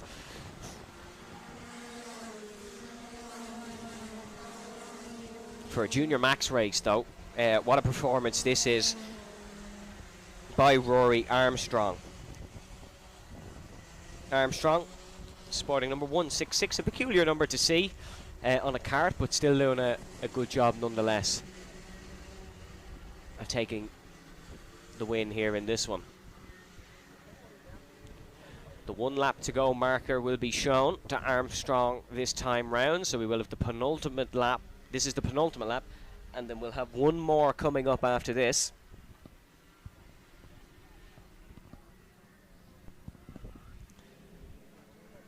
And you can see 1 lap to go being shown to Rory Armstrong, who has a comfortable lead now over Noah Taylor and Carter Kelly. Armstrong really has been superb. We saw he was quick in heat number 1, but he's upped it a little bit. Had a nice healthy lunch and now has decided to drive his Junior Max kart to the maximum of his ability. There is a lot of battles here in the mid-pack as well, and there's a great movement towards turn number 3 for someone there. But this is a race for points, the race for the best position possible, so you can get yourself a good starting spot for the pre-final, and then of course for the final tomorrow, which you're going to make sure you can do. That will decide who wins this Irish Grand Prix. But Rory Armstrong's putting himself in a good position to potentially win this Irish Grand Prix, as is all the top three of Noah Taylor and Carter Kelly. And here is Armstrong now. Race win for Rory Armstrong. Noah Taylor ran away from Carter Kelly really at the end, so goes to show Carter can be beaten. And that is a fantastic win indeed, as we spoke about, a fantastic performance by Rory Armstrong. Your full race results then: Rory Armstrong beating Noah Taylor, and then it is Carter Kelly in third. Archie Condy gets fourth from the pole. Milo Steen in fifth. Oh no, apologies, sorry. It's actually Carter Kelly had a Cole McFadden Biggerstaff. Then it's Charlie Gardner, Joel Murphy. Then it's Archie Condy, just popping up on the timing screen. Then it is Milo Steen, Joseph McMahon. Then it is Adam Holmes, ahead of Sam Kelly, Jamie Kidney, Travis Bally, Jason Park. Then it is Conan Warnock, ahead of John O'Neill, Scott McGivern, and Josh Kiernan, Billy Noble, Sarah Jane Armour, Alfie Little. Then it is Dennis Cherry and Drew Hasley, just coming back down to the end. Next out on track then, we have the Tillotson T4s, who are coming out for their second heat. They had a good race this morning. Only 4 Tillotsons out on track now. This one earlier this morning was a very good race, despite only having 4 karts. So do not let the fact that there is only 4 of them deter you. This was quite exciting this morning, and it was a great race between Jack Dillon, Ewan Palmer, and Cahan McClelland. Unfortunately, sorry, no, apologies, it was Ewan Miller who was in that fight, wasn't it? Luke Palmer actually just fell off the order a little bit, which was very disappointing. But the Tillotson T4s are almost ready to go, and they're rounding through the final corner here at Nuts Corner and getting ready to race. Of course, it is Dillon, Miller, McClelland and Palmer in this race. As now we go racing once again at Nuts Corner here for the Tillotson T4 class, and it is the 833 in the race lead. That is Cahan McClelland. Side by side, it is Jack Dillon and Ewan Miller, and it's going to be Dillon who's looking to try make the move, not able to get it done. It will be McClelland in the race lead, Jack Dillon second, Luke Palmer, sorry, in third, and then Ewan Miller actually in fourth position. So McClelland getting up the hill nicely and getting away, and then he has Luke Palmer behind him now, with a Jack Dillon in third and then Ewan Miller in fourth. So Palmer and Miller swapping around from the results of the first heat, and it is Ewan Miller who is down at the back. But Cahan McClelland getting a good start here and getting away nicely in towards the second infield section and down towards the flat out final corner. This is very close between Jack Dillon, Ewan Miller and Luke Palmer, though. Got to keep an eye on this. And Jack Dillon moves down the inside. Jack Dillon second place. That's an excellent move for him. But the 835 of Luke Palmer is going to try and attack back. It's the white helmet, white suit for Palmer. It is the white helmet, then sort of blue and black suit for Ewan Miller. And then Jack Dillon, of course, who, if you were watching this morning, you'd be oh so familiar with, in the orange and black. But what a great move that is from Jack Dillon. He's going to go in hot pursuit now of Cahan McClelland. It was Dillon who won the opening heat this morning, and then Cahan McClelland in second position. So McClelland, fastest lap of the race, as we've only done the one lap, but he was flying towards the latter stages of the race this morning. So make sure you do keep an eye on him as he's just rounding in towards the horseshoe now. It is McClelland, bit of a gap, and then it is the other 3 here in this Tillotson T4 senior race. It is a 225cc 2-valve 4-stroke engine, these Tillotsons, and what a car they are. Dillon once again ducking his head down into the steering wheel, a tactic we've seen all day from Jack Dillon. He is ahead of Luke Palmer in second, and then Ewan Miller in third position. Luke Palmer leading Northern Ireland's Tillotson T4 Championship, looking for an invitation to the T4 World Cup. Races for Race View, of course, does Luke Palmer. and he has a long history of rivalry with Ewan Miller. That's what makes this battle very interesting for third. It's also a battle for second. Jack Dillon has been roped into these antics, and he's now in a tense fight with those two. But Cahan McClelland comfortable at the front for now. This is exceptional from Cahan. The man from Fork Hill, Armagh. And racing for Oran Henry Racing. Cahan McClelland, actually, a professional lifeguard. And he's an open water swimmer as well. So really putting the... he's really putting his athleticism to test here at Nuts Corner this weekend.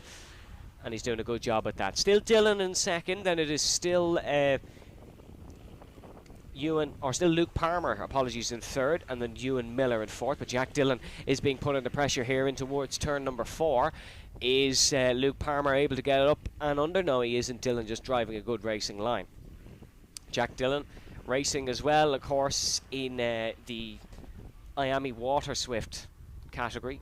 No, he's not. He's in the Iame X30 category as well as this Tillotson T4. He's taken both heat wins in that so far today, and he has also taken the heat win here in the Tillotson T4 Senior category.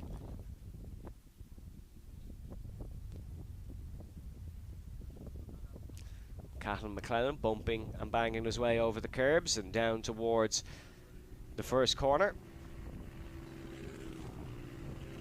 Dillon just under pressure still from Luke Palmer, but not able to make a move for now. So heading towards turn number 2. Luke Palmer very close here to Jack Dillon now. Fastest lap of the race currently does belong to Jack Dillon in second, but they're all lapping there and thereabouts the same. McClelland is up in ahead because he got that great race start, and he has just kept that lead since that first opening lap. In terms of this one, we have 2 minutes and 15 seconds to go. It is Cahan McClelland leading the Tillotson T4 Heat 2 here at Nuts Corner Karting Circuit for the 42nd edition of the Irish Grand Prix.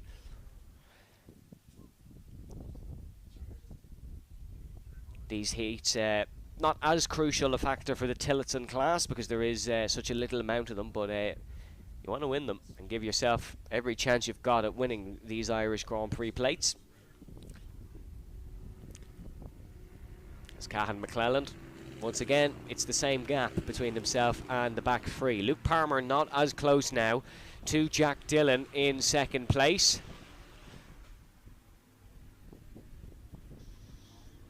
And Dillon starting, I wouldn't say starting to feel comfortable, but maybe a little bit more reassured that he can keep second place in this one. The fact he's kept Palmer and Miller behind for so long. But Luke Palmer getting a good run now through turn number 4. And in towards turn number 5, Palmer has got a great run now on Jack Dillon, and I wonder would he be able to make a move down towards the uphill right-hander. You can see it right on your picture now.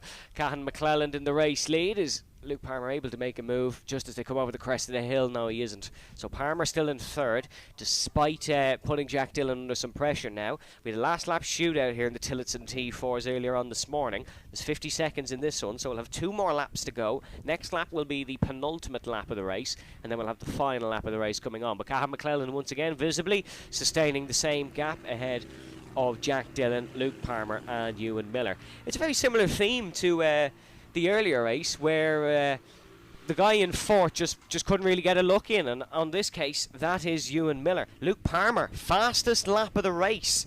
That is a fastest lap for Luke Palmer, so he really is trying to get hot in the heels of Jack Dillon in towards the fourth corner. Jack Dillon 17 years old, Luke Palmer 16 years old, but very similar in age, very similar in karting experience, and have both raced for Raceview Academy. Luke, of course, still racing for Raceview.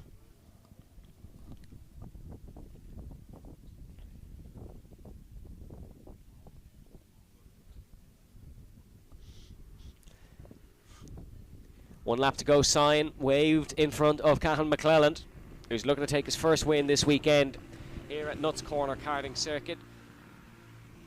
Jack Dillon still just persevering in second, but Luke Palmer not giving up just yet. Luke wants to to get a second place in this one and get ahead of Jack Dillon. Wants to show Jack that he's not untouchable. This will be the first. This is the first race that Jack Dillon won't actually win this weekend, because he just about narrowly won this Tillotson T4 race earlier this morning, ahead of that very man winning it now, Cahan McClelland. And up towards the hill, the gap still healthy for McClelland, but look at Palmer starting to weave all over the back of Jack Dillon.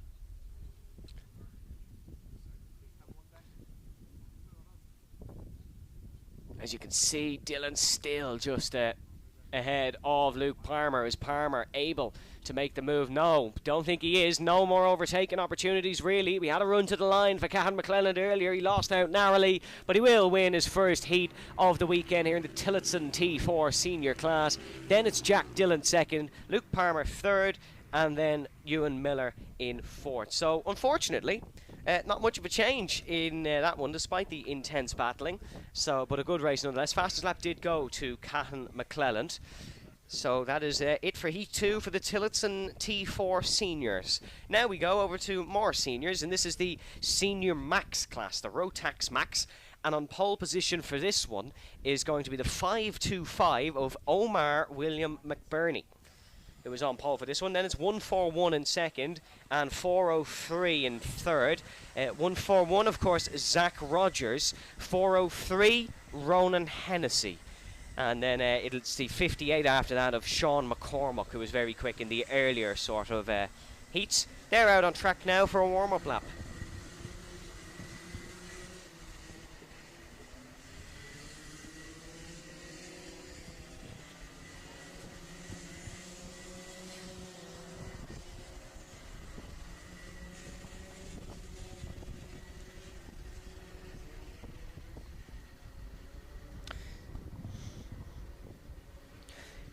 Pole sitter for this one, Omar William McBurney.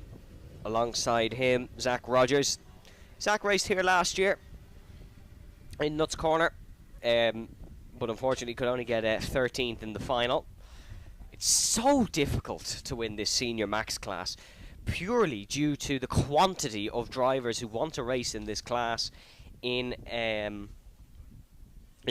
Ireland, Northern Ireland, the UK.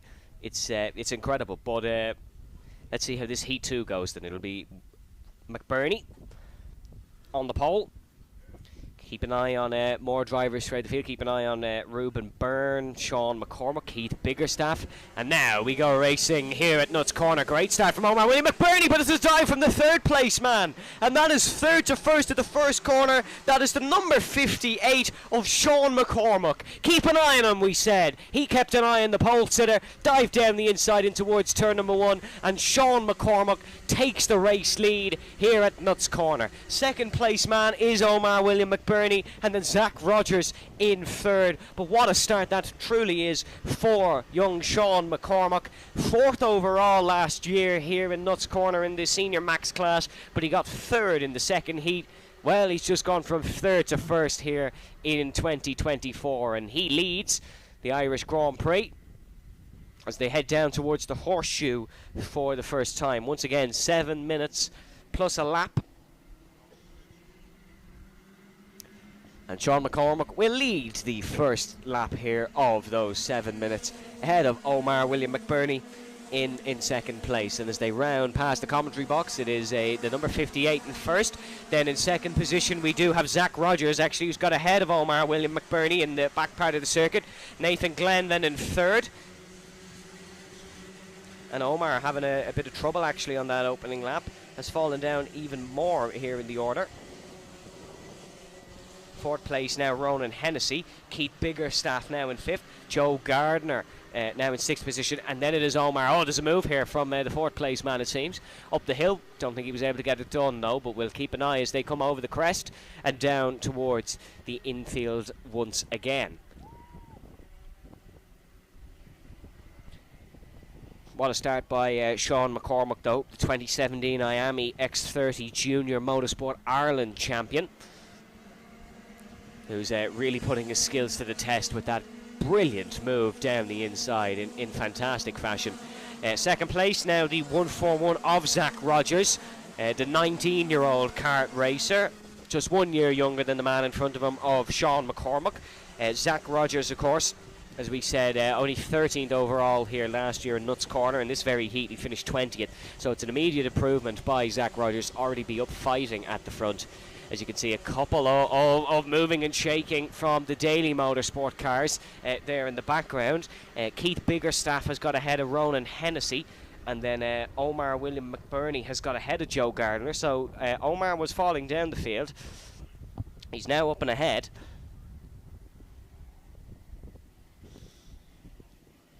Race leader Sean McCormack being put under some pressure by Zach Rogers, though. Down towards the first corner, and is Zach Rogers going to try do what Sean McCormack did to the race leader? Here goes Zach Rogers down the inside. Zach Rogers is into the race lead, gets ahead of Sean McCormack. In the same fashion, McCormack overtook him, and what a move by Rogers. 141, number one here in the Senior Max category. We have 3 minutes 50 to go in this one. The third place man of Nathan Glenn actually setting the fastest lap. Nathan fifth currently in the Motorsport Ireland Senior Max 2024 Championship. And this is truly a cracking race indeed, as now you see Rogers and McCormack fighting on over the crest. Still looking to make the move.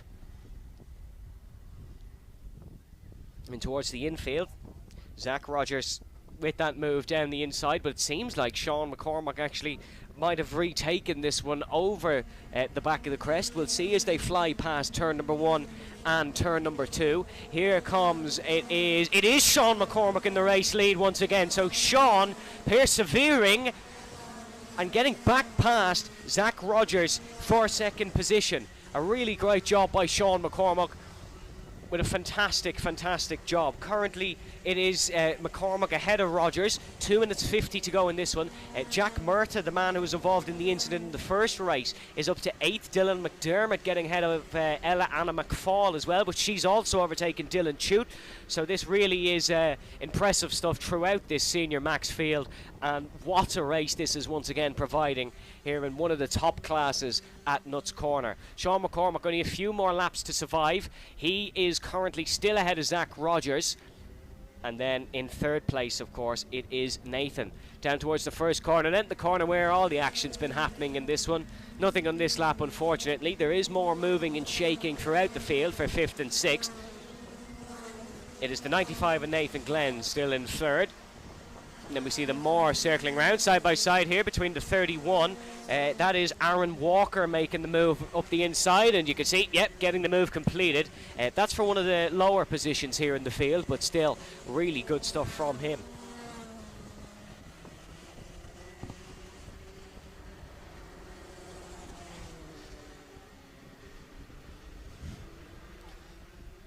Currently 1 minute and 40 to go in this one. Zach Rogers, fastest lap of the race. This race is not over between himself and Sean McCormack as we see them heading through the infield and down towards the start-finish straight. Still plenty of time to go, but it is Sean McCormack leading from Zach Rogers.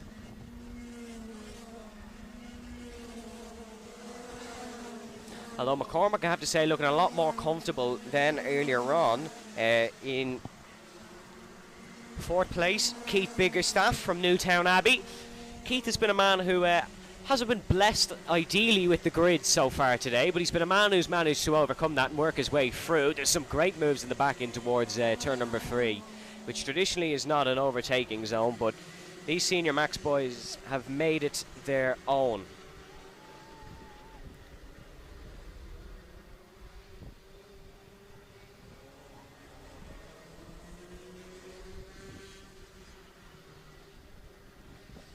.30 seconds to go in this one. Be 2 more laps as they head on towards the start-finish straight. And there's a couple of kart lengths now between McCormack and Rogers. Rogers may be just falling by the wayside a little bit through this one. Sean McCormack, we know he's good over a 7-minute heat. We saw it earlier this morning, making moves throughout the race. And Zach Rogers, second, still a very good result for him, as we've discussed earlier on. And he'll be more than happy with taking that one. Dylan McDermott getting ahead of Omar William McBurney, your pole sitter. Ella Anna McFall getting ahead of Jack Murtha. So that is a move now for 9th. Ella Anna getting up ahead of Jack. Jack, who has recovered nicely from his earlier collision.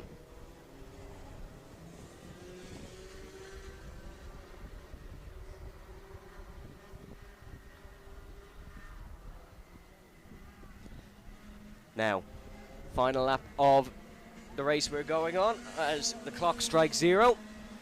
And it's a nice lead for Sean McCormack, rounding in towards turn number 2. One mistake is all it would take for Rogers to be with him, but mistake, McCormack, 2 words don't go together. Sean has been really good here today. Look at that quick glance over the shoulder, making sure he's keeping all eyes on Zach Rogers behind. He knows where he is, he knows where to place his kart, and he knows how to win a Senior Max race here at Nuts Corner, proving that nicely. Third place man in the number 95, Nathan Glenn, also having a good race. He was 4th here in the second heat last year, so beating that by 1 and taking a 3rd place finish is, I suppose, what you want to do. He finished 3rd in the final of last year, so you'll want to beat that by 2 probably. But here we go then. Rounding for the final corner, it is Sean McCormack who takes the race win ahead of Zach Rogers in 2nd. 3rd place then will go to Nathan Glenn, and then 4th is Keith Biggerstaff. Ronan Hennessy 5th, Dylan McDermott 6th, Dylan Chute in then 7th ahead of Ella Anna McFall in 8th, Ruben Byrne 9th. Jack Murtha will come home in 10th position, and then in 11th was your poleman Omar William McBurney. Aaron Walker then in 12th spot ahead of Zach Leckie in 13th. Neville Bell coming home 14th, and then it is Adam McGivern in 15th. Joe Gardner in 16th position ahead of Owen Dunn 17th. Then it's James Beattie, Tanea Halliday, Jay Larkin, Nicholas Wilson, and then a little bit further back was David McFall, Reese Thompson, Connor Smith and Tiernan Clark. And that'll round out the Senior Maxes here for the second heat. Next up is everybody's favourite, the Super Max. We'll have them coming up shortly.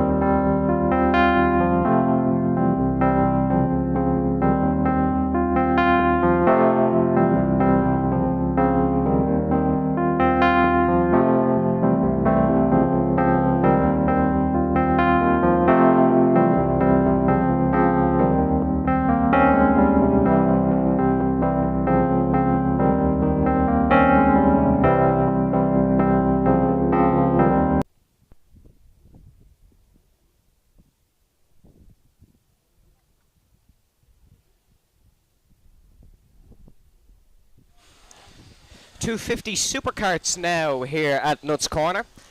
Once again, they're back out on track, and I tell you what, it was an intriguing endeavour this morning. It looked all like it was going to be Brian Jones who took the win, but then it was Ross Witherow who managed to overtake him. And thankfully, the marshals here at Nuts Corner have said, we want an even more exciting race.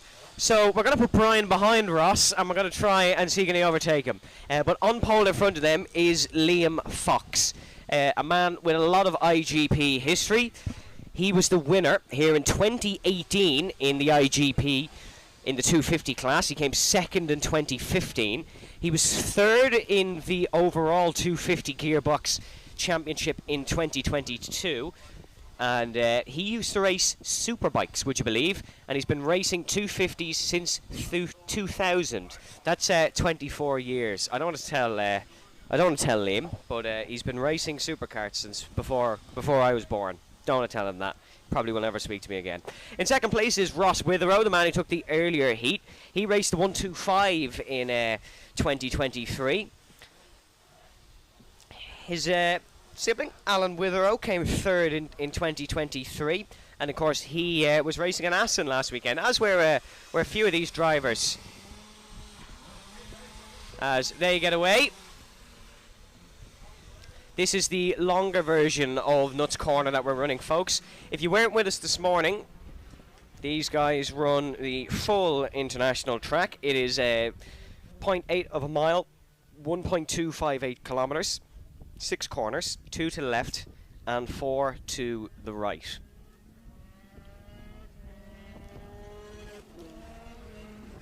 And they like to let it rip.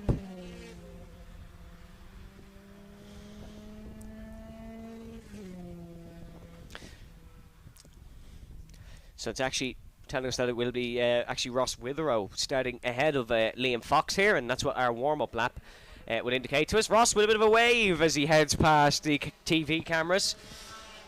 Third then will be Brian Jones, Owen Buckley in fourth, Warren Deary now out on track, Colin Mellery and Peter Deary. So we actually have more superkarts now than we did earlier, which is a nice surprise for you guys at home. So we should have a little bit more battling here in this one compared to this morning's race.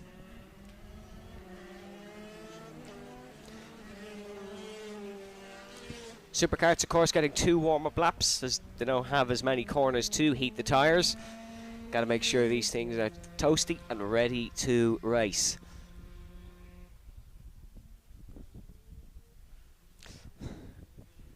It's just down around the final bend they go.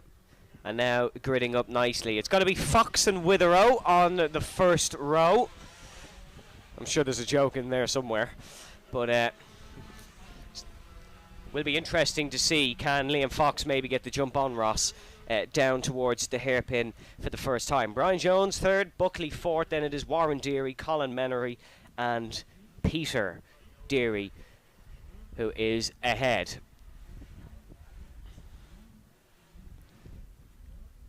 He's heading down towards the start finish, getting ready to let the 250 supercars rip.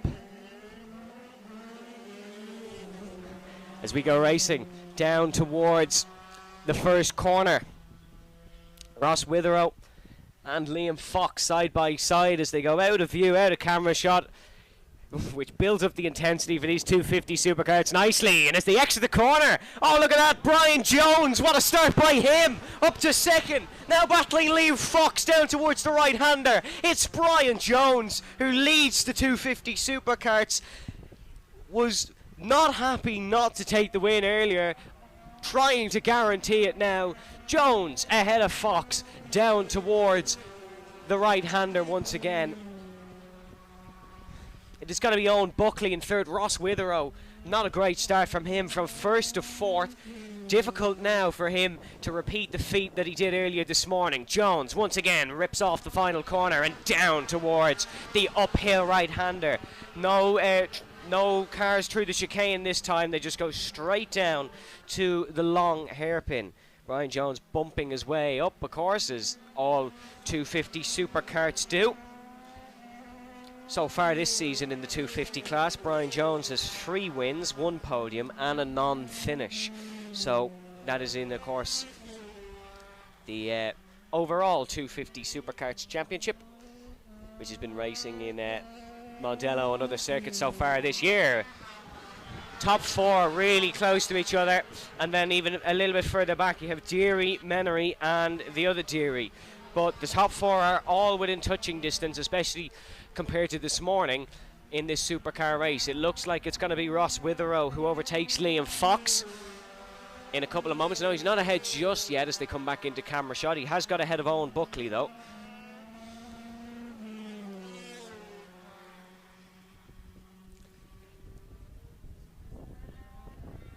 As Brian Jones doing what he did earlier and trying to run away with this one from the front. But unlike earlier, we cannot assume that because he's running away at the front he will win this one, because we saw what happened.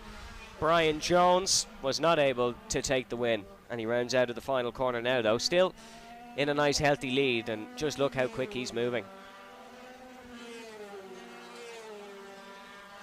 You can really see on that camera just how quick the cars are ripping past.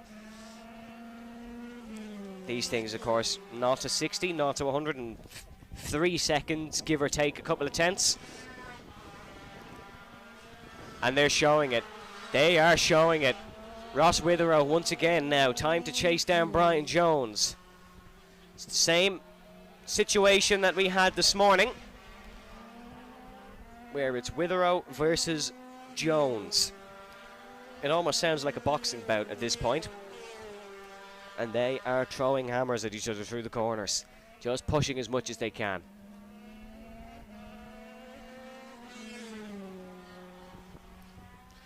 Here's Jones off the final corner, and it's Ross Witherow behind. Oh, sorry, the second final corner, as they head down towards the right-hander. It's genuinely the exact same as this morning. Jones, early lead, and with 3.5 minutes to go, Witherow's superkart kicks it up a notch.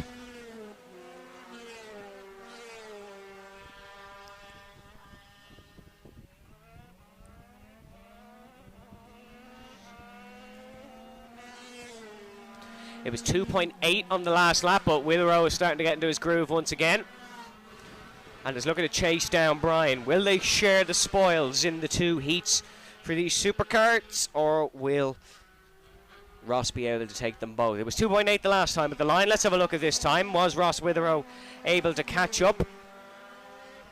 Brian Jones across it now. Ross Witherow across it now. It's 2.6, so 0.2 of a second for Ross. Brian just can't let that get inside his head, and he needs to just continue on here. But Brian, a very experienced superkart racer. He's a 2-time Irish Grand Prix winner in the 125 Superkarts. He was a 3-time Irish Grand Prix winner in the 250s, and he actually won a 250 Superkart race last year at Silverstone. The famous, or the birth of Formula 1, the famous Formula 1 circuit, the birth of Formula 1. Oh, I'm sure that was a fantastic day for him. Last time at the line, Ross Witherow, fastest lap of the race, but Brian Jones still extended the margin. Sorry, no, apologies. Witherow's fastest lap was 2 laps ago. Brian Jones quicker on the last lap. 34.5 for Jones, 34.7 for Ross Witherow. Liam Fox lapping in the 35s. He's ahead of Owen Buckley by a couple of seconds. And then it is Colin Menery behind Buckley, and then Warren Deary. We have lost the other Deary. We've lost Peter, who has come into the pit lane in the number 16. Minute and 38 to go here in this superkart race. It is still Brian Jones who is leading from Ross Witherow, and I tell you what, they're putting in some unbelievable laps here in Nuts Corner.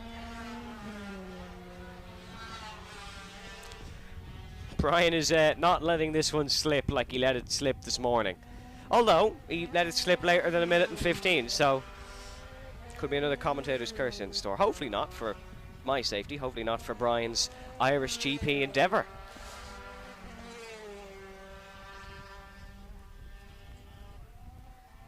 Here's Brian Jones. Brian Jones I'm just looking out to my left every time they come across the final corner, and Brian Jones is just slowly getting more in front of Ross Witherow.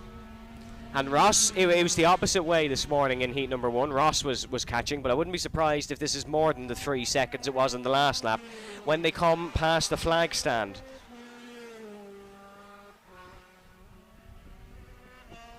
.3.1, Brian Jones extending once again. 25 seconds to go on the clock, so we'll have one more after this one. Or actually, we might have 2 more. Depends on where Jones is out on track. Brian Jones coming off the final corner now, 6.54, so we'll have 2 more. Oh no, sorry, the flag man holding out 1 more, so just 1 more lap. Timing screen could be a couple of seconds off. But if he gets through, oh wow. Ross Witherow actually caught 0.4 of a second on the last lap. So it's a late race charge from Witherow once again. But Brian Jones looks all home and dry this time. Ross fooled him once, but Brian will not let that happen again. And it will be Brian Jones who comes across. And no, we do have, oh, there we go. Checkered flag for Brian Jones. He takes the second heat win here in the Superkarts, and the spoils are split between Jones and Witherow. That bodes nicely for the remaining heats here at Nuts Corner. And the 250 Superkarts once again providing action on the full circuit. And Brian Jones will be very happy to take that one over Ross. Into the pit lane they go then. The 43 of Brian Jones and the 55 of Ross Witherow pushing each other. They've never been pushed before here in a 250 Superkart. Next up, we'll be going back through the order once again. And in a couple of moments' time, we'll go to the Junior X30s once again. But first, folks, we will once again cut you to a quick commercial break.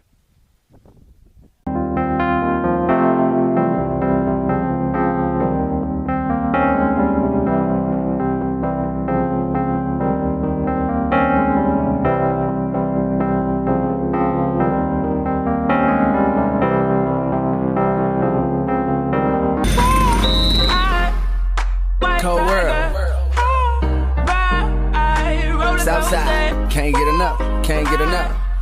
Eastside, Westside, worldwide. Ride out. Now I ain't got no kids yet, but this right here's for practice. I hate to get the seats in the bins wet, but that's how good your ass is. Make an old man get his glasses, make Wesley pay his taxes, then follow your moves all week on Twitter. Probably make a gay nigga reconsider.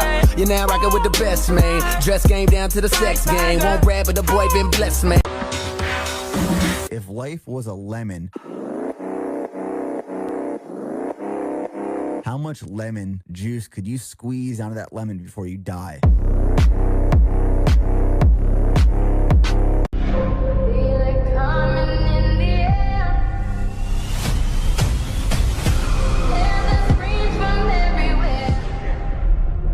Only thing that's on my mind is who's gonna run this town tonight. Yeah, I say that we are. This is Rock Nation. Pledge your allegiance.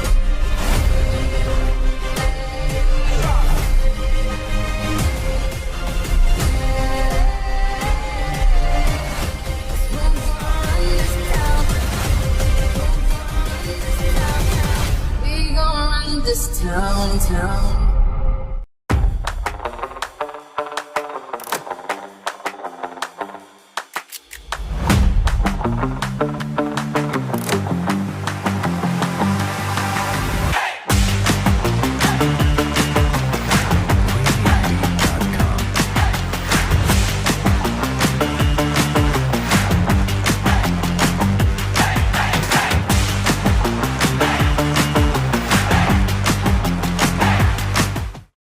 Hi everybody, it's Karun Chandok here, and I've come to check out the new mighty Bambino electric cart. Now, as some of you may know, the Como class is going to be phased out. There's not going to be any new homologations. Of course, those of you who invested in karts will carry on racing in the National Championship. But this really is the future. It's much easier to run, to be honest. I went out with my son to Wilton Mill to have a go. I couldn't believe how easy it was, because you're not messing around with jets and carbs and all of these other things with the traditional petrol engines. With this, is very much plug and play. And listen, I'm a purist. I love the sound of engines. I've grown up driving cars with engines. But you can also see how much spending money on engines and spending money on Cadet and Bambino karts has really had a big influence on the results. And that's something we as the governing body at Motorsport UK want to change. The old adage of speed costs money, how fast do you want to go, needs to be tweaked a bit. And this really is a more cost-effective way of going, because the batteries are all the same. They can be equalized on software to make sure that all the kids have an equal opportunity to be quick, and it's all about pure driving talent. So the batteries are housed in here. They've got about 3 horsepower, which is just perfect for young kids at the age of 6 coming in to drive. Obviously, if they're under 6, we can put in restrictors, and honestly, it's a little plug that goes in, and you can restrict the speed to 15, 20, whatever mile an hour you want, really, for kids to have their first go and learn how to drive it. And yeah, it's nice to see where the future is going, and obviously with Bambinos, it's only the first step. It's going to be a national championship starting with a review at the end of 2025, and we'll see what happens from 26 onwards, whether it really goes to the point where it becomes the only class.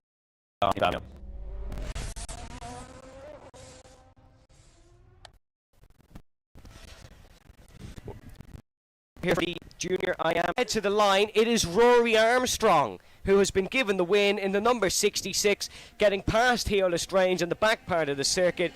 So Armstrong, fastest lap, race win. Theo Lestrange in second, Luke Agnew in third, Adam Holmes in fourth, Keith Grant fifth, TJ Taff coming home in sixth, Michaela Hart in seventh. Then it was Chad Lehman in eighth, Evan Johnston in ninth, Jack Murphy in 10th, ahead of Jamie Peoples, Adam Blaney and Martin Shannon. Next up we will have the Cadet Libre class once again. If you weren't with us this morning, the Libre class is the Rotax Micro Max Cadet, the Iame Cadet and the Honda Cadet, which are all pretty much same karts and same karts, different engines. On the pole for this one is the number 99.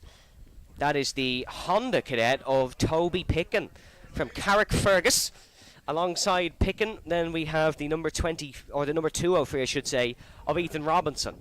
Then it's the number 77 who is behind, the number 77 of Jaden McElhenney, who unfortunately picked up a penalty for improper start procedures in the last heat. Then it's the 133 of Cahan Knox. Keep an eye on Cahan, very quick driver, good starting position. Then behind Cahan we have the 75 of Callum McVeigh, and alongside Callum we have the 204 of Oliver Meredith. So pole once again, Toby Picken. Alongside him we have the 133. No, apologies, we don't have Catherine Knox alongside him. We've Ethan Robinson. Alongside Toby Picken.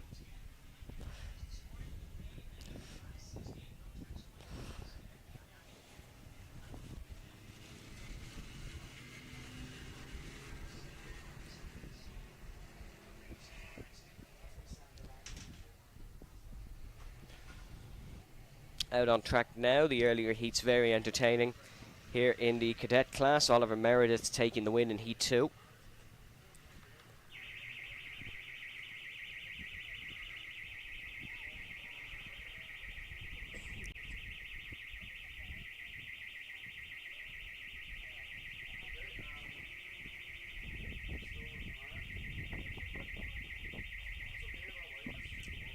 Gridding up now for this one on pole, Toby Picken in the 99 Honda Cadet, and alongside him Ethan Robinson in the 203. This should be a very entertaining one as they're rounding in through the infield.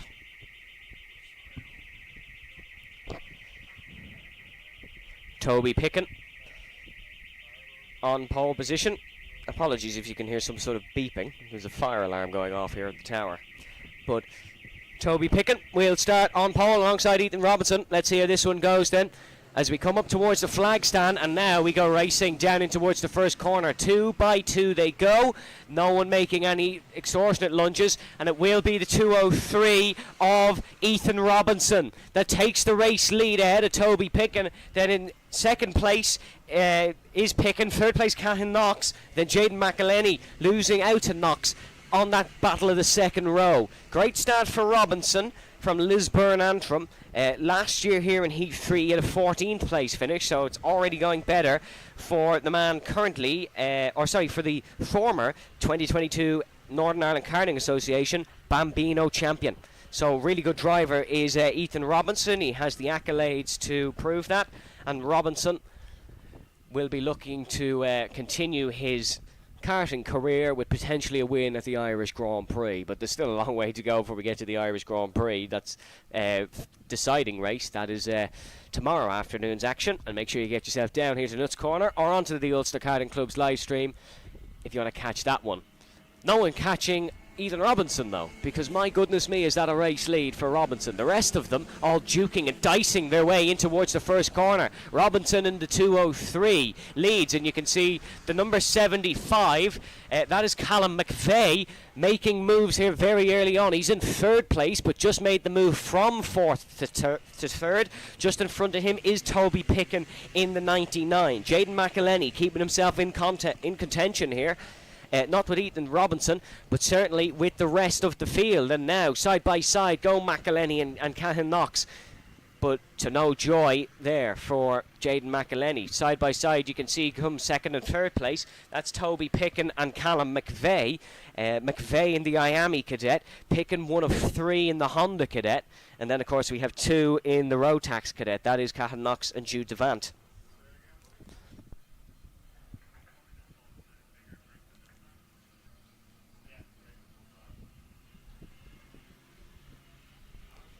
Ethan Robinson leading out the way in front. Battle for second carries on between Picken and McVeigh. And here comes Callum McVeigh. Looking to try send it around the outside of turn number 1. Braking later goes Toby Picken, but that's going to allow Callum McVeigh to go for the up and under. The 204 of Oliver Meredith involved in that one as well. And Meredith not able to get in front. What a great race this one so far from Oliver Meredith, who's up into third place behind Callum McVeigh. Picken falls to fourth. Fastest lap of the race for Oliver Meredith, who is the man battling for that second place, not Toby Picken, apologies. And you can see Meredith is now up and ahead and into second place. Toby Picken in fourth. Callum McVeigh now down to third in the Cadets Libre class heats.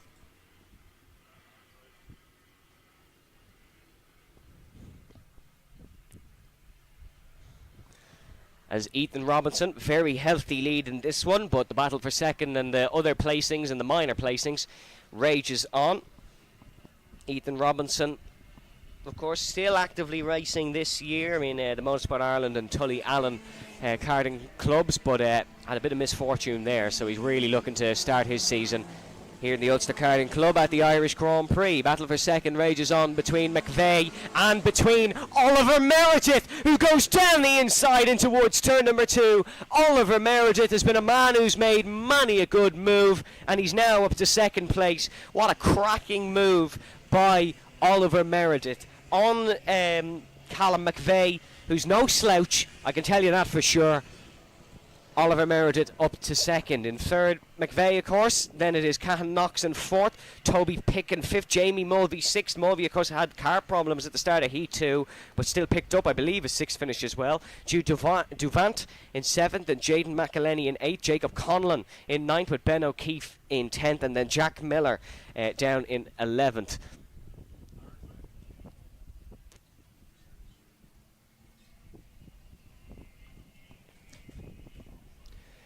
Three minutes 30 to go in this one as Ethan Robinson rounds to start the next lap Oliver Meredith in second, but still under some pressure from Callum McVeigh behind. That's not a decided battle by any shape of the imagination, and Callum McVeigh will pile the pressure on Oliver Meredith. Meredith running the 2:04, Robinson running the 2:03. It's a day for the high-numbered drivers, that is for sure. Sure, we had Jack Dillon running. Is he running 1:13 in the Tillotson class and in the Inter Waterswifts, which are coming up next, of course, folks. The fastest lap of this one now going to Ethan Robinson and not Oliver Meredith. So Robinson now with the fastest lap of this race.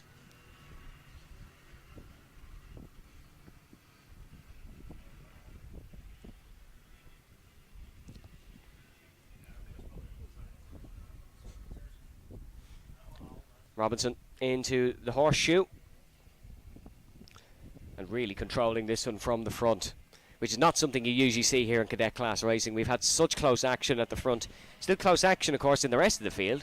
We've had such close action for the race wins here today that this really is truly exceptional by Ethan Robinson, who's putting up an incredible showing. Last year in this heat, he was 14th, and now he's dominating at the front. It's amazing what a year can make, especially in the development of a young driver. There's a move from Toby Picken, almost going up in towards 5th position, but wasn't able to make it stick.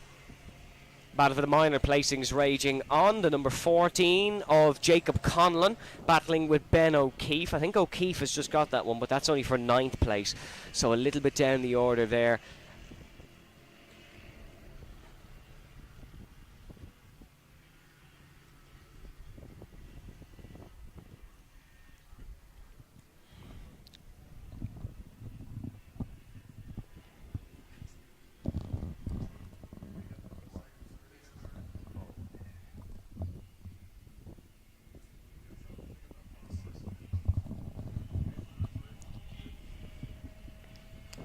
Minute and 20 to go in this one. Still Ethan Robinson with the control at the front. Oliver Meredith in that battle for second has taken a grasp on that one and taking control, and you can see there the 2:04 with about 4 or 5 car lengths over the second or third place driver of Callum McVeigh. A little bit further down the order, Jamie Mulvey able to get past Toby Picken, and Ben O'Keefe able to get past Jacob Conlon. Unfortunately for Jack Miller, he's not able to catch back up to Conlon, but will look to get involved in that fight nonetheless. He actually is with Conlon now, so still something in this one potentially for young Jack Miller, who's looking to try and continue on his Irish Grand Prix hopes.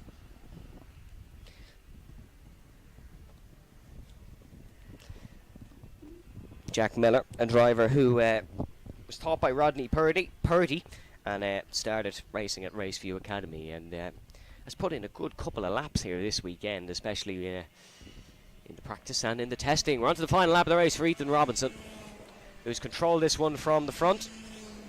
The board comes out, and Robinson just has to bring his Iame Cadet home. And with the way he's driven here in heat number 3, there should be no issues of that one. The 2:25 of Jamie Mulvey looking a little bit slow through the corner, but no, he's picked it up now. Might have just been lifting off the loud pedal, but it seemed like he was a little bit slow.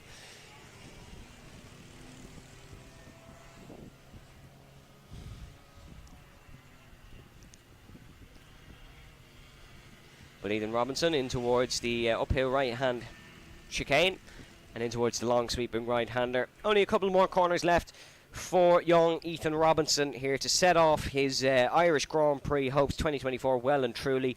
It'll be a win in heat number 3, apologies, for Ethan Robinson. We'll see him back out for the Prix Final tomorrow here in the Iame Cadet Championship. But Robinson will be a happy man going to sleep tonight knowing he has a chance at an Irish Grand Prix win, because he's taken heat number 3 here in total and utter dominance. Second place will be Oliver Meredith, who did actually take the fastest lap there, and third will be Callum McVeigh. Cahan Knox then in 4th, Jamie Mulvey in 5th, Toby Picken in 6th, the pole sitter with Jude Devant in 7th, Jaden McElhenney in 8th, Ben O'Keefe in 9th, Jack Miller in 10th, and then it will be Jacob Conlon who comes home in 11th.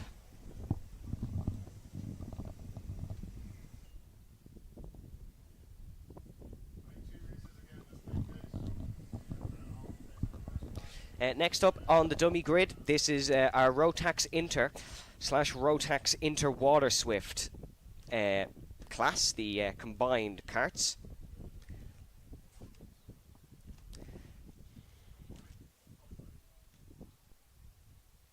So Rotax Inters that of course go first, and your pole sitter in the Rotax Inters is Liam O'Hagan for this one. Then it'll be Brogan McDonald who starts alongside him.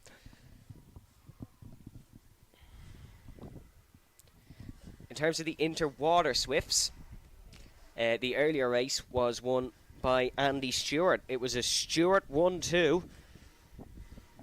Sir Jackie probably wishing his Formula 1 team had a couple of results like that, but it was a Stewart 1-2. Andy Stewart leading home Johnston Stewart. And Andy really driving superb indeed. But there's been a lot of fantastic performances here tonight. In terms of the Rotax Inters, though, we'll run through the Waterswift grid in a moment. O'Hagan is joined on the front row by the number 27. That is Brogan McDonald, of course. Then it's the 207 behind for Daily Motorsport, Charlie Blair for the DMS karting team.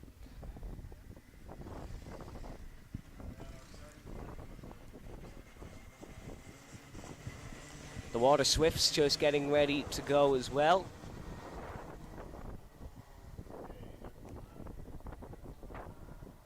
They'll be unleashed from the paddock in a moment. Yep, and there we are. They are go. On pole for this one is the number 103.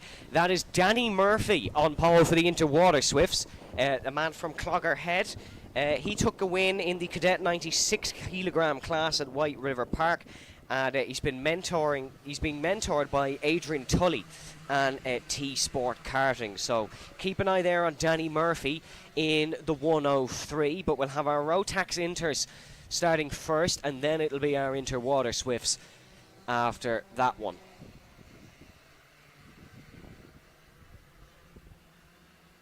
But here come the Inters to the grid. Remember, on pole position for this one is Liam O'Hagan, and it's Brogan McDonald who is behind him down towards the first corner. Now we go racing, and it's a good start from O'Hagan. It's a good start from the third place driver as well, and Liam O'Hagan will be able to lead in the first corner. It's the 207 of Charlie Blair, who's got a great run off the second row. Brogan McDonald being overtaken a little bit, and Brogan is now down to third. What a start by Charlie Blair, who's already looking to take the race lead here off of Liam O'Hagan, and it is Blair in the race lead in that very much visible DMS karting livery. Charlie Blair is up into first place. Here come the Water Swifts then. They're coming towards the start-finish line. And there's a kart dropping back very early there. Andy Stewart, you can see away really quickly. Problems for someone on the front row. It's the number 90, though, that is into the lead of Sophie Campbell, who leads in the Inter Water Swifts grid. She's under pressure now behind by, I think it's one of the Stewarts who is behind. And now you can see side by side in towards turn number 3. It is Sophie Campbell in the race lead. Zach Burke actually behind, not one of the Stewarts in the 111. But Campbell is up and ahead. And now we turn our eyes once again to the Rotax Inters. It is still Charlie Blair. Blair is ahead of the 73 of Ben McCloughery, who's been very quick today around this Nuts Corner circuit. He's really put in a couple of cracking lap times, a couple of cracking overtakes as well. And he is in second position here in this one behind Charlie Blair. Campbell ahead of Burke for the Water Swifts as they're coming around the final couple of corners now. Sophie Campbell's actually fallen back here. So Campbell no longer in the race lead. Sophie Campbell is now down to 5th spot. So some problems for Sophie Campbell here on this opening lap. It's the 96 in the lead in the Water Swifts of Ian Carey, who is up and ahead. So Carey getting a great race start. Zach Burke behind, and then it's Johnston Stewart. The Inters coming around the final corner as well, and it seems to be Charlie Blair's race to lose at the early stage. But we know Ben McCloughery, a really, really quick driver. As they head through one, it's the 207 of Blair ahead of the 73 of McCloughery. Still a bit of breathing room between those three. There's a battle for 5th position, it looks like. So we'll keep an eye on that one as well. But the That's actually the number 26 that's had some problems. That's Caden Warnock from Ballykindler, who's had some problems. He's way behind the rest of the Rotax Inter's grid. That's not a Waterswift kart, that's a Rotax. The Waterswift's heading down towards the first corner now. And still in the race lead with them one, that is Ian Carey from County Meath, Republic of Ireland, who's down in towards the first corner. At second place there is number 93, and it's free abreast in towards turn 2. Oh my goodness me, Andy Stewart in the 193 involved in that one, but 3 abreast down towards turn number 2 is not something you see every day here at Nuts Corner. And they're really making this one interesting in the Iame Inter Waterswift's race. But it is Ian Carey who's still in the lead of that one, ahead of Johnston Stewart up to second in that one. Then it's Zach Burke. Noah McFarlane having some problems in the Rotax Inter's race. And Ben McCloughery hot on the heels of Charlie Blair, and McCloughery down the inside goes Ben McCloughery, and he decides to no longer be hot on the heels of Charlie Blair. He's going to extinguish that fire in front of him and overtake Charlie Blair. What a brilliant overtake indeed by Ben McCloughery. We've said he's pulled off some cracking moves, pulls off another good one. The Waterswifts now down towards the first corner. And it is still Ian Carey who's in front in this one in the 96. In second is the 93 is Zach Burke. And then in the third spot is, 93 Johnston Stewart. And then in the third spot is now James Nolan, the Clare driver, who his ambition in motorsport is to win the Irish Grand Prix tomorrow. Let's see if he can do it. But he's going well nicely here. Rotax Inters once again, McCloughery in the race lead as we saw him take it in towards turn number 4 the last time round. It's then Charlie Blair who is in second position, and third position in that one is Brogan McDonald. Liam O'Hagan fourth, Declan Noble in fifth. McCloughery still in the race lead ahead of the second place driver of Charlie Blair, of course.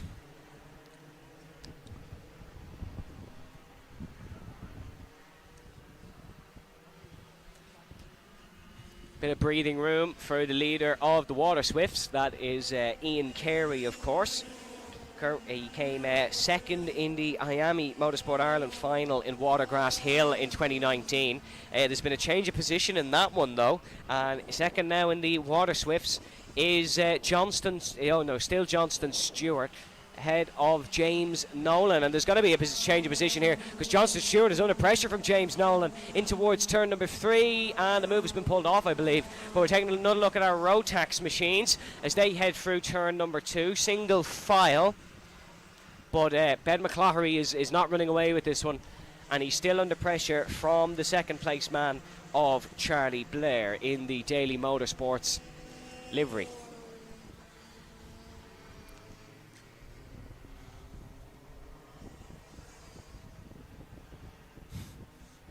Still a minute and 20 to go in this one, so we have a couple more laps at least for the Waterswifts and the Rotax machines. The Waterswifts you're looking at now down towards the first corner, and it's still Ian Carey out in front in this one, and then second place in this one is now the 93 of Johnston Stewart still, but Johnston is under pressure from the third place driver of James Nolan. We saw Nolan in the blue helmet, the white helmet, try attack Johnston Stewart in the blue helmet in towards this corner on the last lap, but wasn't able to do so. Still McCloughery at the front of the Rotaxes, and it is still Charlie Blair in second place. So no changes for the Rotaxes, no changes for the Waterswifts, but I can't imagine it staying like that until the dying embers of this kart race.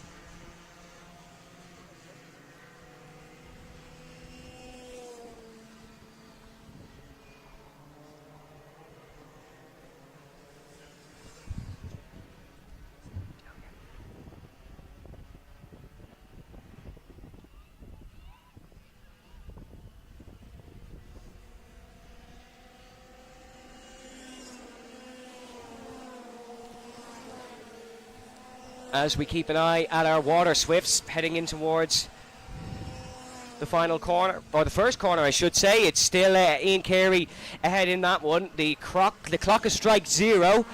One more lap for our Rotaxes that are heading in towards turn number 1. Ben McCloughery in the race lead of this one, ahead of second place of Charlie Blair. That hasn't changed, and I can't really see it changing for the remainder of this one. Ben McCloughery has done an excellent job at taking the race lead and winning in this one.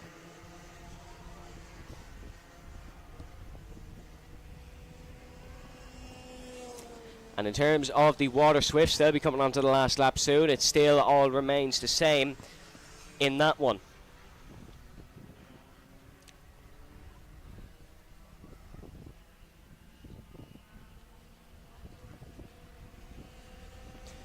There is the Waterswifts heading in towards turn number 1. That's Ian Carey, of course, in the race lead. Ian Carey from Moynalavey, County Meath. And he's going to take the water Swift's win here, indeed. And there is your Rotax Inters coming across the line. That's a great win for Ben McCloughery out of Charlie Blair. McCloughery's given himself every chance to try and take this Irish Grand Prix victory. Brogan McDonald third in that one. The Waterswifts coming through the final couple of corners now, and it will be Ian Carey who controls from the front in this one. And Ian Carey will take the race win for the Iame Inter Waterswift category. Ian Carey really drove well in this one, you have to hand it to him. I know we've been saying McCloughery drove well, but in the other race, Ian Carey really a standout now, and he'll round through the final corner, reach the flag stand, and it will be Ian Carey who does take that win ahead of second place. Second place in that one going to Andy Stewart. So Andy really has been superb all day here on Saturday, and the Stewarts have had a good day. They'll have a good day tomorrow as well, presumably. But your full race results in that one, in the Rotax Inters, it was McCloughery, Blair, McDonald, O'Hagan, Noble, Arthur, Grimes, McFarlane, Warnock, Carey. Then it is, Carey first in the Inter Waterswifts ahead of Andy Stewart. Then it is James Nolan in second position. Danny Dempsey for Turn 3 Motorsport coming home after. And then it was Sophie Campbell, Johnston, Stewart, Zach Burke, Danny Murphy, and then it is Ray Healy, Oscar Miller and Cole Kenneran. Next up out on track is our Rotax 177s and Senior X30s, another double class race.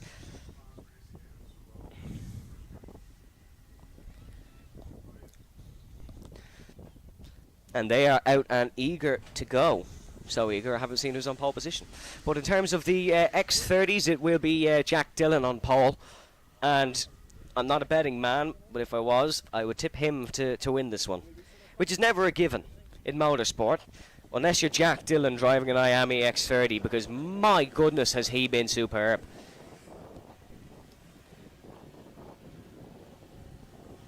Second in that one is going to be Patrick Hayden, and then James Simpson in third. But your Senior Maxes, Liam Kearns doing the business in Heat 2. Was a really great performance by Liam Kearns, and it was great to see some of you at home supporting him on our live stream. Keep an eye on Brian Cherry as well from Cookstown, Tyrone. They'll be looking for a good result as well in this one. And then in your Iame X30s, unfortunately, it's been Jack Dillon that's dominated from start to finish. And the fact he's driving two karts hasn't affected him in the slightest. He's hopping into the Tillotson T4s, so even though his fellow two Iame X30 competitors will be finished after this race, he isn't. He has to come up in the Tillotsons once again. But here we go. Then the first heat, or the first class in this grid is the Senior Max 177s, and now they go racing here at Nuts Corner, down towards the first corner. It's the number 65 of Paddy Fitzpatrick that leaves. Paddy wasn't happy with how Heat 2 went, so he'll be very happy with how that first corner has gone. And now the Iame X30s are underway, and Jack Dillon has actually not got the best getaway, but he will still be in front of Patrick Hayden and James Dillon heading in towards the first corner. Hayden second, Dillon third. That's how the other two heats ended up. So we turn our attention back to the Senior Maxes.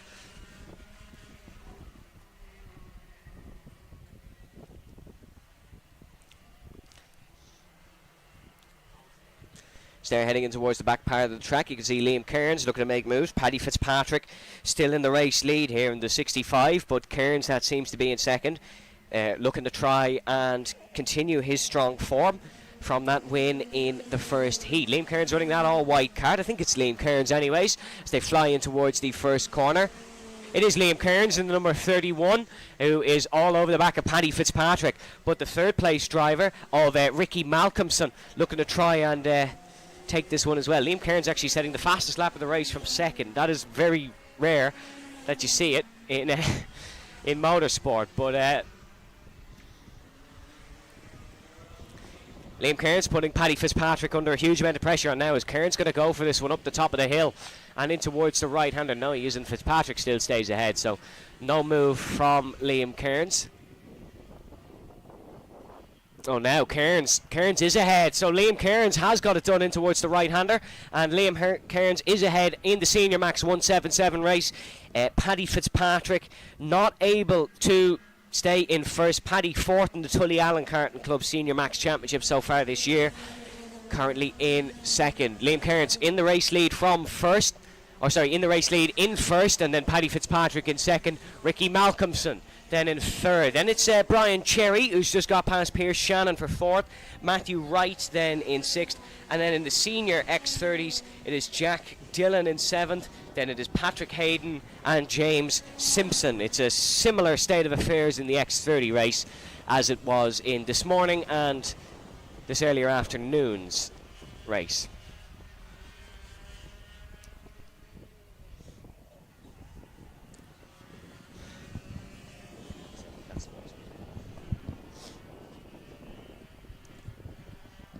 Liam Kearns just heading into the back part of the track now in his Senior Max 177. A 125cc restricted two-stroke engine. And Liam Kearns has been fantastic from the offset here today at Nuts Corner. And he's building up a margin once again. So this race following a similar state of affairs as it was this morning. Liam Kearns now with a 0.6 of a second lead over Paddy Fitzpatrick. Fair play to Paddy, having a good race so far. He was a bit frustrated with himself, as we saw, and doing a good job indeed. But Paddy is under pressure from Ricky Malcolmson in second. Ricky Malcolmson, the man from Retford Island Down, he took his first UKC win in October. UKC, the Ulster Karting Club.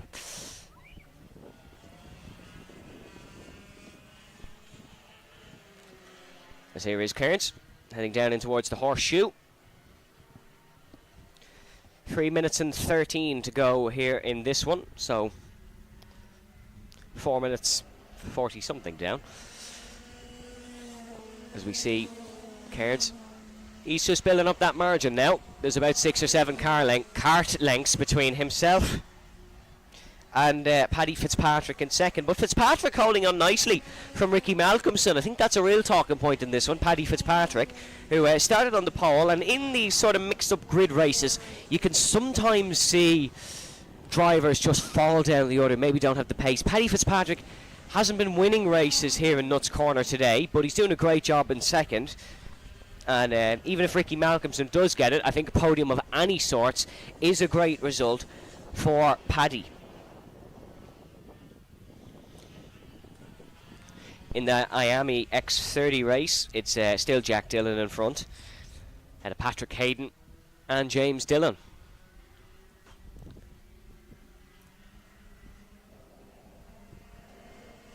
It's a great run off the final corner for Ricky Malcolmson in his fight with Paddy Fitzpatrick.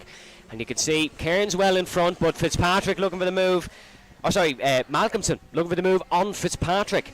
The number 69 of Ricky Malcolmson looking to try and get it done, and there could be a move down the inside here for Ricky Malcolmson if he plays his cards nicely. No, he actually backs off, does Ricky, so doesn't fancy going for it. He's let Paddy Fitzpatrick make a mistake on his own though. Paddy went adventuring off the apex, ran a little bit wide heading through the left-hander, and that's allowed Ricky Malcolmson to get a really good run. But Ricky Malcolmson actually under pressure from the fourth place man of Brian Cherry in the 55 in the blue cart.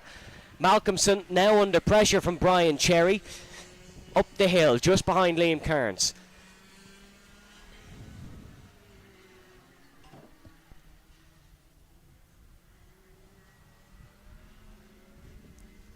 As there is Jack Dillon, you can see on your screen in the Waterswifts. He is just ahead. Just a minute to go here, so we'll have another couple laps. Fastest lap of the race, once again, Jack Dillon. 56.6 second lap time for him. He has had the fastest lap throughout this class today, and that is an overall fastest lap, so he's quicker than the Rotax grid.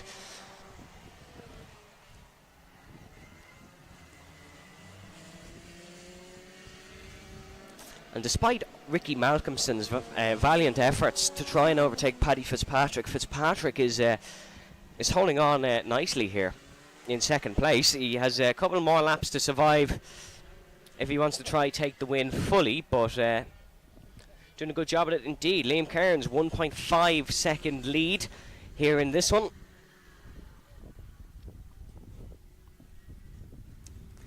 As still Fitzpatrick second, Malcolmson third, then Cherry and Shannon.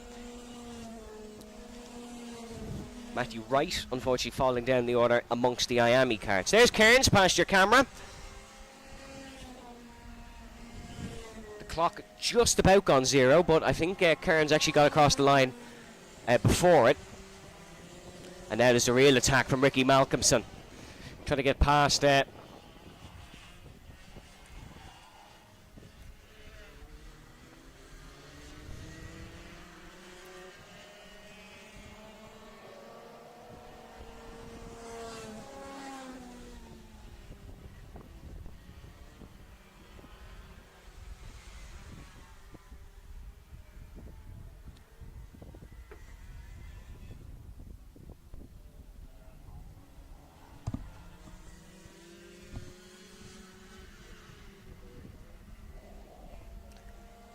Liam Kearns coming across in towards turn number one. The clock is down to zero, so I do believe we have one more lap here. This is the final lap for Liam Kearns and for Paddy Fitzpatrick to defend from Ricky Malcolmson.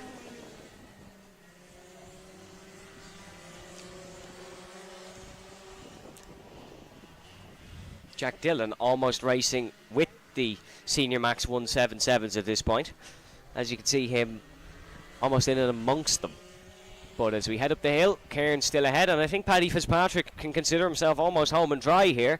Not many overtaking zones in this second half of the lap, and Paddy Fitzpatrick has actually built up a little bit of a gap ahead of Liam Kearns.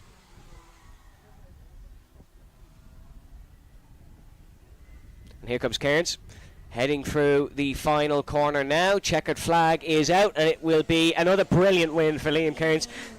Paddy Fitzpatrick coming home in second, Ricky Malcolmson in third, and a good race by Brian Cherry in fourth. Unfortunately for Cherry, wasn't able to take more than fourth, but still a good effort there from him. It'll be Jack Dillon who comes home to win his third Senior X30 race of the day. Pierce Shannon will come home next in the Max class. Oh, he's been beaten by Patrick Hayden, has Pierce Shannon. So Hayden just getting ahead of Shannon. But your full results in the Senior Max 177s, it's Kearns, Fitzpatrick, Malcolmson, Cherry, Shannon, Wright. And then in the X30s, it is Jack Dillon, Patrick Hayden, James Simpson. So a good race to round us off there in the Max 177s and the X30 Seniors. Next up we have the Bambinos, who are back out once again for their second heat. They of course had time qualifying this morning. And on the front row we'll have the 67 of Henry Hales and the 33 of that'll be Freddie Purnell. So same order from qualifying. It's a standing start for these. Henry Hales winning ahead of Freddie Purnell in this morning's race. Then behind them, of course, you have the 57 of Jack Harper and the 14 of Corey Lyons. It's a standing start, these Bambinos, so it'll take a moment or two to get these all gridded up and ready to go for another Bambino race.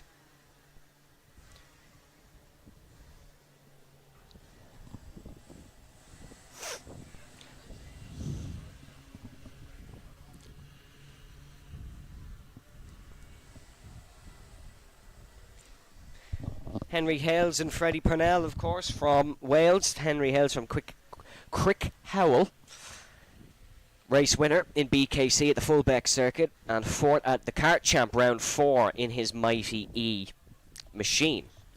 Of course, if you did miss any of the earlier Bambino races, 50cc Comer engines in some of them, and a Might E power unit in the others.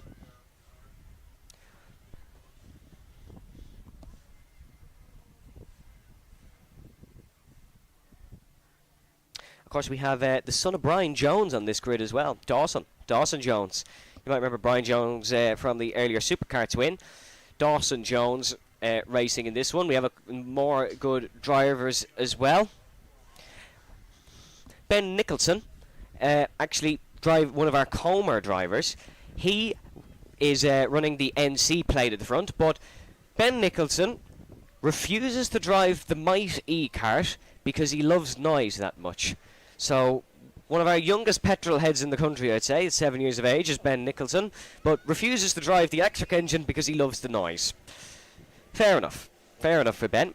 Mason Monaghan as well in this one, another driver. He's from Delvin, Westmeath.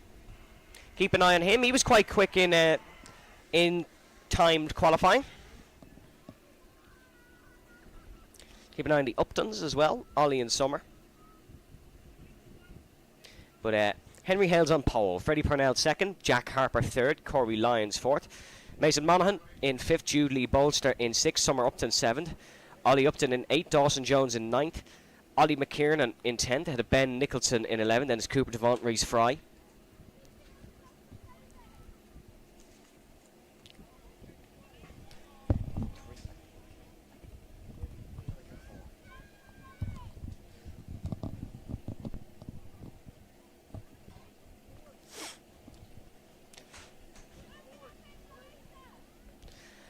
The Bambinos being gridded up. Hales versus Purnell. Sort of the fight in this one. It's the Jones versus Witherow of the Bambinos, as we've seen in the supercar fight. If you're enjoying the action here on the Ulster Karting Club's YouTube channel, make sure to give us a subscription here to support the live stream, as well as check out all our sponsors, of course, which you've seen during the commercial breaks and will be read out again before we wrap up our action here on day one of the 42nd edition of the Irish Grand Prix. Live from Nuts Corner Circuit, County Antrim.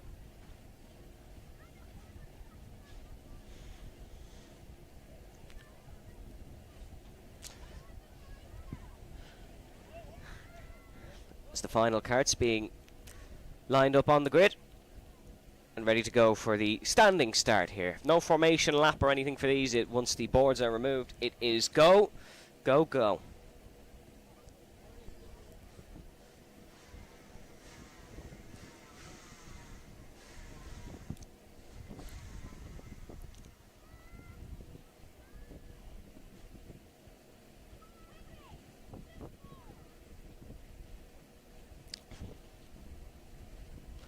Freddie Purnell and Henry Hales looking to get unleashed in this one and go back at it. Hales actually led the entirety of the second heat. Can Purnell do something different as we go racing once again here in Nuts Corner?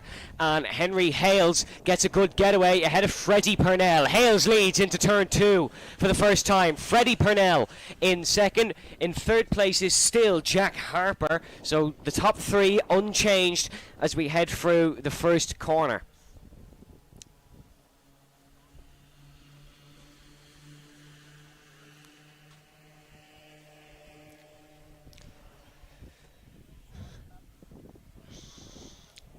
Freddie Purnell just looking to chase down Henry Hales. Hales a race winner and fullback, of course, as we said, and a race winner now at Nuts Corner in his Might E Bambino. The Might E karts the quicker. They currently hold the top 7 positions here in this race, and then you have the Comer engines as well. But as they head over the hill, still Henry Hales, who you can see with that vivid, that very bright and vivid red on the front of his blue kart. He's not easy to miss, is Henry Hales.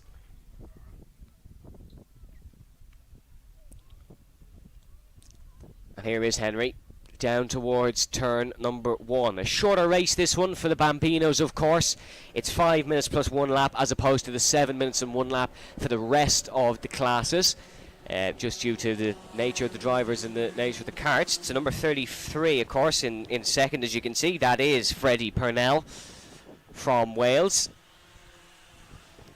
Couple of shakers, Mason Monaghan up to 4th, running NW. Jude Bolster is in 5th. Corey Lyons up to 6th position. Corey Lyons from Limerick, of course, racing for Daily Motorsport.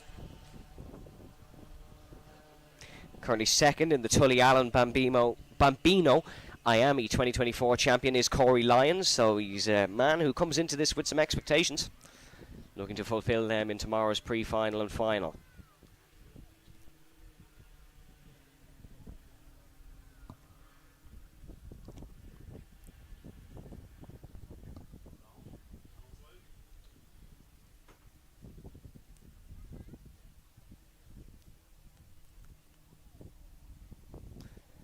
Freddie Purnell not keeping up with Henry Hales here in this one. The 3rd place man of Jack Harper has given Purnell a real run for his money. It was 9/10 at the line, but it's a lot more now, and you can see Harper looking to try and attack Freddie. It's been Hales and Freddie Purnell the whole day here in the Bambinos. Harper looking to introduce himself. That's Jack Harper in the number 57, who you can see heading round. Jack Harper from Dundroyd.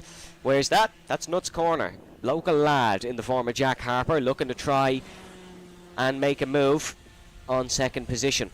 And you can see Harper just trying to fish it round the outside, heading through turn number 4. Not able to make the move on young Freddie Purnell. Jack Harper, 7 years of age, as is most of the field here. A couple 6 and a couple 8, but all with very similar levels of experience in a Bambino kart. They'll be looking to upgrade to the Cadets that we saw earlier soon, of course, in the future.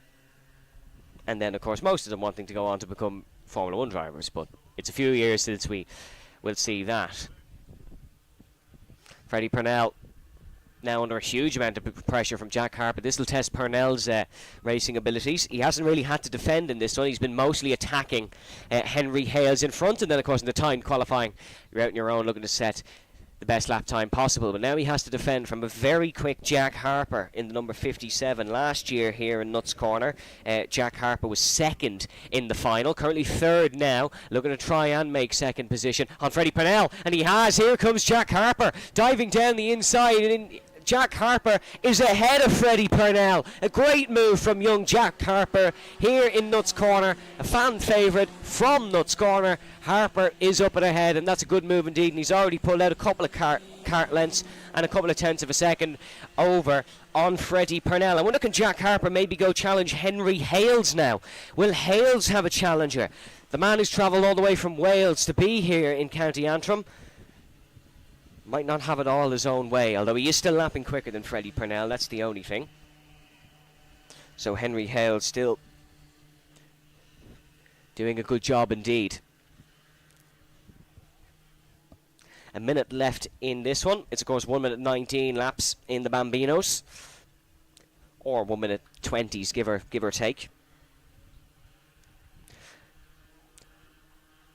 So we will have 2 more laps in this race. Henry Hales in the race lead. Jack Harper 2nd. Freddie Purnell in 3rd. Freddie Purnell looking to try and get ahead of Jack Harper down towards turn number 1 and 2. This is where Harper got past Freddie Purnell's the last time round, and there is Henry Hales in front.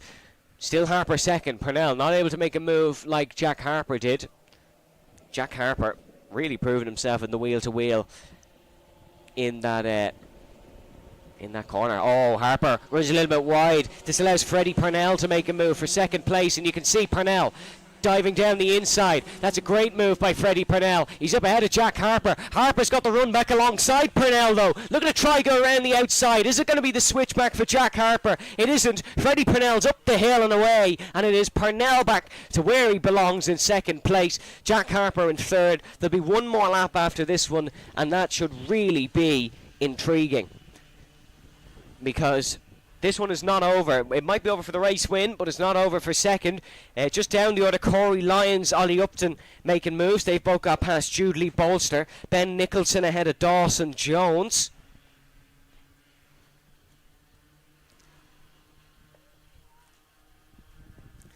As here is Henry Hales to received the final lap warning. Look at this though, Jack Harper. Jack Harper's going to try it again, potentially on Freddie Purnell in the battle for second. And this has been a race-long fight between Freddie and between Jack Harper. Harper got the move done into 2. Purnell got the move done into 4/5, give or take. Freddie Purnell, though, still looking to try and keep in front to keep that second place. Harper's got a great run on Purnell. This is a great chance for Jack Harper to potentially get ahead of Freddie. Not close enough to dive down the inside, but he's got a better run once again through turn number 4. Freddie Purnell just going to stay in front, and I think Purnell might have this one. That seemed like Harper's best bet. Stay head up the hill. Purnell's always good in this part of the circuit. And that seems to be that in the battle for second, unless there's a dive in towards one of the trickier corners, but I can't see that happening. Here is Henry Hales, though, rounding through the last couple of corners. Checkered flag at the ready for Henry, who is going to take pole and win both heats here in his IGP Bambino debut. Henry Hales, a star of tomorrow. Maybe will it be literally tomorrow in winning his Irish Grand Prix. But Henry Hales across the line and takes the win. It's going to be Freddie Purnell who leads home. Jack Harper in the battle for second. That one was close. We'll have to take a look at the timing screen. Oh, Harper's got him on the line. Jack Harper has overtaken Freddie Purnell on the run to the line. The timing line is a little bit after where the checkered flag is. Jack Harper knew that. I'm not sure if Purnell did. Harper ahead of Freddie, and Freddie down to 3rd. Mason Monaghan 4th. Corey Lyons will come home in 5th. Ahead of Ollie Upton in 6th. Julie Bolster in 7th. Ben Nicholson in 8th. Dawson Jones in 9th. Cooper Duvant in 10th. And then it is Ollie McKiernan in 11th. Unfortunately, we didn't get to see Summer Upton or Reese Fry in that one. There was a no start there for them. Next up, we will go to our Junior Maxes once again. And on pole for the Junior Maxes is the number 31 of Jason Park. Alongside him will be the number 28 of Conan Warnock. Then on the second row is the 95 of Noah Taylor, and the 44 of Drew Hasley. So they're your top 4 for the Junior Maxes coming up in a moment.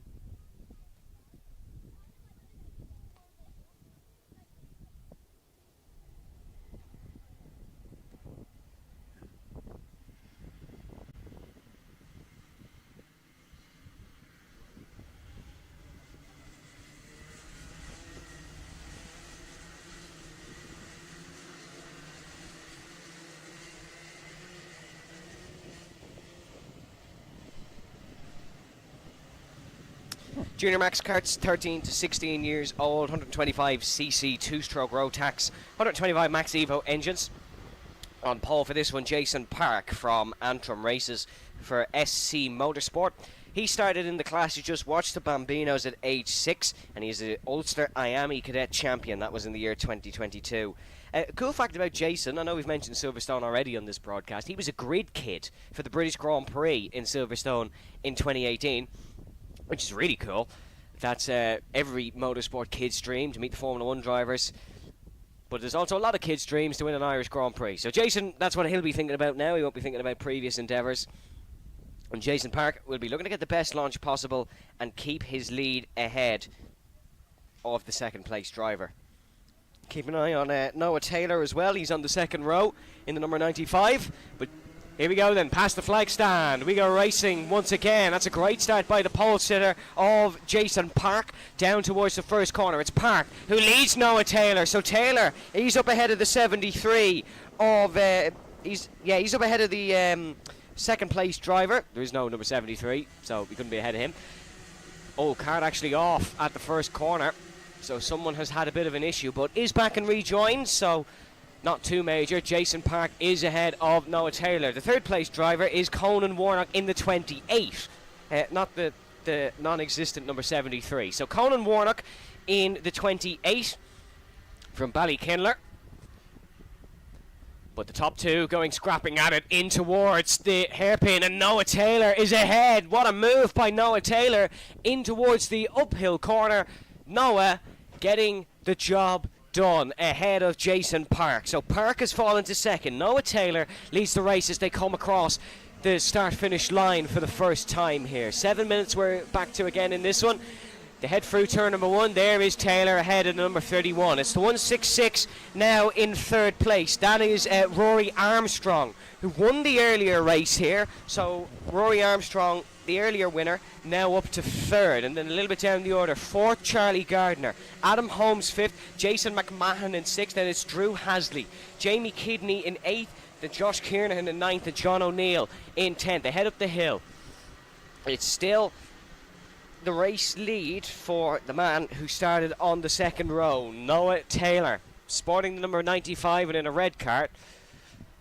Some say he looks like Lightning McQueen, which is just me, but Noah Taylor in towards the right-hander now in the final corner, under pressure from the second place man of Jason Park.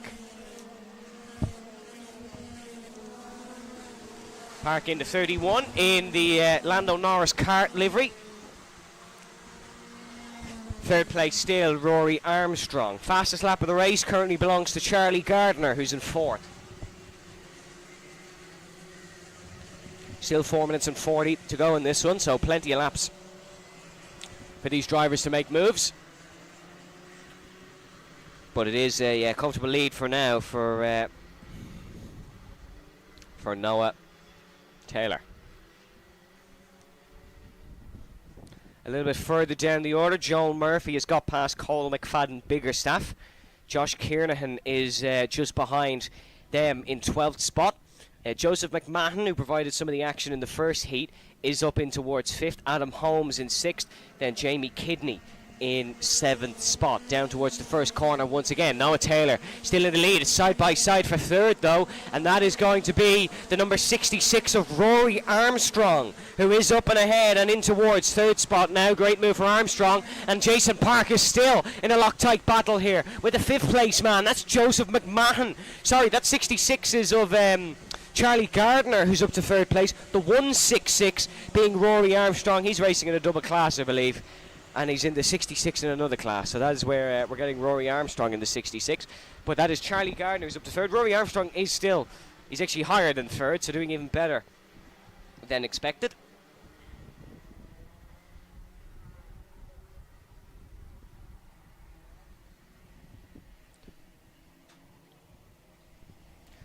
Noah Taylor still leading this one though as they head through the final corner now. 3 minutes to go. Taylor slowly being caught in by the man in second place. That is Rory Armstrong. You can see in the 166, then the 66 Charlie Gardner, and then just behind Charlie Gardner now you still have Jason Park. He has no, sorry, you don't have Jason Park. Jason Park has fallen down to 5th. You have the 4th place man of Joseph McMahon, then Jason Park, and then of course you have Adam Holmes in 5th position, who ran a great race. There's a move down the inside, and that's going to be a swap for the race lead. That is the fabulous Rory Armstrong in the 166, getting up and ahead of Noah Taylor. And Rory Armstrong now once again trying to win at Nuts Corner. Down towards the right-hander. Armstrong really working well, making the move stick. There's a straggler behind, so a problem for one of the racers here. He's being green flag waved back on to the circuit. Armstrong leads for the first time in towards the first corner. Still has Noah Taylor hot on his heels, and then in third you have Charlie Gardner of Daily Motorsport looking to make an impact here in this one. Taylor's not being dropped, still with a shot and looking to overtake the man in first place.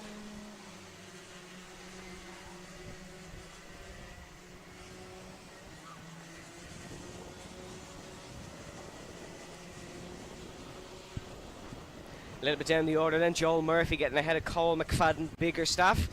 Archie Condy, who's got ahead of Travis Bailly. John O'Neill as well past Travis, so that's actually 2 spots technically for Archie Condy, who I believe was on pole for the second heat. As they come in towards the final sector of the circuit. On the clock, 1:18. These guys are doing 57-second lap times, or if your name is Rory Armstrong, you are, has his quickest lap of the race as you see him fly past your screen in towards the first corner.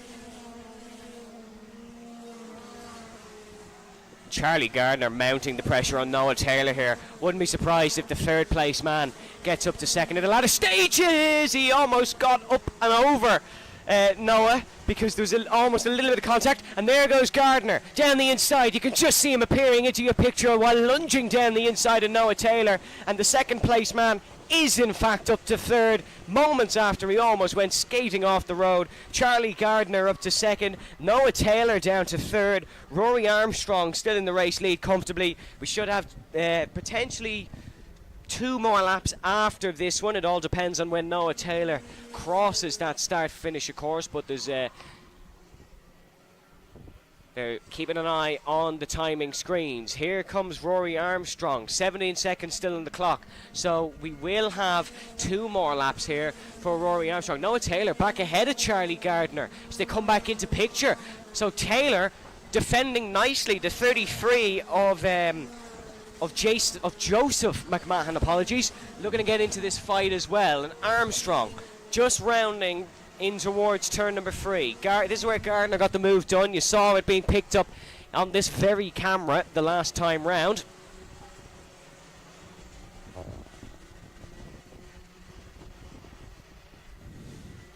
Gardner is up and ahead of Rory Armstrong. So Armstrong and Gardner are going head for head here in this one. We'll have 1 more lap after this, so another opportunity for Noah Taylor to potentially retake back this race, second place.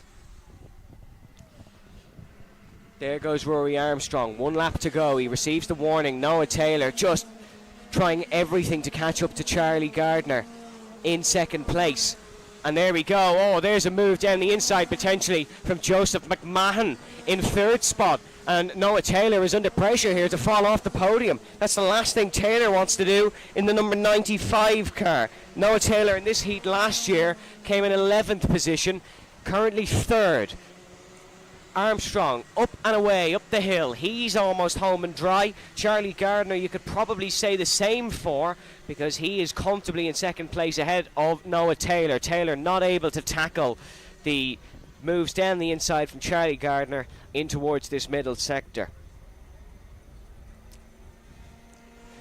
It's going to be this man then, Rory Armstrong, rounding through the final corners. He had a great qualifying position, made the most of it, and Rory Armstrong is your winner of Heat 3 in the Junior Max class. Second spot does go to Charlie Gardner, third to Noah Taylor, and fourth will go to Joseph McMahon. A little bit down the order then, fifth spot will go to Joel Murphy, sixth to Adam Holmes, Carter Kelly comes home in seventh, Jason Park in eighth, with Cole McFadden Biggerstaff in 9th, Jamie Kidney in 10th, Archie Condy 11th, John O'Neill 12th, and that rounds out your top 12 folks here for the last Junior Rotax Max race of the day.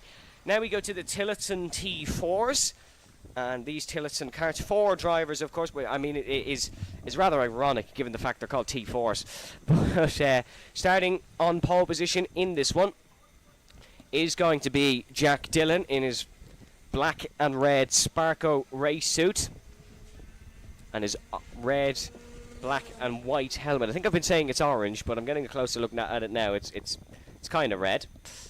Alongside him then is the 835 of Luke Palmer. Then in third will be the 832 of Ewan Miller. And in fourth is last heat's race winner. It's the 833 of Cahan McClelland.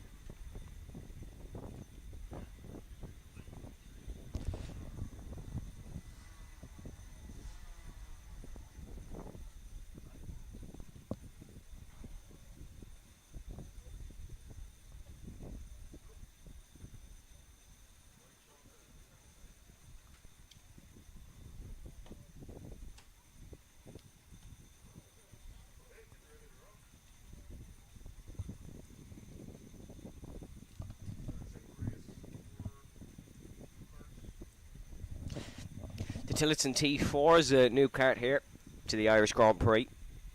A 225cc 2-valve 4-stroke engine in this one with a Noram Stinger race clutch. It has a Tillotson FM22 carburetor, and these are raced around the world.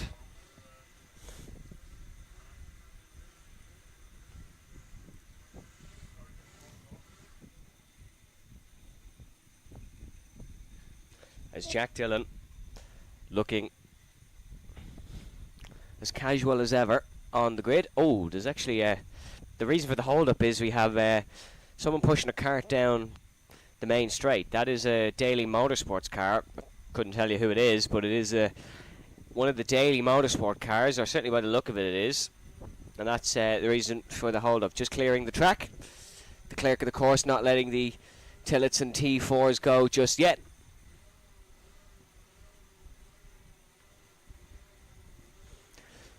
As that car going down the main straight is looking to try get it going, but even a Bambino would blast past it at the speed it is doing.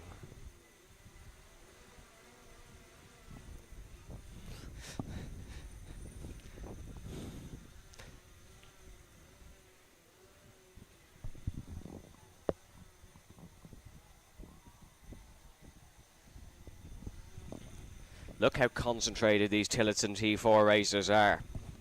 There is no sign of emotion from any of them. They're all just waiting to get going.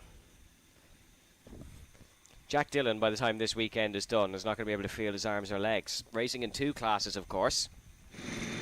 Has dominated the X30s, start to finish. Won 1 race in the Tillotson T4s, but was beaten by Cahan McClelland in Heat 2.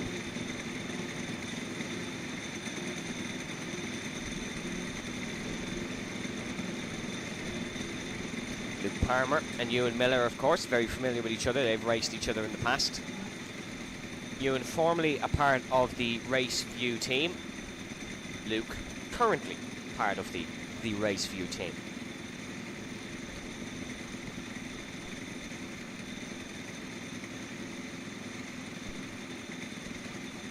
Pole sitter Jack Dillon raced not with but against Luke Palmer and Ewan Miller in the 24-hour Teesside karting race. They were all part of 3 different Race View Academy teams, and Jack Dillon was one of the winners.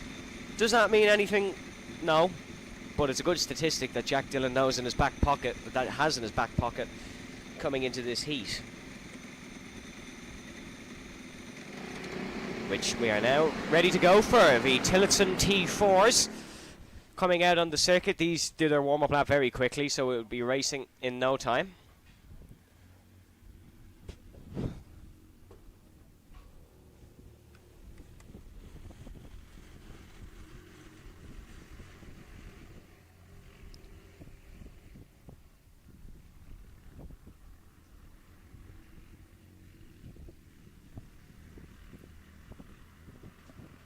This is the Tillotson's final run out of the day here at Nuts Corner, and then we'll have the Senior Maxes up after this one.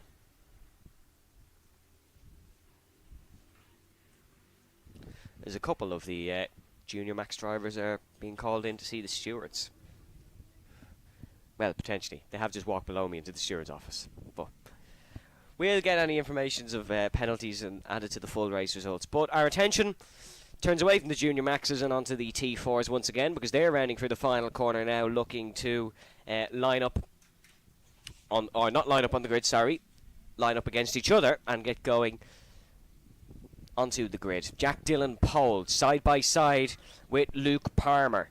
Ewan Miller, Cahan McClelland behind on the back row, and now we go racing once again at Nuts Corner, and there is a great start by Jack Dillon in towards the first corner. Dillon is ahead, but there's a challenger, and his name is Ewan Miller in towards turn number 2. Miller into second place, Luke Palmer third, Cahan McClelland fourth, Cahan McClelland third. What a move by McClelland down the inside. He was superior to the rest of the field in Heat 2. Fields it again, going for it again here in Heat number 3. Ewan Miller putting the pressure on Jack Dillon. There's only 4 of these guys, but they're all dead even on pace, so this could be a very entertaining 7 minutes plus 1 lap.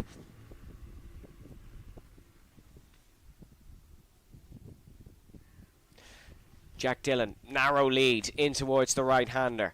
Ewan Miller just behind.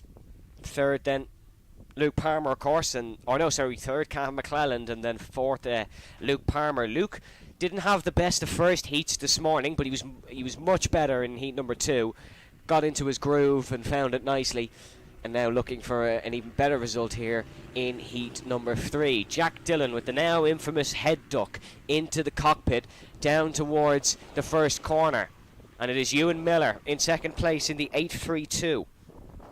Third place Luke Palmer, and Cathal McClelland has had an issue somewhere, not necessarily an off, but ran wide or made a mistake, because Cathal McClelland is down to fourth place.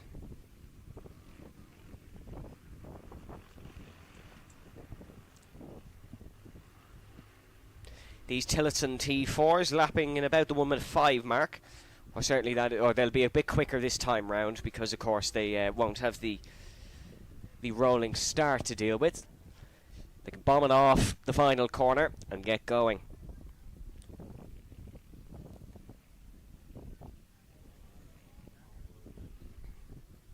Jack Dillon still your race leader, ahead of Ewan Miller and Luke Palmer. Cathal McClelland really off it in this one, whether that's a kart issue, whether he's saving an engine, or whether he's just made a couple of errors.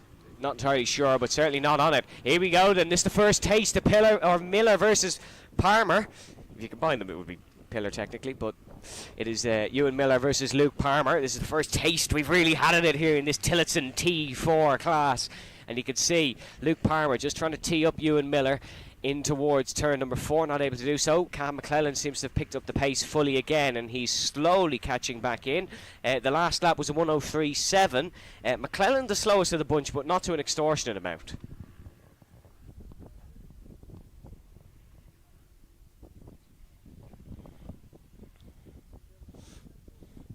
Luke Palmer with the quickest lap of the race on his last lap from third place. That's why he's right in the tail of Ewan Miller.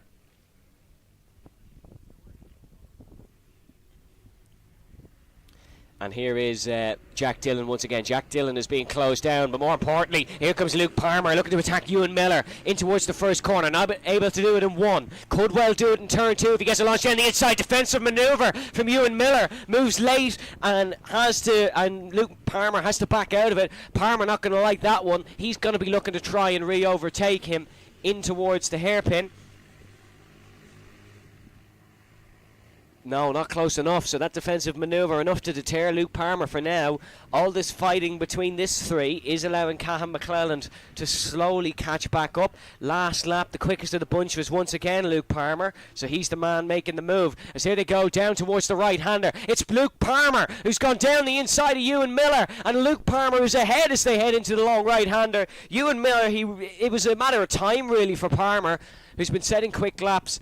Ewan Miller now down to 4th position here. Ewan currently 2nd in the Motorsport Ireland T4 Tillotson Senior 2024 Championship. Luke Palmer leading the Northern Irish version of the same championship. So these two are very quick and know what they're doing. But that battling has allowed Jack Dillon to stretch his legs at the front. Luke Palmer is up and ahead of Ewan Miller, and Cathal McClelland, fastest lap on the last run round, not over just yet.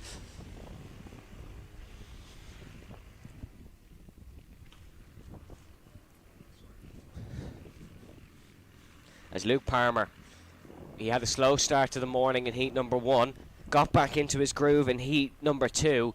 Now he's back to his best here in heat number 3. Look at him catching Jack Dillon. This really is the Luke Palmer that's known around these parts.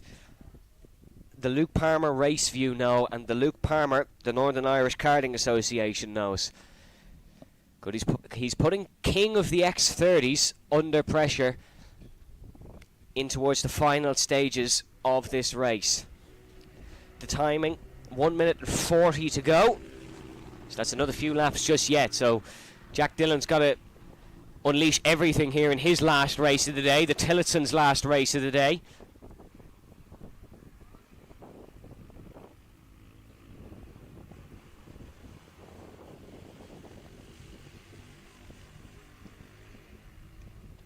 Luke Palmer just getting closer. Cahan McClelland, by the way, right in the back of Ewan Miller.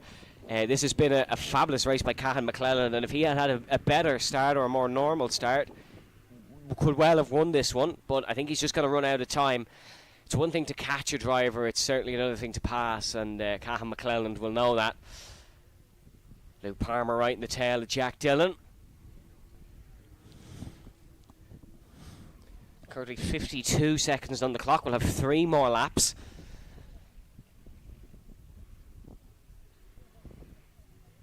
Or 2 or 3 more laps anyways. Look at Luke Palmer, here he goes, trying to go for it down towards the first corner. Palmer has an inside line here on Jack Dillon. Luke Palmer breaks later in towards the apex, but Jack Dillon carries the momentum. Jack Dillon stays ahead for the time being. You saw the glance over Dillon's shoulder, trying to become aware of where Luke Palmer was, where he was as Palmer got the run down the straight, but Jack Dillon just stays ahead for the time being. Here is Jack Dillon, still just in front for the time being. Ewan Miller now under pressure from Cahan McClelland.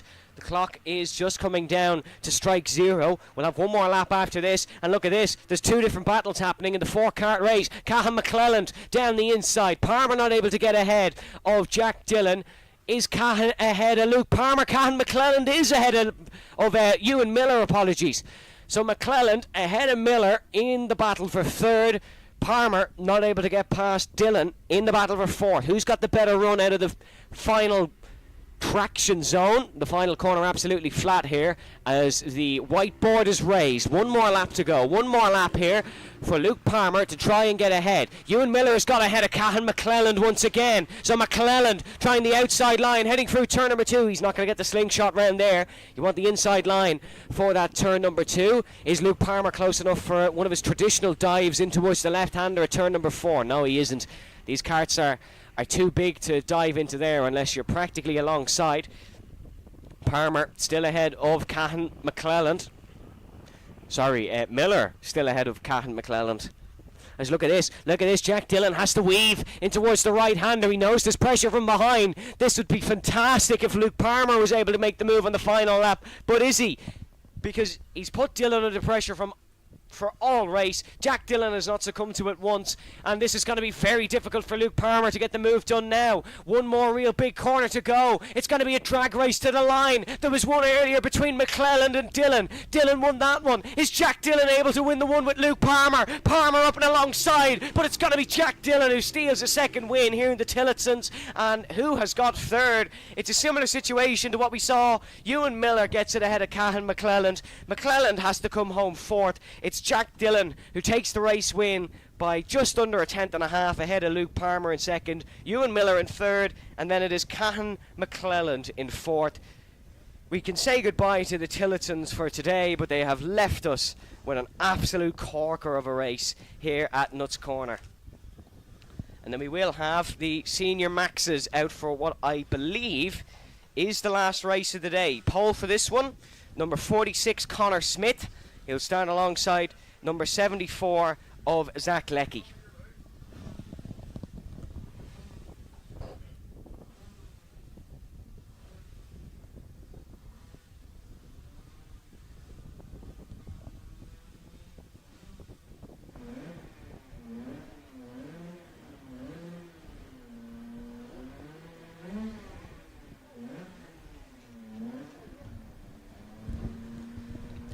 Your 2nd row in this one, Aaron Walker will start from 3rd. Then it'll be Neville Bell who starts from 4th. But of course it is number 75 of... sorry, it's actually Zach... Oh no, sorry, number 56 it is, yes, of Connor Smith on pole ahead of the 75 of Zach Leckie.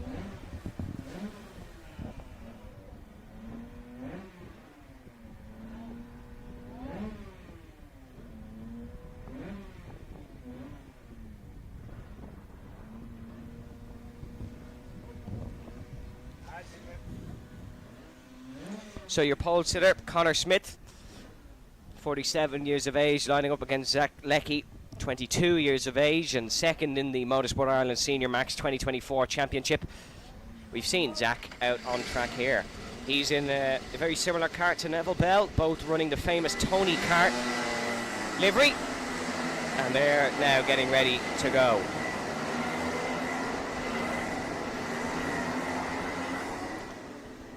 This Senior Max Rotax Max car, 30 horsepower at 11,500 RPM. The bare engine is 12 kilograms.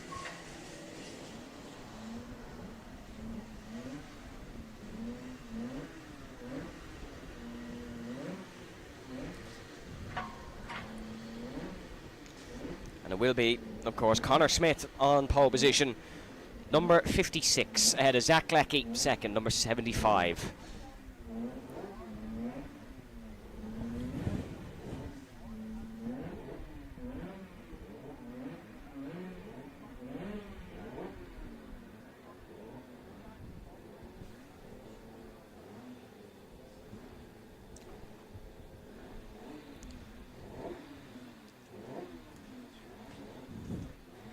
And the Superkarts are warming up in the paddocks. We will have one more after this. The Superkarts doing 3 heats this year. But our attention turns to the Senior Max karts now. We're coming through the final corner and are getting ready to go down towards turn number 1. It is going to be Connor Smith who gets the launch as we go racing in towards the first corner. What a move by the second place man. Looking to get up and alongside here. Is that Neville Bell making the move? It's certainly a Tony Kart livery as there's a little bit of a tangle in towards the first corner. Connor Smith away well. Second place now. Holding his own as well, that's Zach Leckie. Neville Bell, I believe, is up to third. Fourth then will be the other Tony Kart driver. As down towards the hairpin they run. A lot of battling throughout the field here in these Senior Max races. That's what the kart allows. Keep an eye on Sean McCormack, who won Heat 2, of course.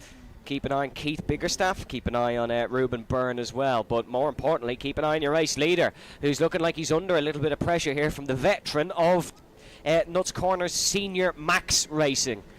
Connor Smith leads us down towards the first corner.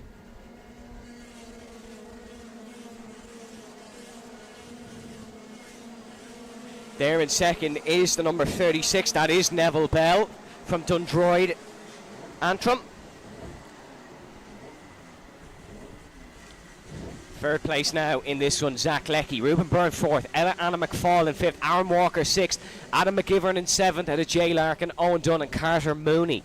But this one will be swapping and changing throughout the race, folks, so do not worry about that one. That will not be your final order, as Neville Bell. Is he able to catch Connor Smith here in the number 56? Smith getting a good start from the poles, at the fastest lap, of course, as he was the first across the line on the opening lap.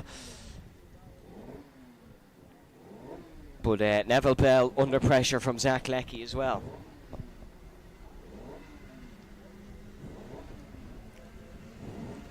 Down towards turn number 1. Smith still in the lead. Neville Bell under some pressure from Zach Leckie in third place. That's the 407 diving down the inside, and bit of contact through there, and there's a kart gone very wide. That's Ruben Byrne actually who has made the mistake. Ruben just getting a bit of contact. He just want to turn it across another driver, doesn't, just about keeps it out, and now it's all sorts of chaos heading down towards the hairpin. But a mistake there for Ruben Byrne. He's gone dropping down the order. That'll now allow Zach Leckie back up to third place. Zach losing the spot to Ruben in the last lap, but Ruben then making that error, trying to make the move on Neville Bell.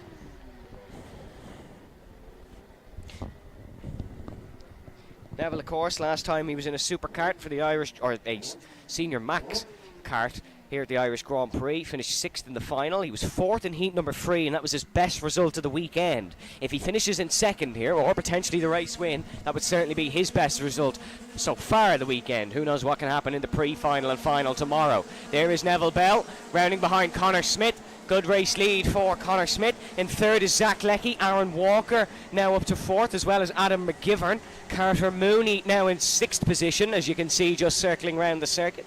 But Connor Smith with a really good start indeed, and now leading for over half of the race, or almost over half of the race. We're just at 3.5 minutes now.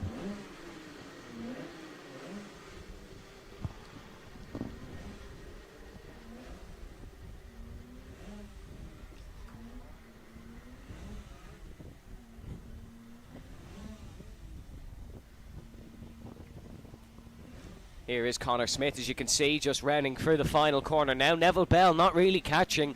If anything, Zach Leckie is the man catching Neville Bell. And Neville Bell is looking like he's under a bit of pressure here from Zach Leckie. Flicking into the left-hander. That's actually not Zach Leckie. Zach's been overtaken. That's actually Ella Anna McFall up to third place. I believe, if I got the 16 correct, or it could be a problem maybe for Ella, but it looked like the number 16 that was circling round beside us. Get more confirmation the next time they come past the tower.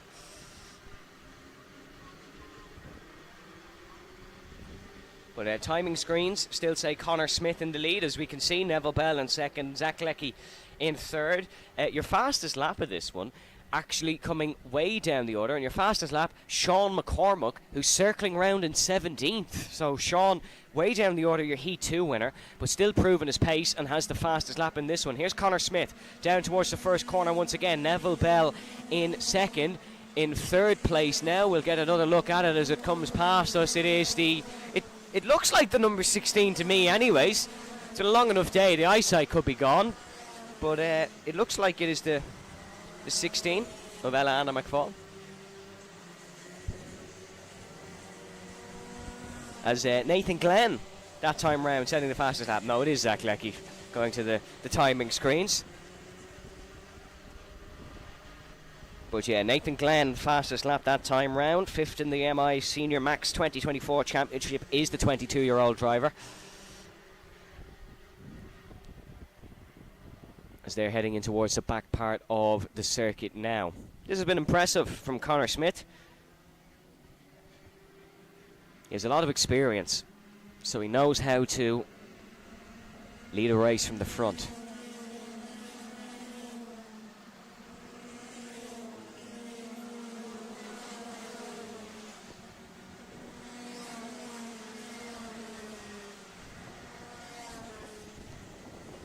As just circling around, the battles for second and third spicing up, but it's still a comfortable lead for Connor Smith in the battle for first. There's no issues there. Connor Smith doing a good job.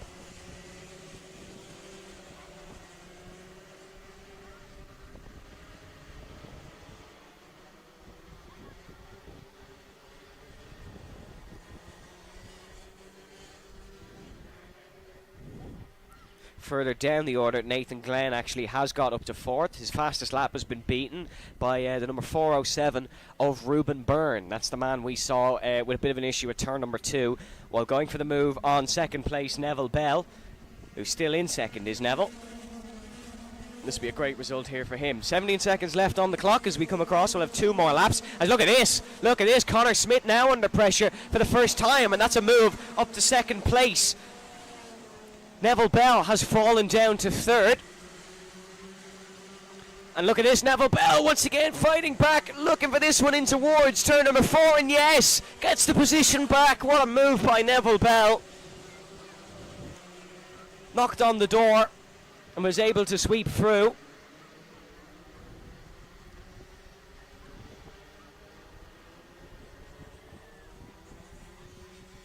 Battle for fourth starting to develop here as well between Nathan Glenn and Aaron Walker.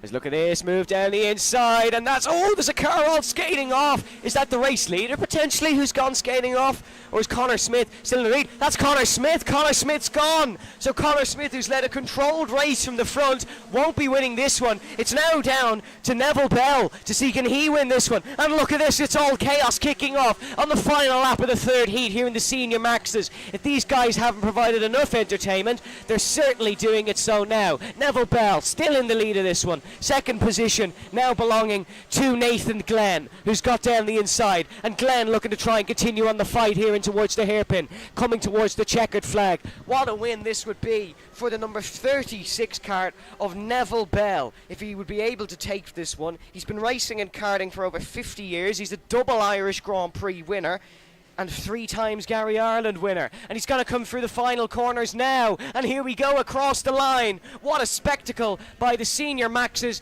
The checkered flag waves, and it is going to be Nathan Glenn that steals the win off Neville Bell.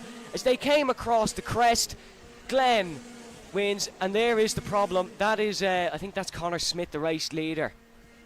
And Connor Smith, most important thing here is we can only hope he is okay. He's dropped off our timing screens. That does look like Connor Smith. And that is going disappointing for Connor. We'll make sure Connor is alright, don't worry. We'll be the first to give you the news. But he's just recovering himself with the marshals. Honestly, a great team of marshals here in Nuts Corner. So we'll make sure that Connor Smith is okay. One more to go then, folks. It's the Superkarts that will do the long variation of the Nuts Corner circuit.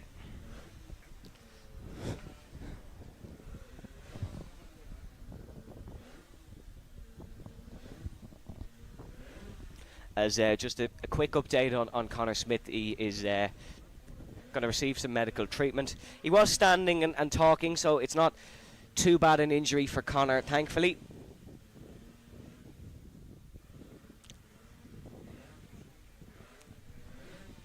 But we'll keep you updated on Connor throughout the Superkart race. No worries about that.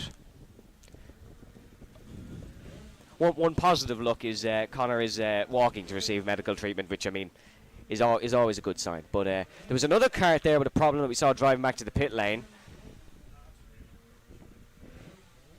Not sure who it was, but yeah, disappointing for Connor Smith, who was leading that race and really was doing a fantastic job of it. We're not just saying that. He was in control, and then unfortunately had that incident, which I'm sure will be looked by the stewards.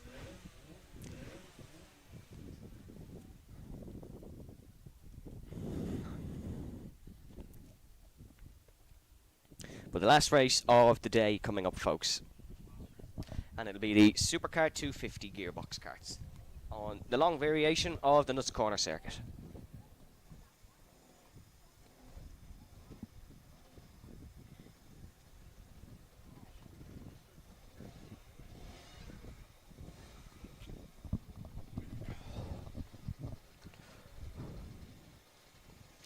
So on pole, it looks like for the Superkarts, although they usually shuffle themselves around on me, as if we don't have enough to be keeping track of here in the box. It looks like it's Owen Buckley in the number 12.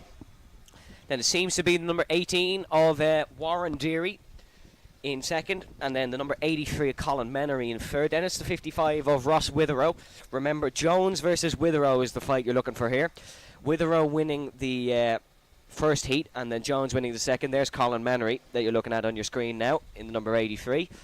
I think that's a beautiful looking superkart. Not sure what you think at home, but I think that looks fabulous. And whoever wrapped it for Connor or stuck the decals on it has done a worldie of a job. There's the 18 of Warren Deary on the trolley, and then there on the number 12 is Owen Buckley.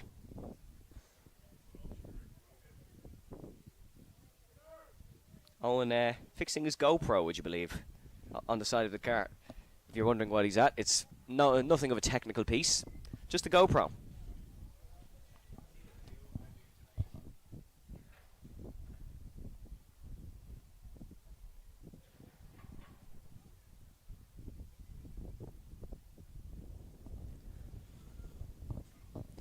Number 3, you're looking at, that's Liam Fox. A man who has raced in this class for quite some time. From Moira, in the July Superkarts race in Mondello Park, he finished 4th and 4th. So a job well done there by Liam. We'll keep looking at our polls to their own Buckley as these Superkarts get ready to go.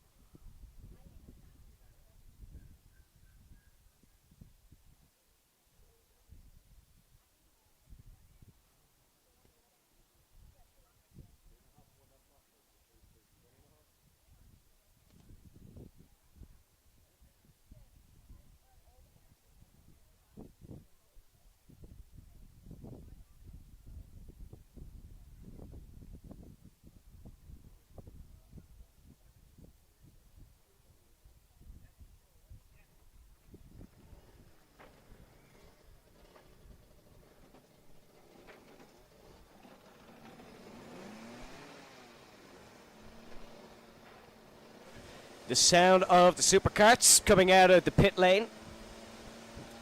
And they are monsters.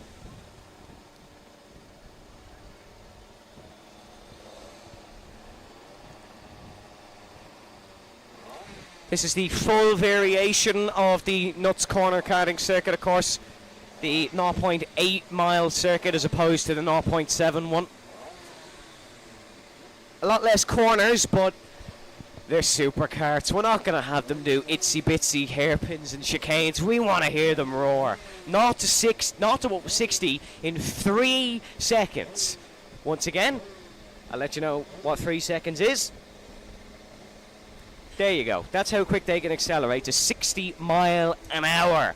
They can go from 160 kilometers down to nothing in about 2 seconds, even less.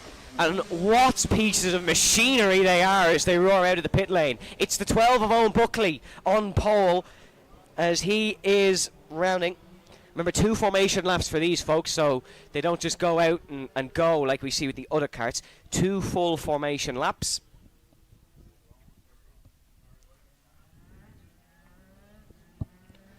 And then they get ready to let it roar, which I've probably said about 15 times today, but it's true. We love superkarts. We love hearing them. It was Brian Jones that got the Heat 2 win. It was Ross Witherow that, to our surprise, got the Heat 1 win.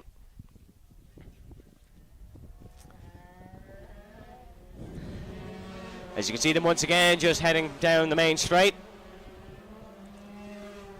and getting ready to go.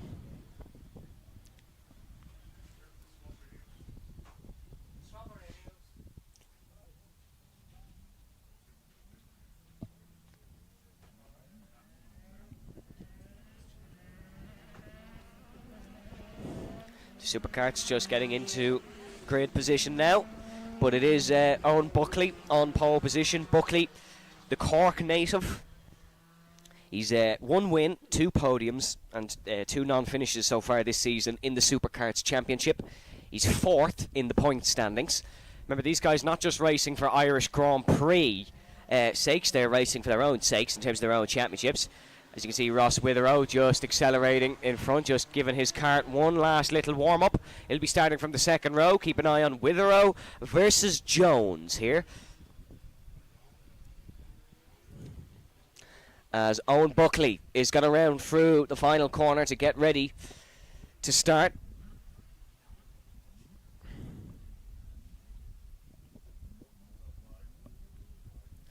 As down towards the start finish line they go. It's going to be Owen Buckley from the front. Alongside him will be Warren Deary in the number 18. For the final time today, we go racing at Nuts Corner. What a start by Brian Jones. What a start by Brian Jones down towards the back hairpin. He's up and could even be in the lead by the time they come back into camera shot, because really he has got a mighty getaway. Jones, really impressive. Looking to try and get the corners. Look at this. Brian Jones, he is in the lead. Owen Buckley gets ahead, and Owen Buckley exiting the corner. It is Brian Jones in the race lead. Doesn't matter where he starts, he will lead the opening lap. And Brian Jones with a fantastic, fantastic exit. Owen Buckley still in 2nd. Ross Witherow, once again, he's just a bit slow getting warmed up, but we know Witherow will come into this one. Owen Buckley, 2nd position as they head down to the back hairpin once again. 6 minutes and 20 still to go on the clock. It's a quick lap here in these karts. About 37 seconds Brian Jones did his on the last lap. An absolute monster of a machine is that blue 250. Keep an eye now on Ross Witherow. He's battling Colin Menery down towards the hairpin. Is Witherow able to make the move? No, he isn't. Menery not able to make it stick. Brian Jones still extending the margin. We've heard that once or twice today. As Owen Buckley still making the move. Ross Witherow just not able to get past.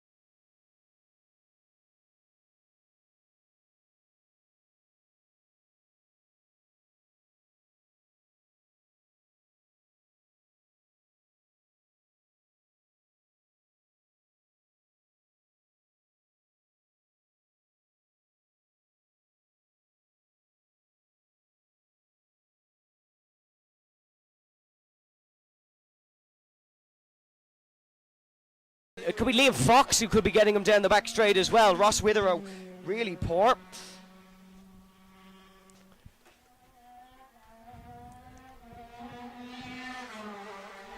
They come off, still Buckley ahead of Witherow, so Witherow has stayed in third, but ideally wants that second place.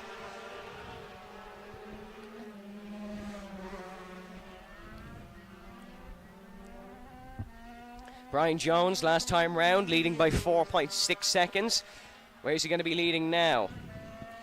As they exit onto the straight, Witherow's got a good run on Buckley, so by the time they re-emerge, we might see him in second place. 5.6 for Brian Jones.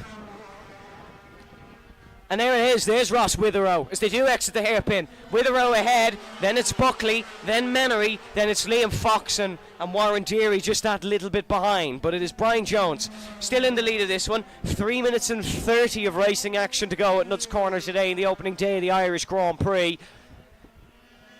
And Brian Jones is putting on a show for the fans still here in attendance. Ross Witherow in second place. It's once again the same front two that we've seen in all three races here, but Brian Jones is the man leading. Oh, a bit of a snap for Witherow out of the final corner. Buckley could be under pressure here from the 83. Colin Menery down towards the hairpin. Is Menery able to make a move? No, he isn't, and he'll just stay behind, just lifts off in towards that corner, and now there's a dive down the inside, but Colin Menery not able to make it stick. That invites Liam Fox back into the race here. Liam Fox, who was the winner of the 2018 Irish Grand Prix here in the 250 class.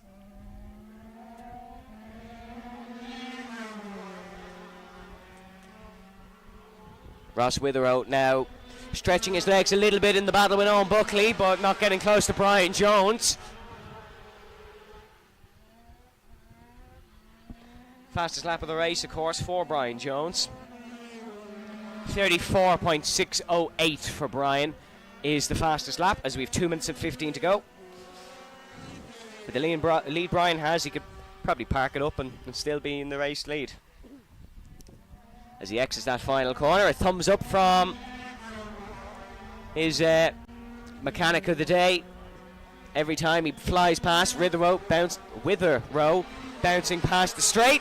And now on Buckley, under pressure from Liam Fox. There goes Liam Fox, looking to go down the inside. No, he doesn't. Liam backs out of that one. That would have been a really brave move from Liam Fox. An experienced veteran here at Nuts Corner is Liam Fox. And he's looking to make the move. And there is Liam Fox. He is now ahead of the pole sitter on Buckley. Fox, who didn't even get to start the final last year here at Nuts Corner, looking to make sure he gets a good starting position for the pre-finals and finals tomorrow. Minute and 20 to go here in the Superkarts 250cc heat number 3.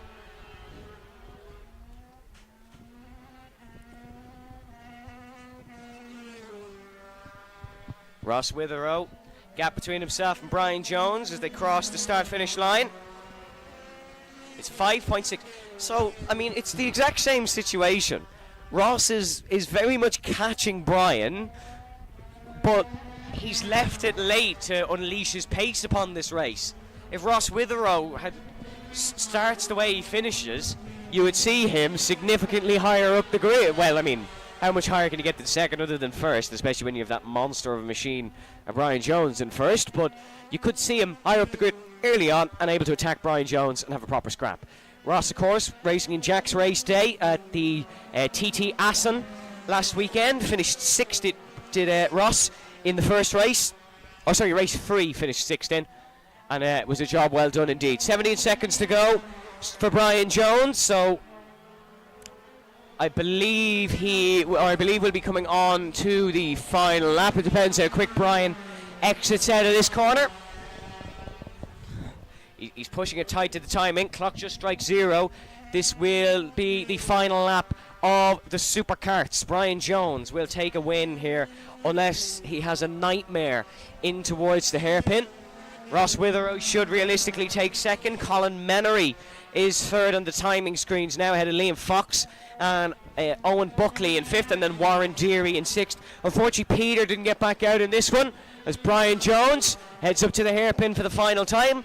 5.1 was the gap on the last time round, but it will matter not because Brian Jones will round out day one here at Nuts Corner with a second heat win in the Superkarts, and Brian Jones will have a nice dinner this evening knowing that he is the favourite for the Irish Grand Prix. Ross Witherow comes home in second. Colin Menery will come home in third, with Liam Fox in fourth. Owen Buckley in fifth, and then Warren Deary will come home in sixth position to round us out here at Nuts Corner. The silence is upon the circuit as the Superkarts come into the pit lane, and tomorrow we will have the pre-finals and finals of every single class once again.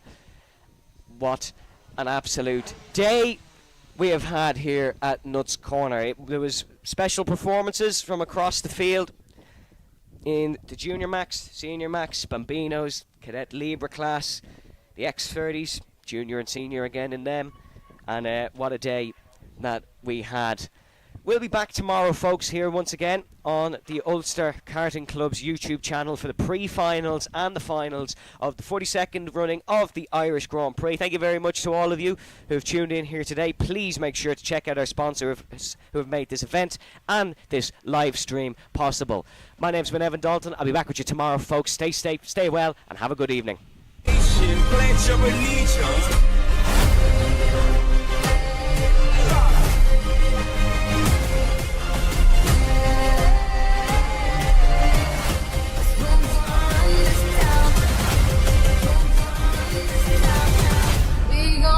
This town.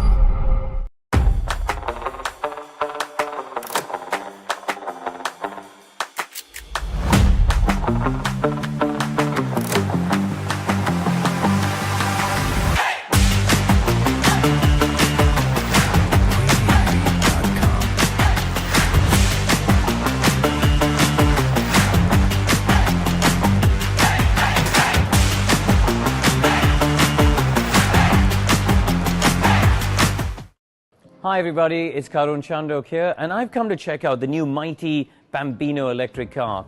Now, as some of you may know, the Como class is going to be phased out. There's not going to be any new homologations. Of course, those of you who invested in karts will carry on racing in the National Championship. But this really is the future. It's much easier to run, to be honest. I went out with my son to Wilter Mill to have a go.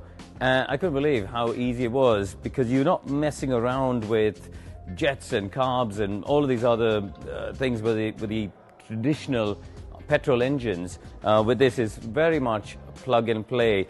And listen, I'm a purist. I love the sound of engines. I've grown up driving cars with engines. But you can also see how much spending money on engines and spending money on Cadet and Bambino karts has really had a big influence on the results. And that's something we as the governing body at Motorsport UK want to change. The old adage of speed costs money, how fast you want to go, needs to be tweaked a bit. And this really is a more cost-effective way of going, because the batteries are all the same. They can be equalized on software to make sure that all the kids have an equal opportunity to be quick, and it's all about pure driving talent.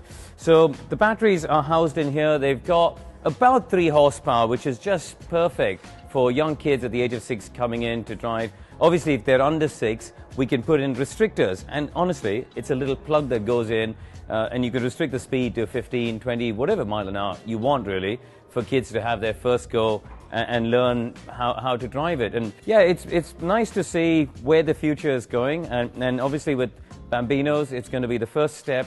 It's going to be a national championship starting off in 2024 with a review at the end of 2025, and we'll see what happens for 26 onwards, whether this really grows to the point where it becomes the only class in Bambino.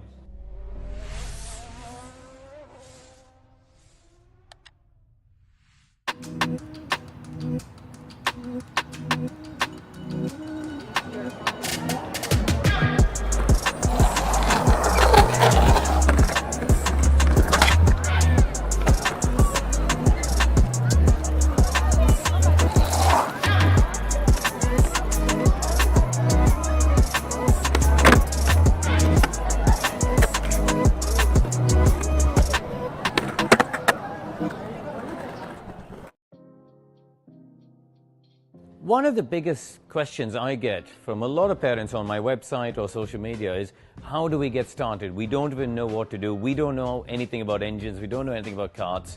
There's obviously a cost barrier. Motorsport is expensive. Motorsport is a capital-intensive sport. But if you can create an ease of access, i.e.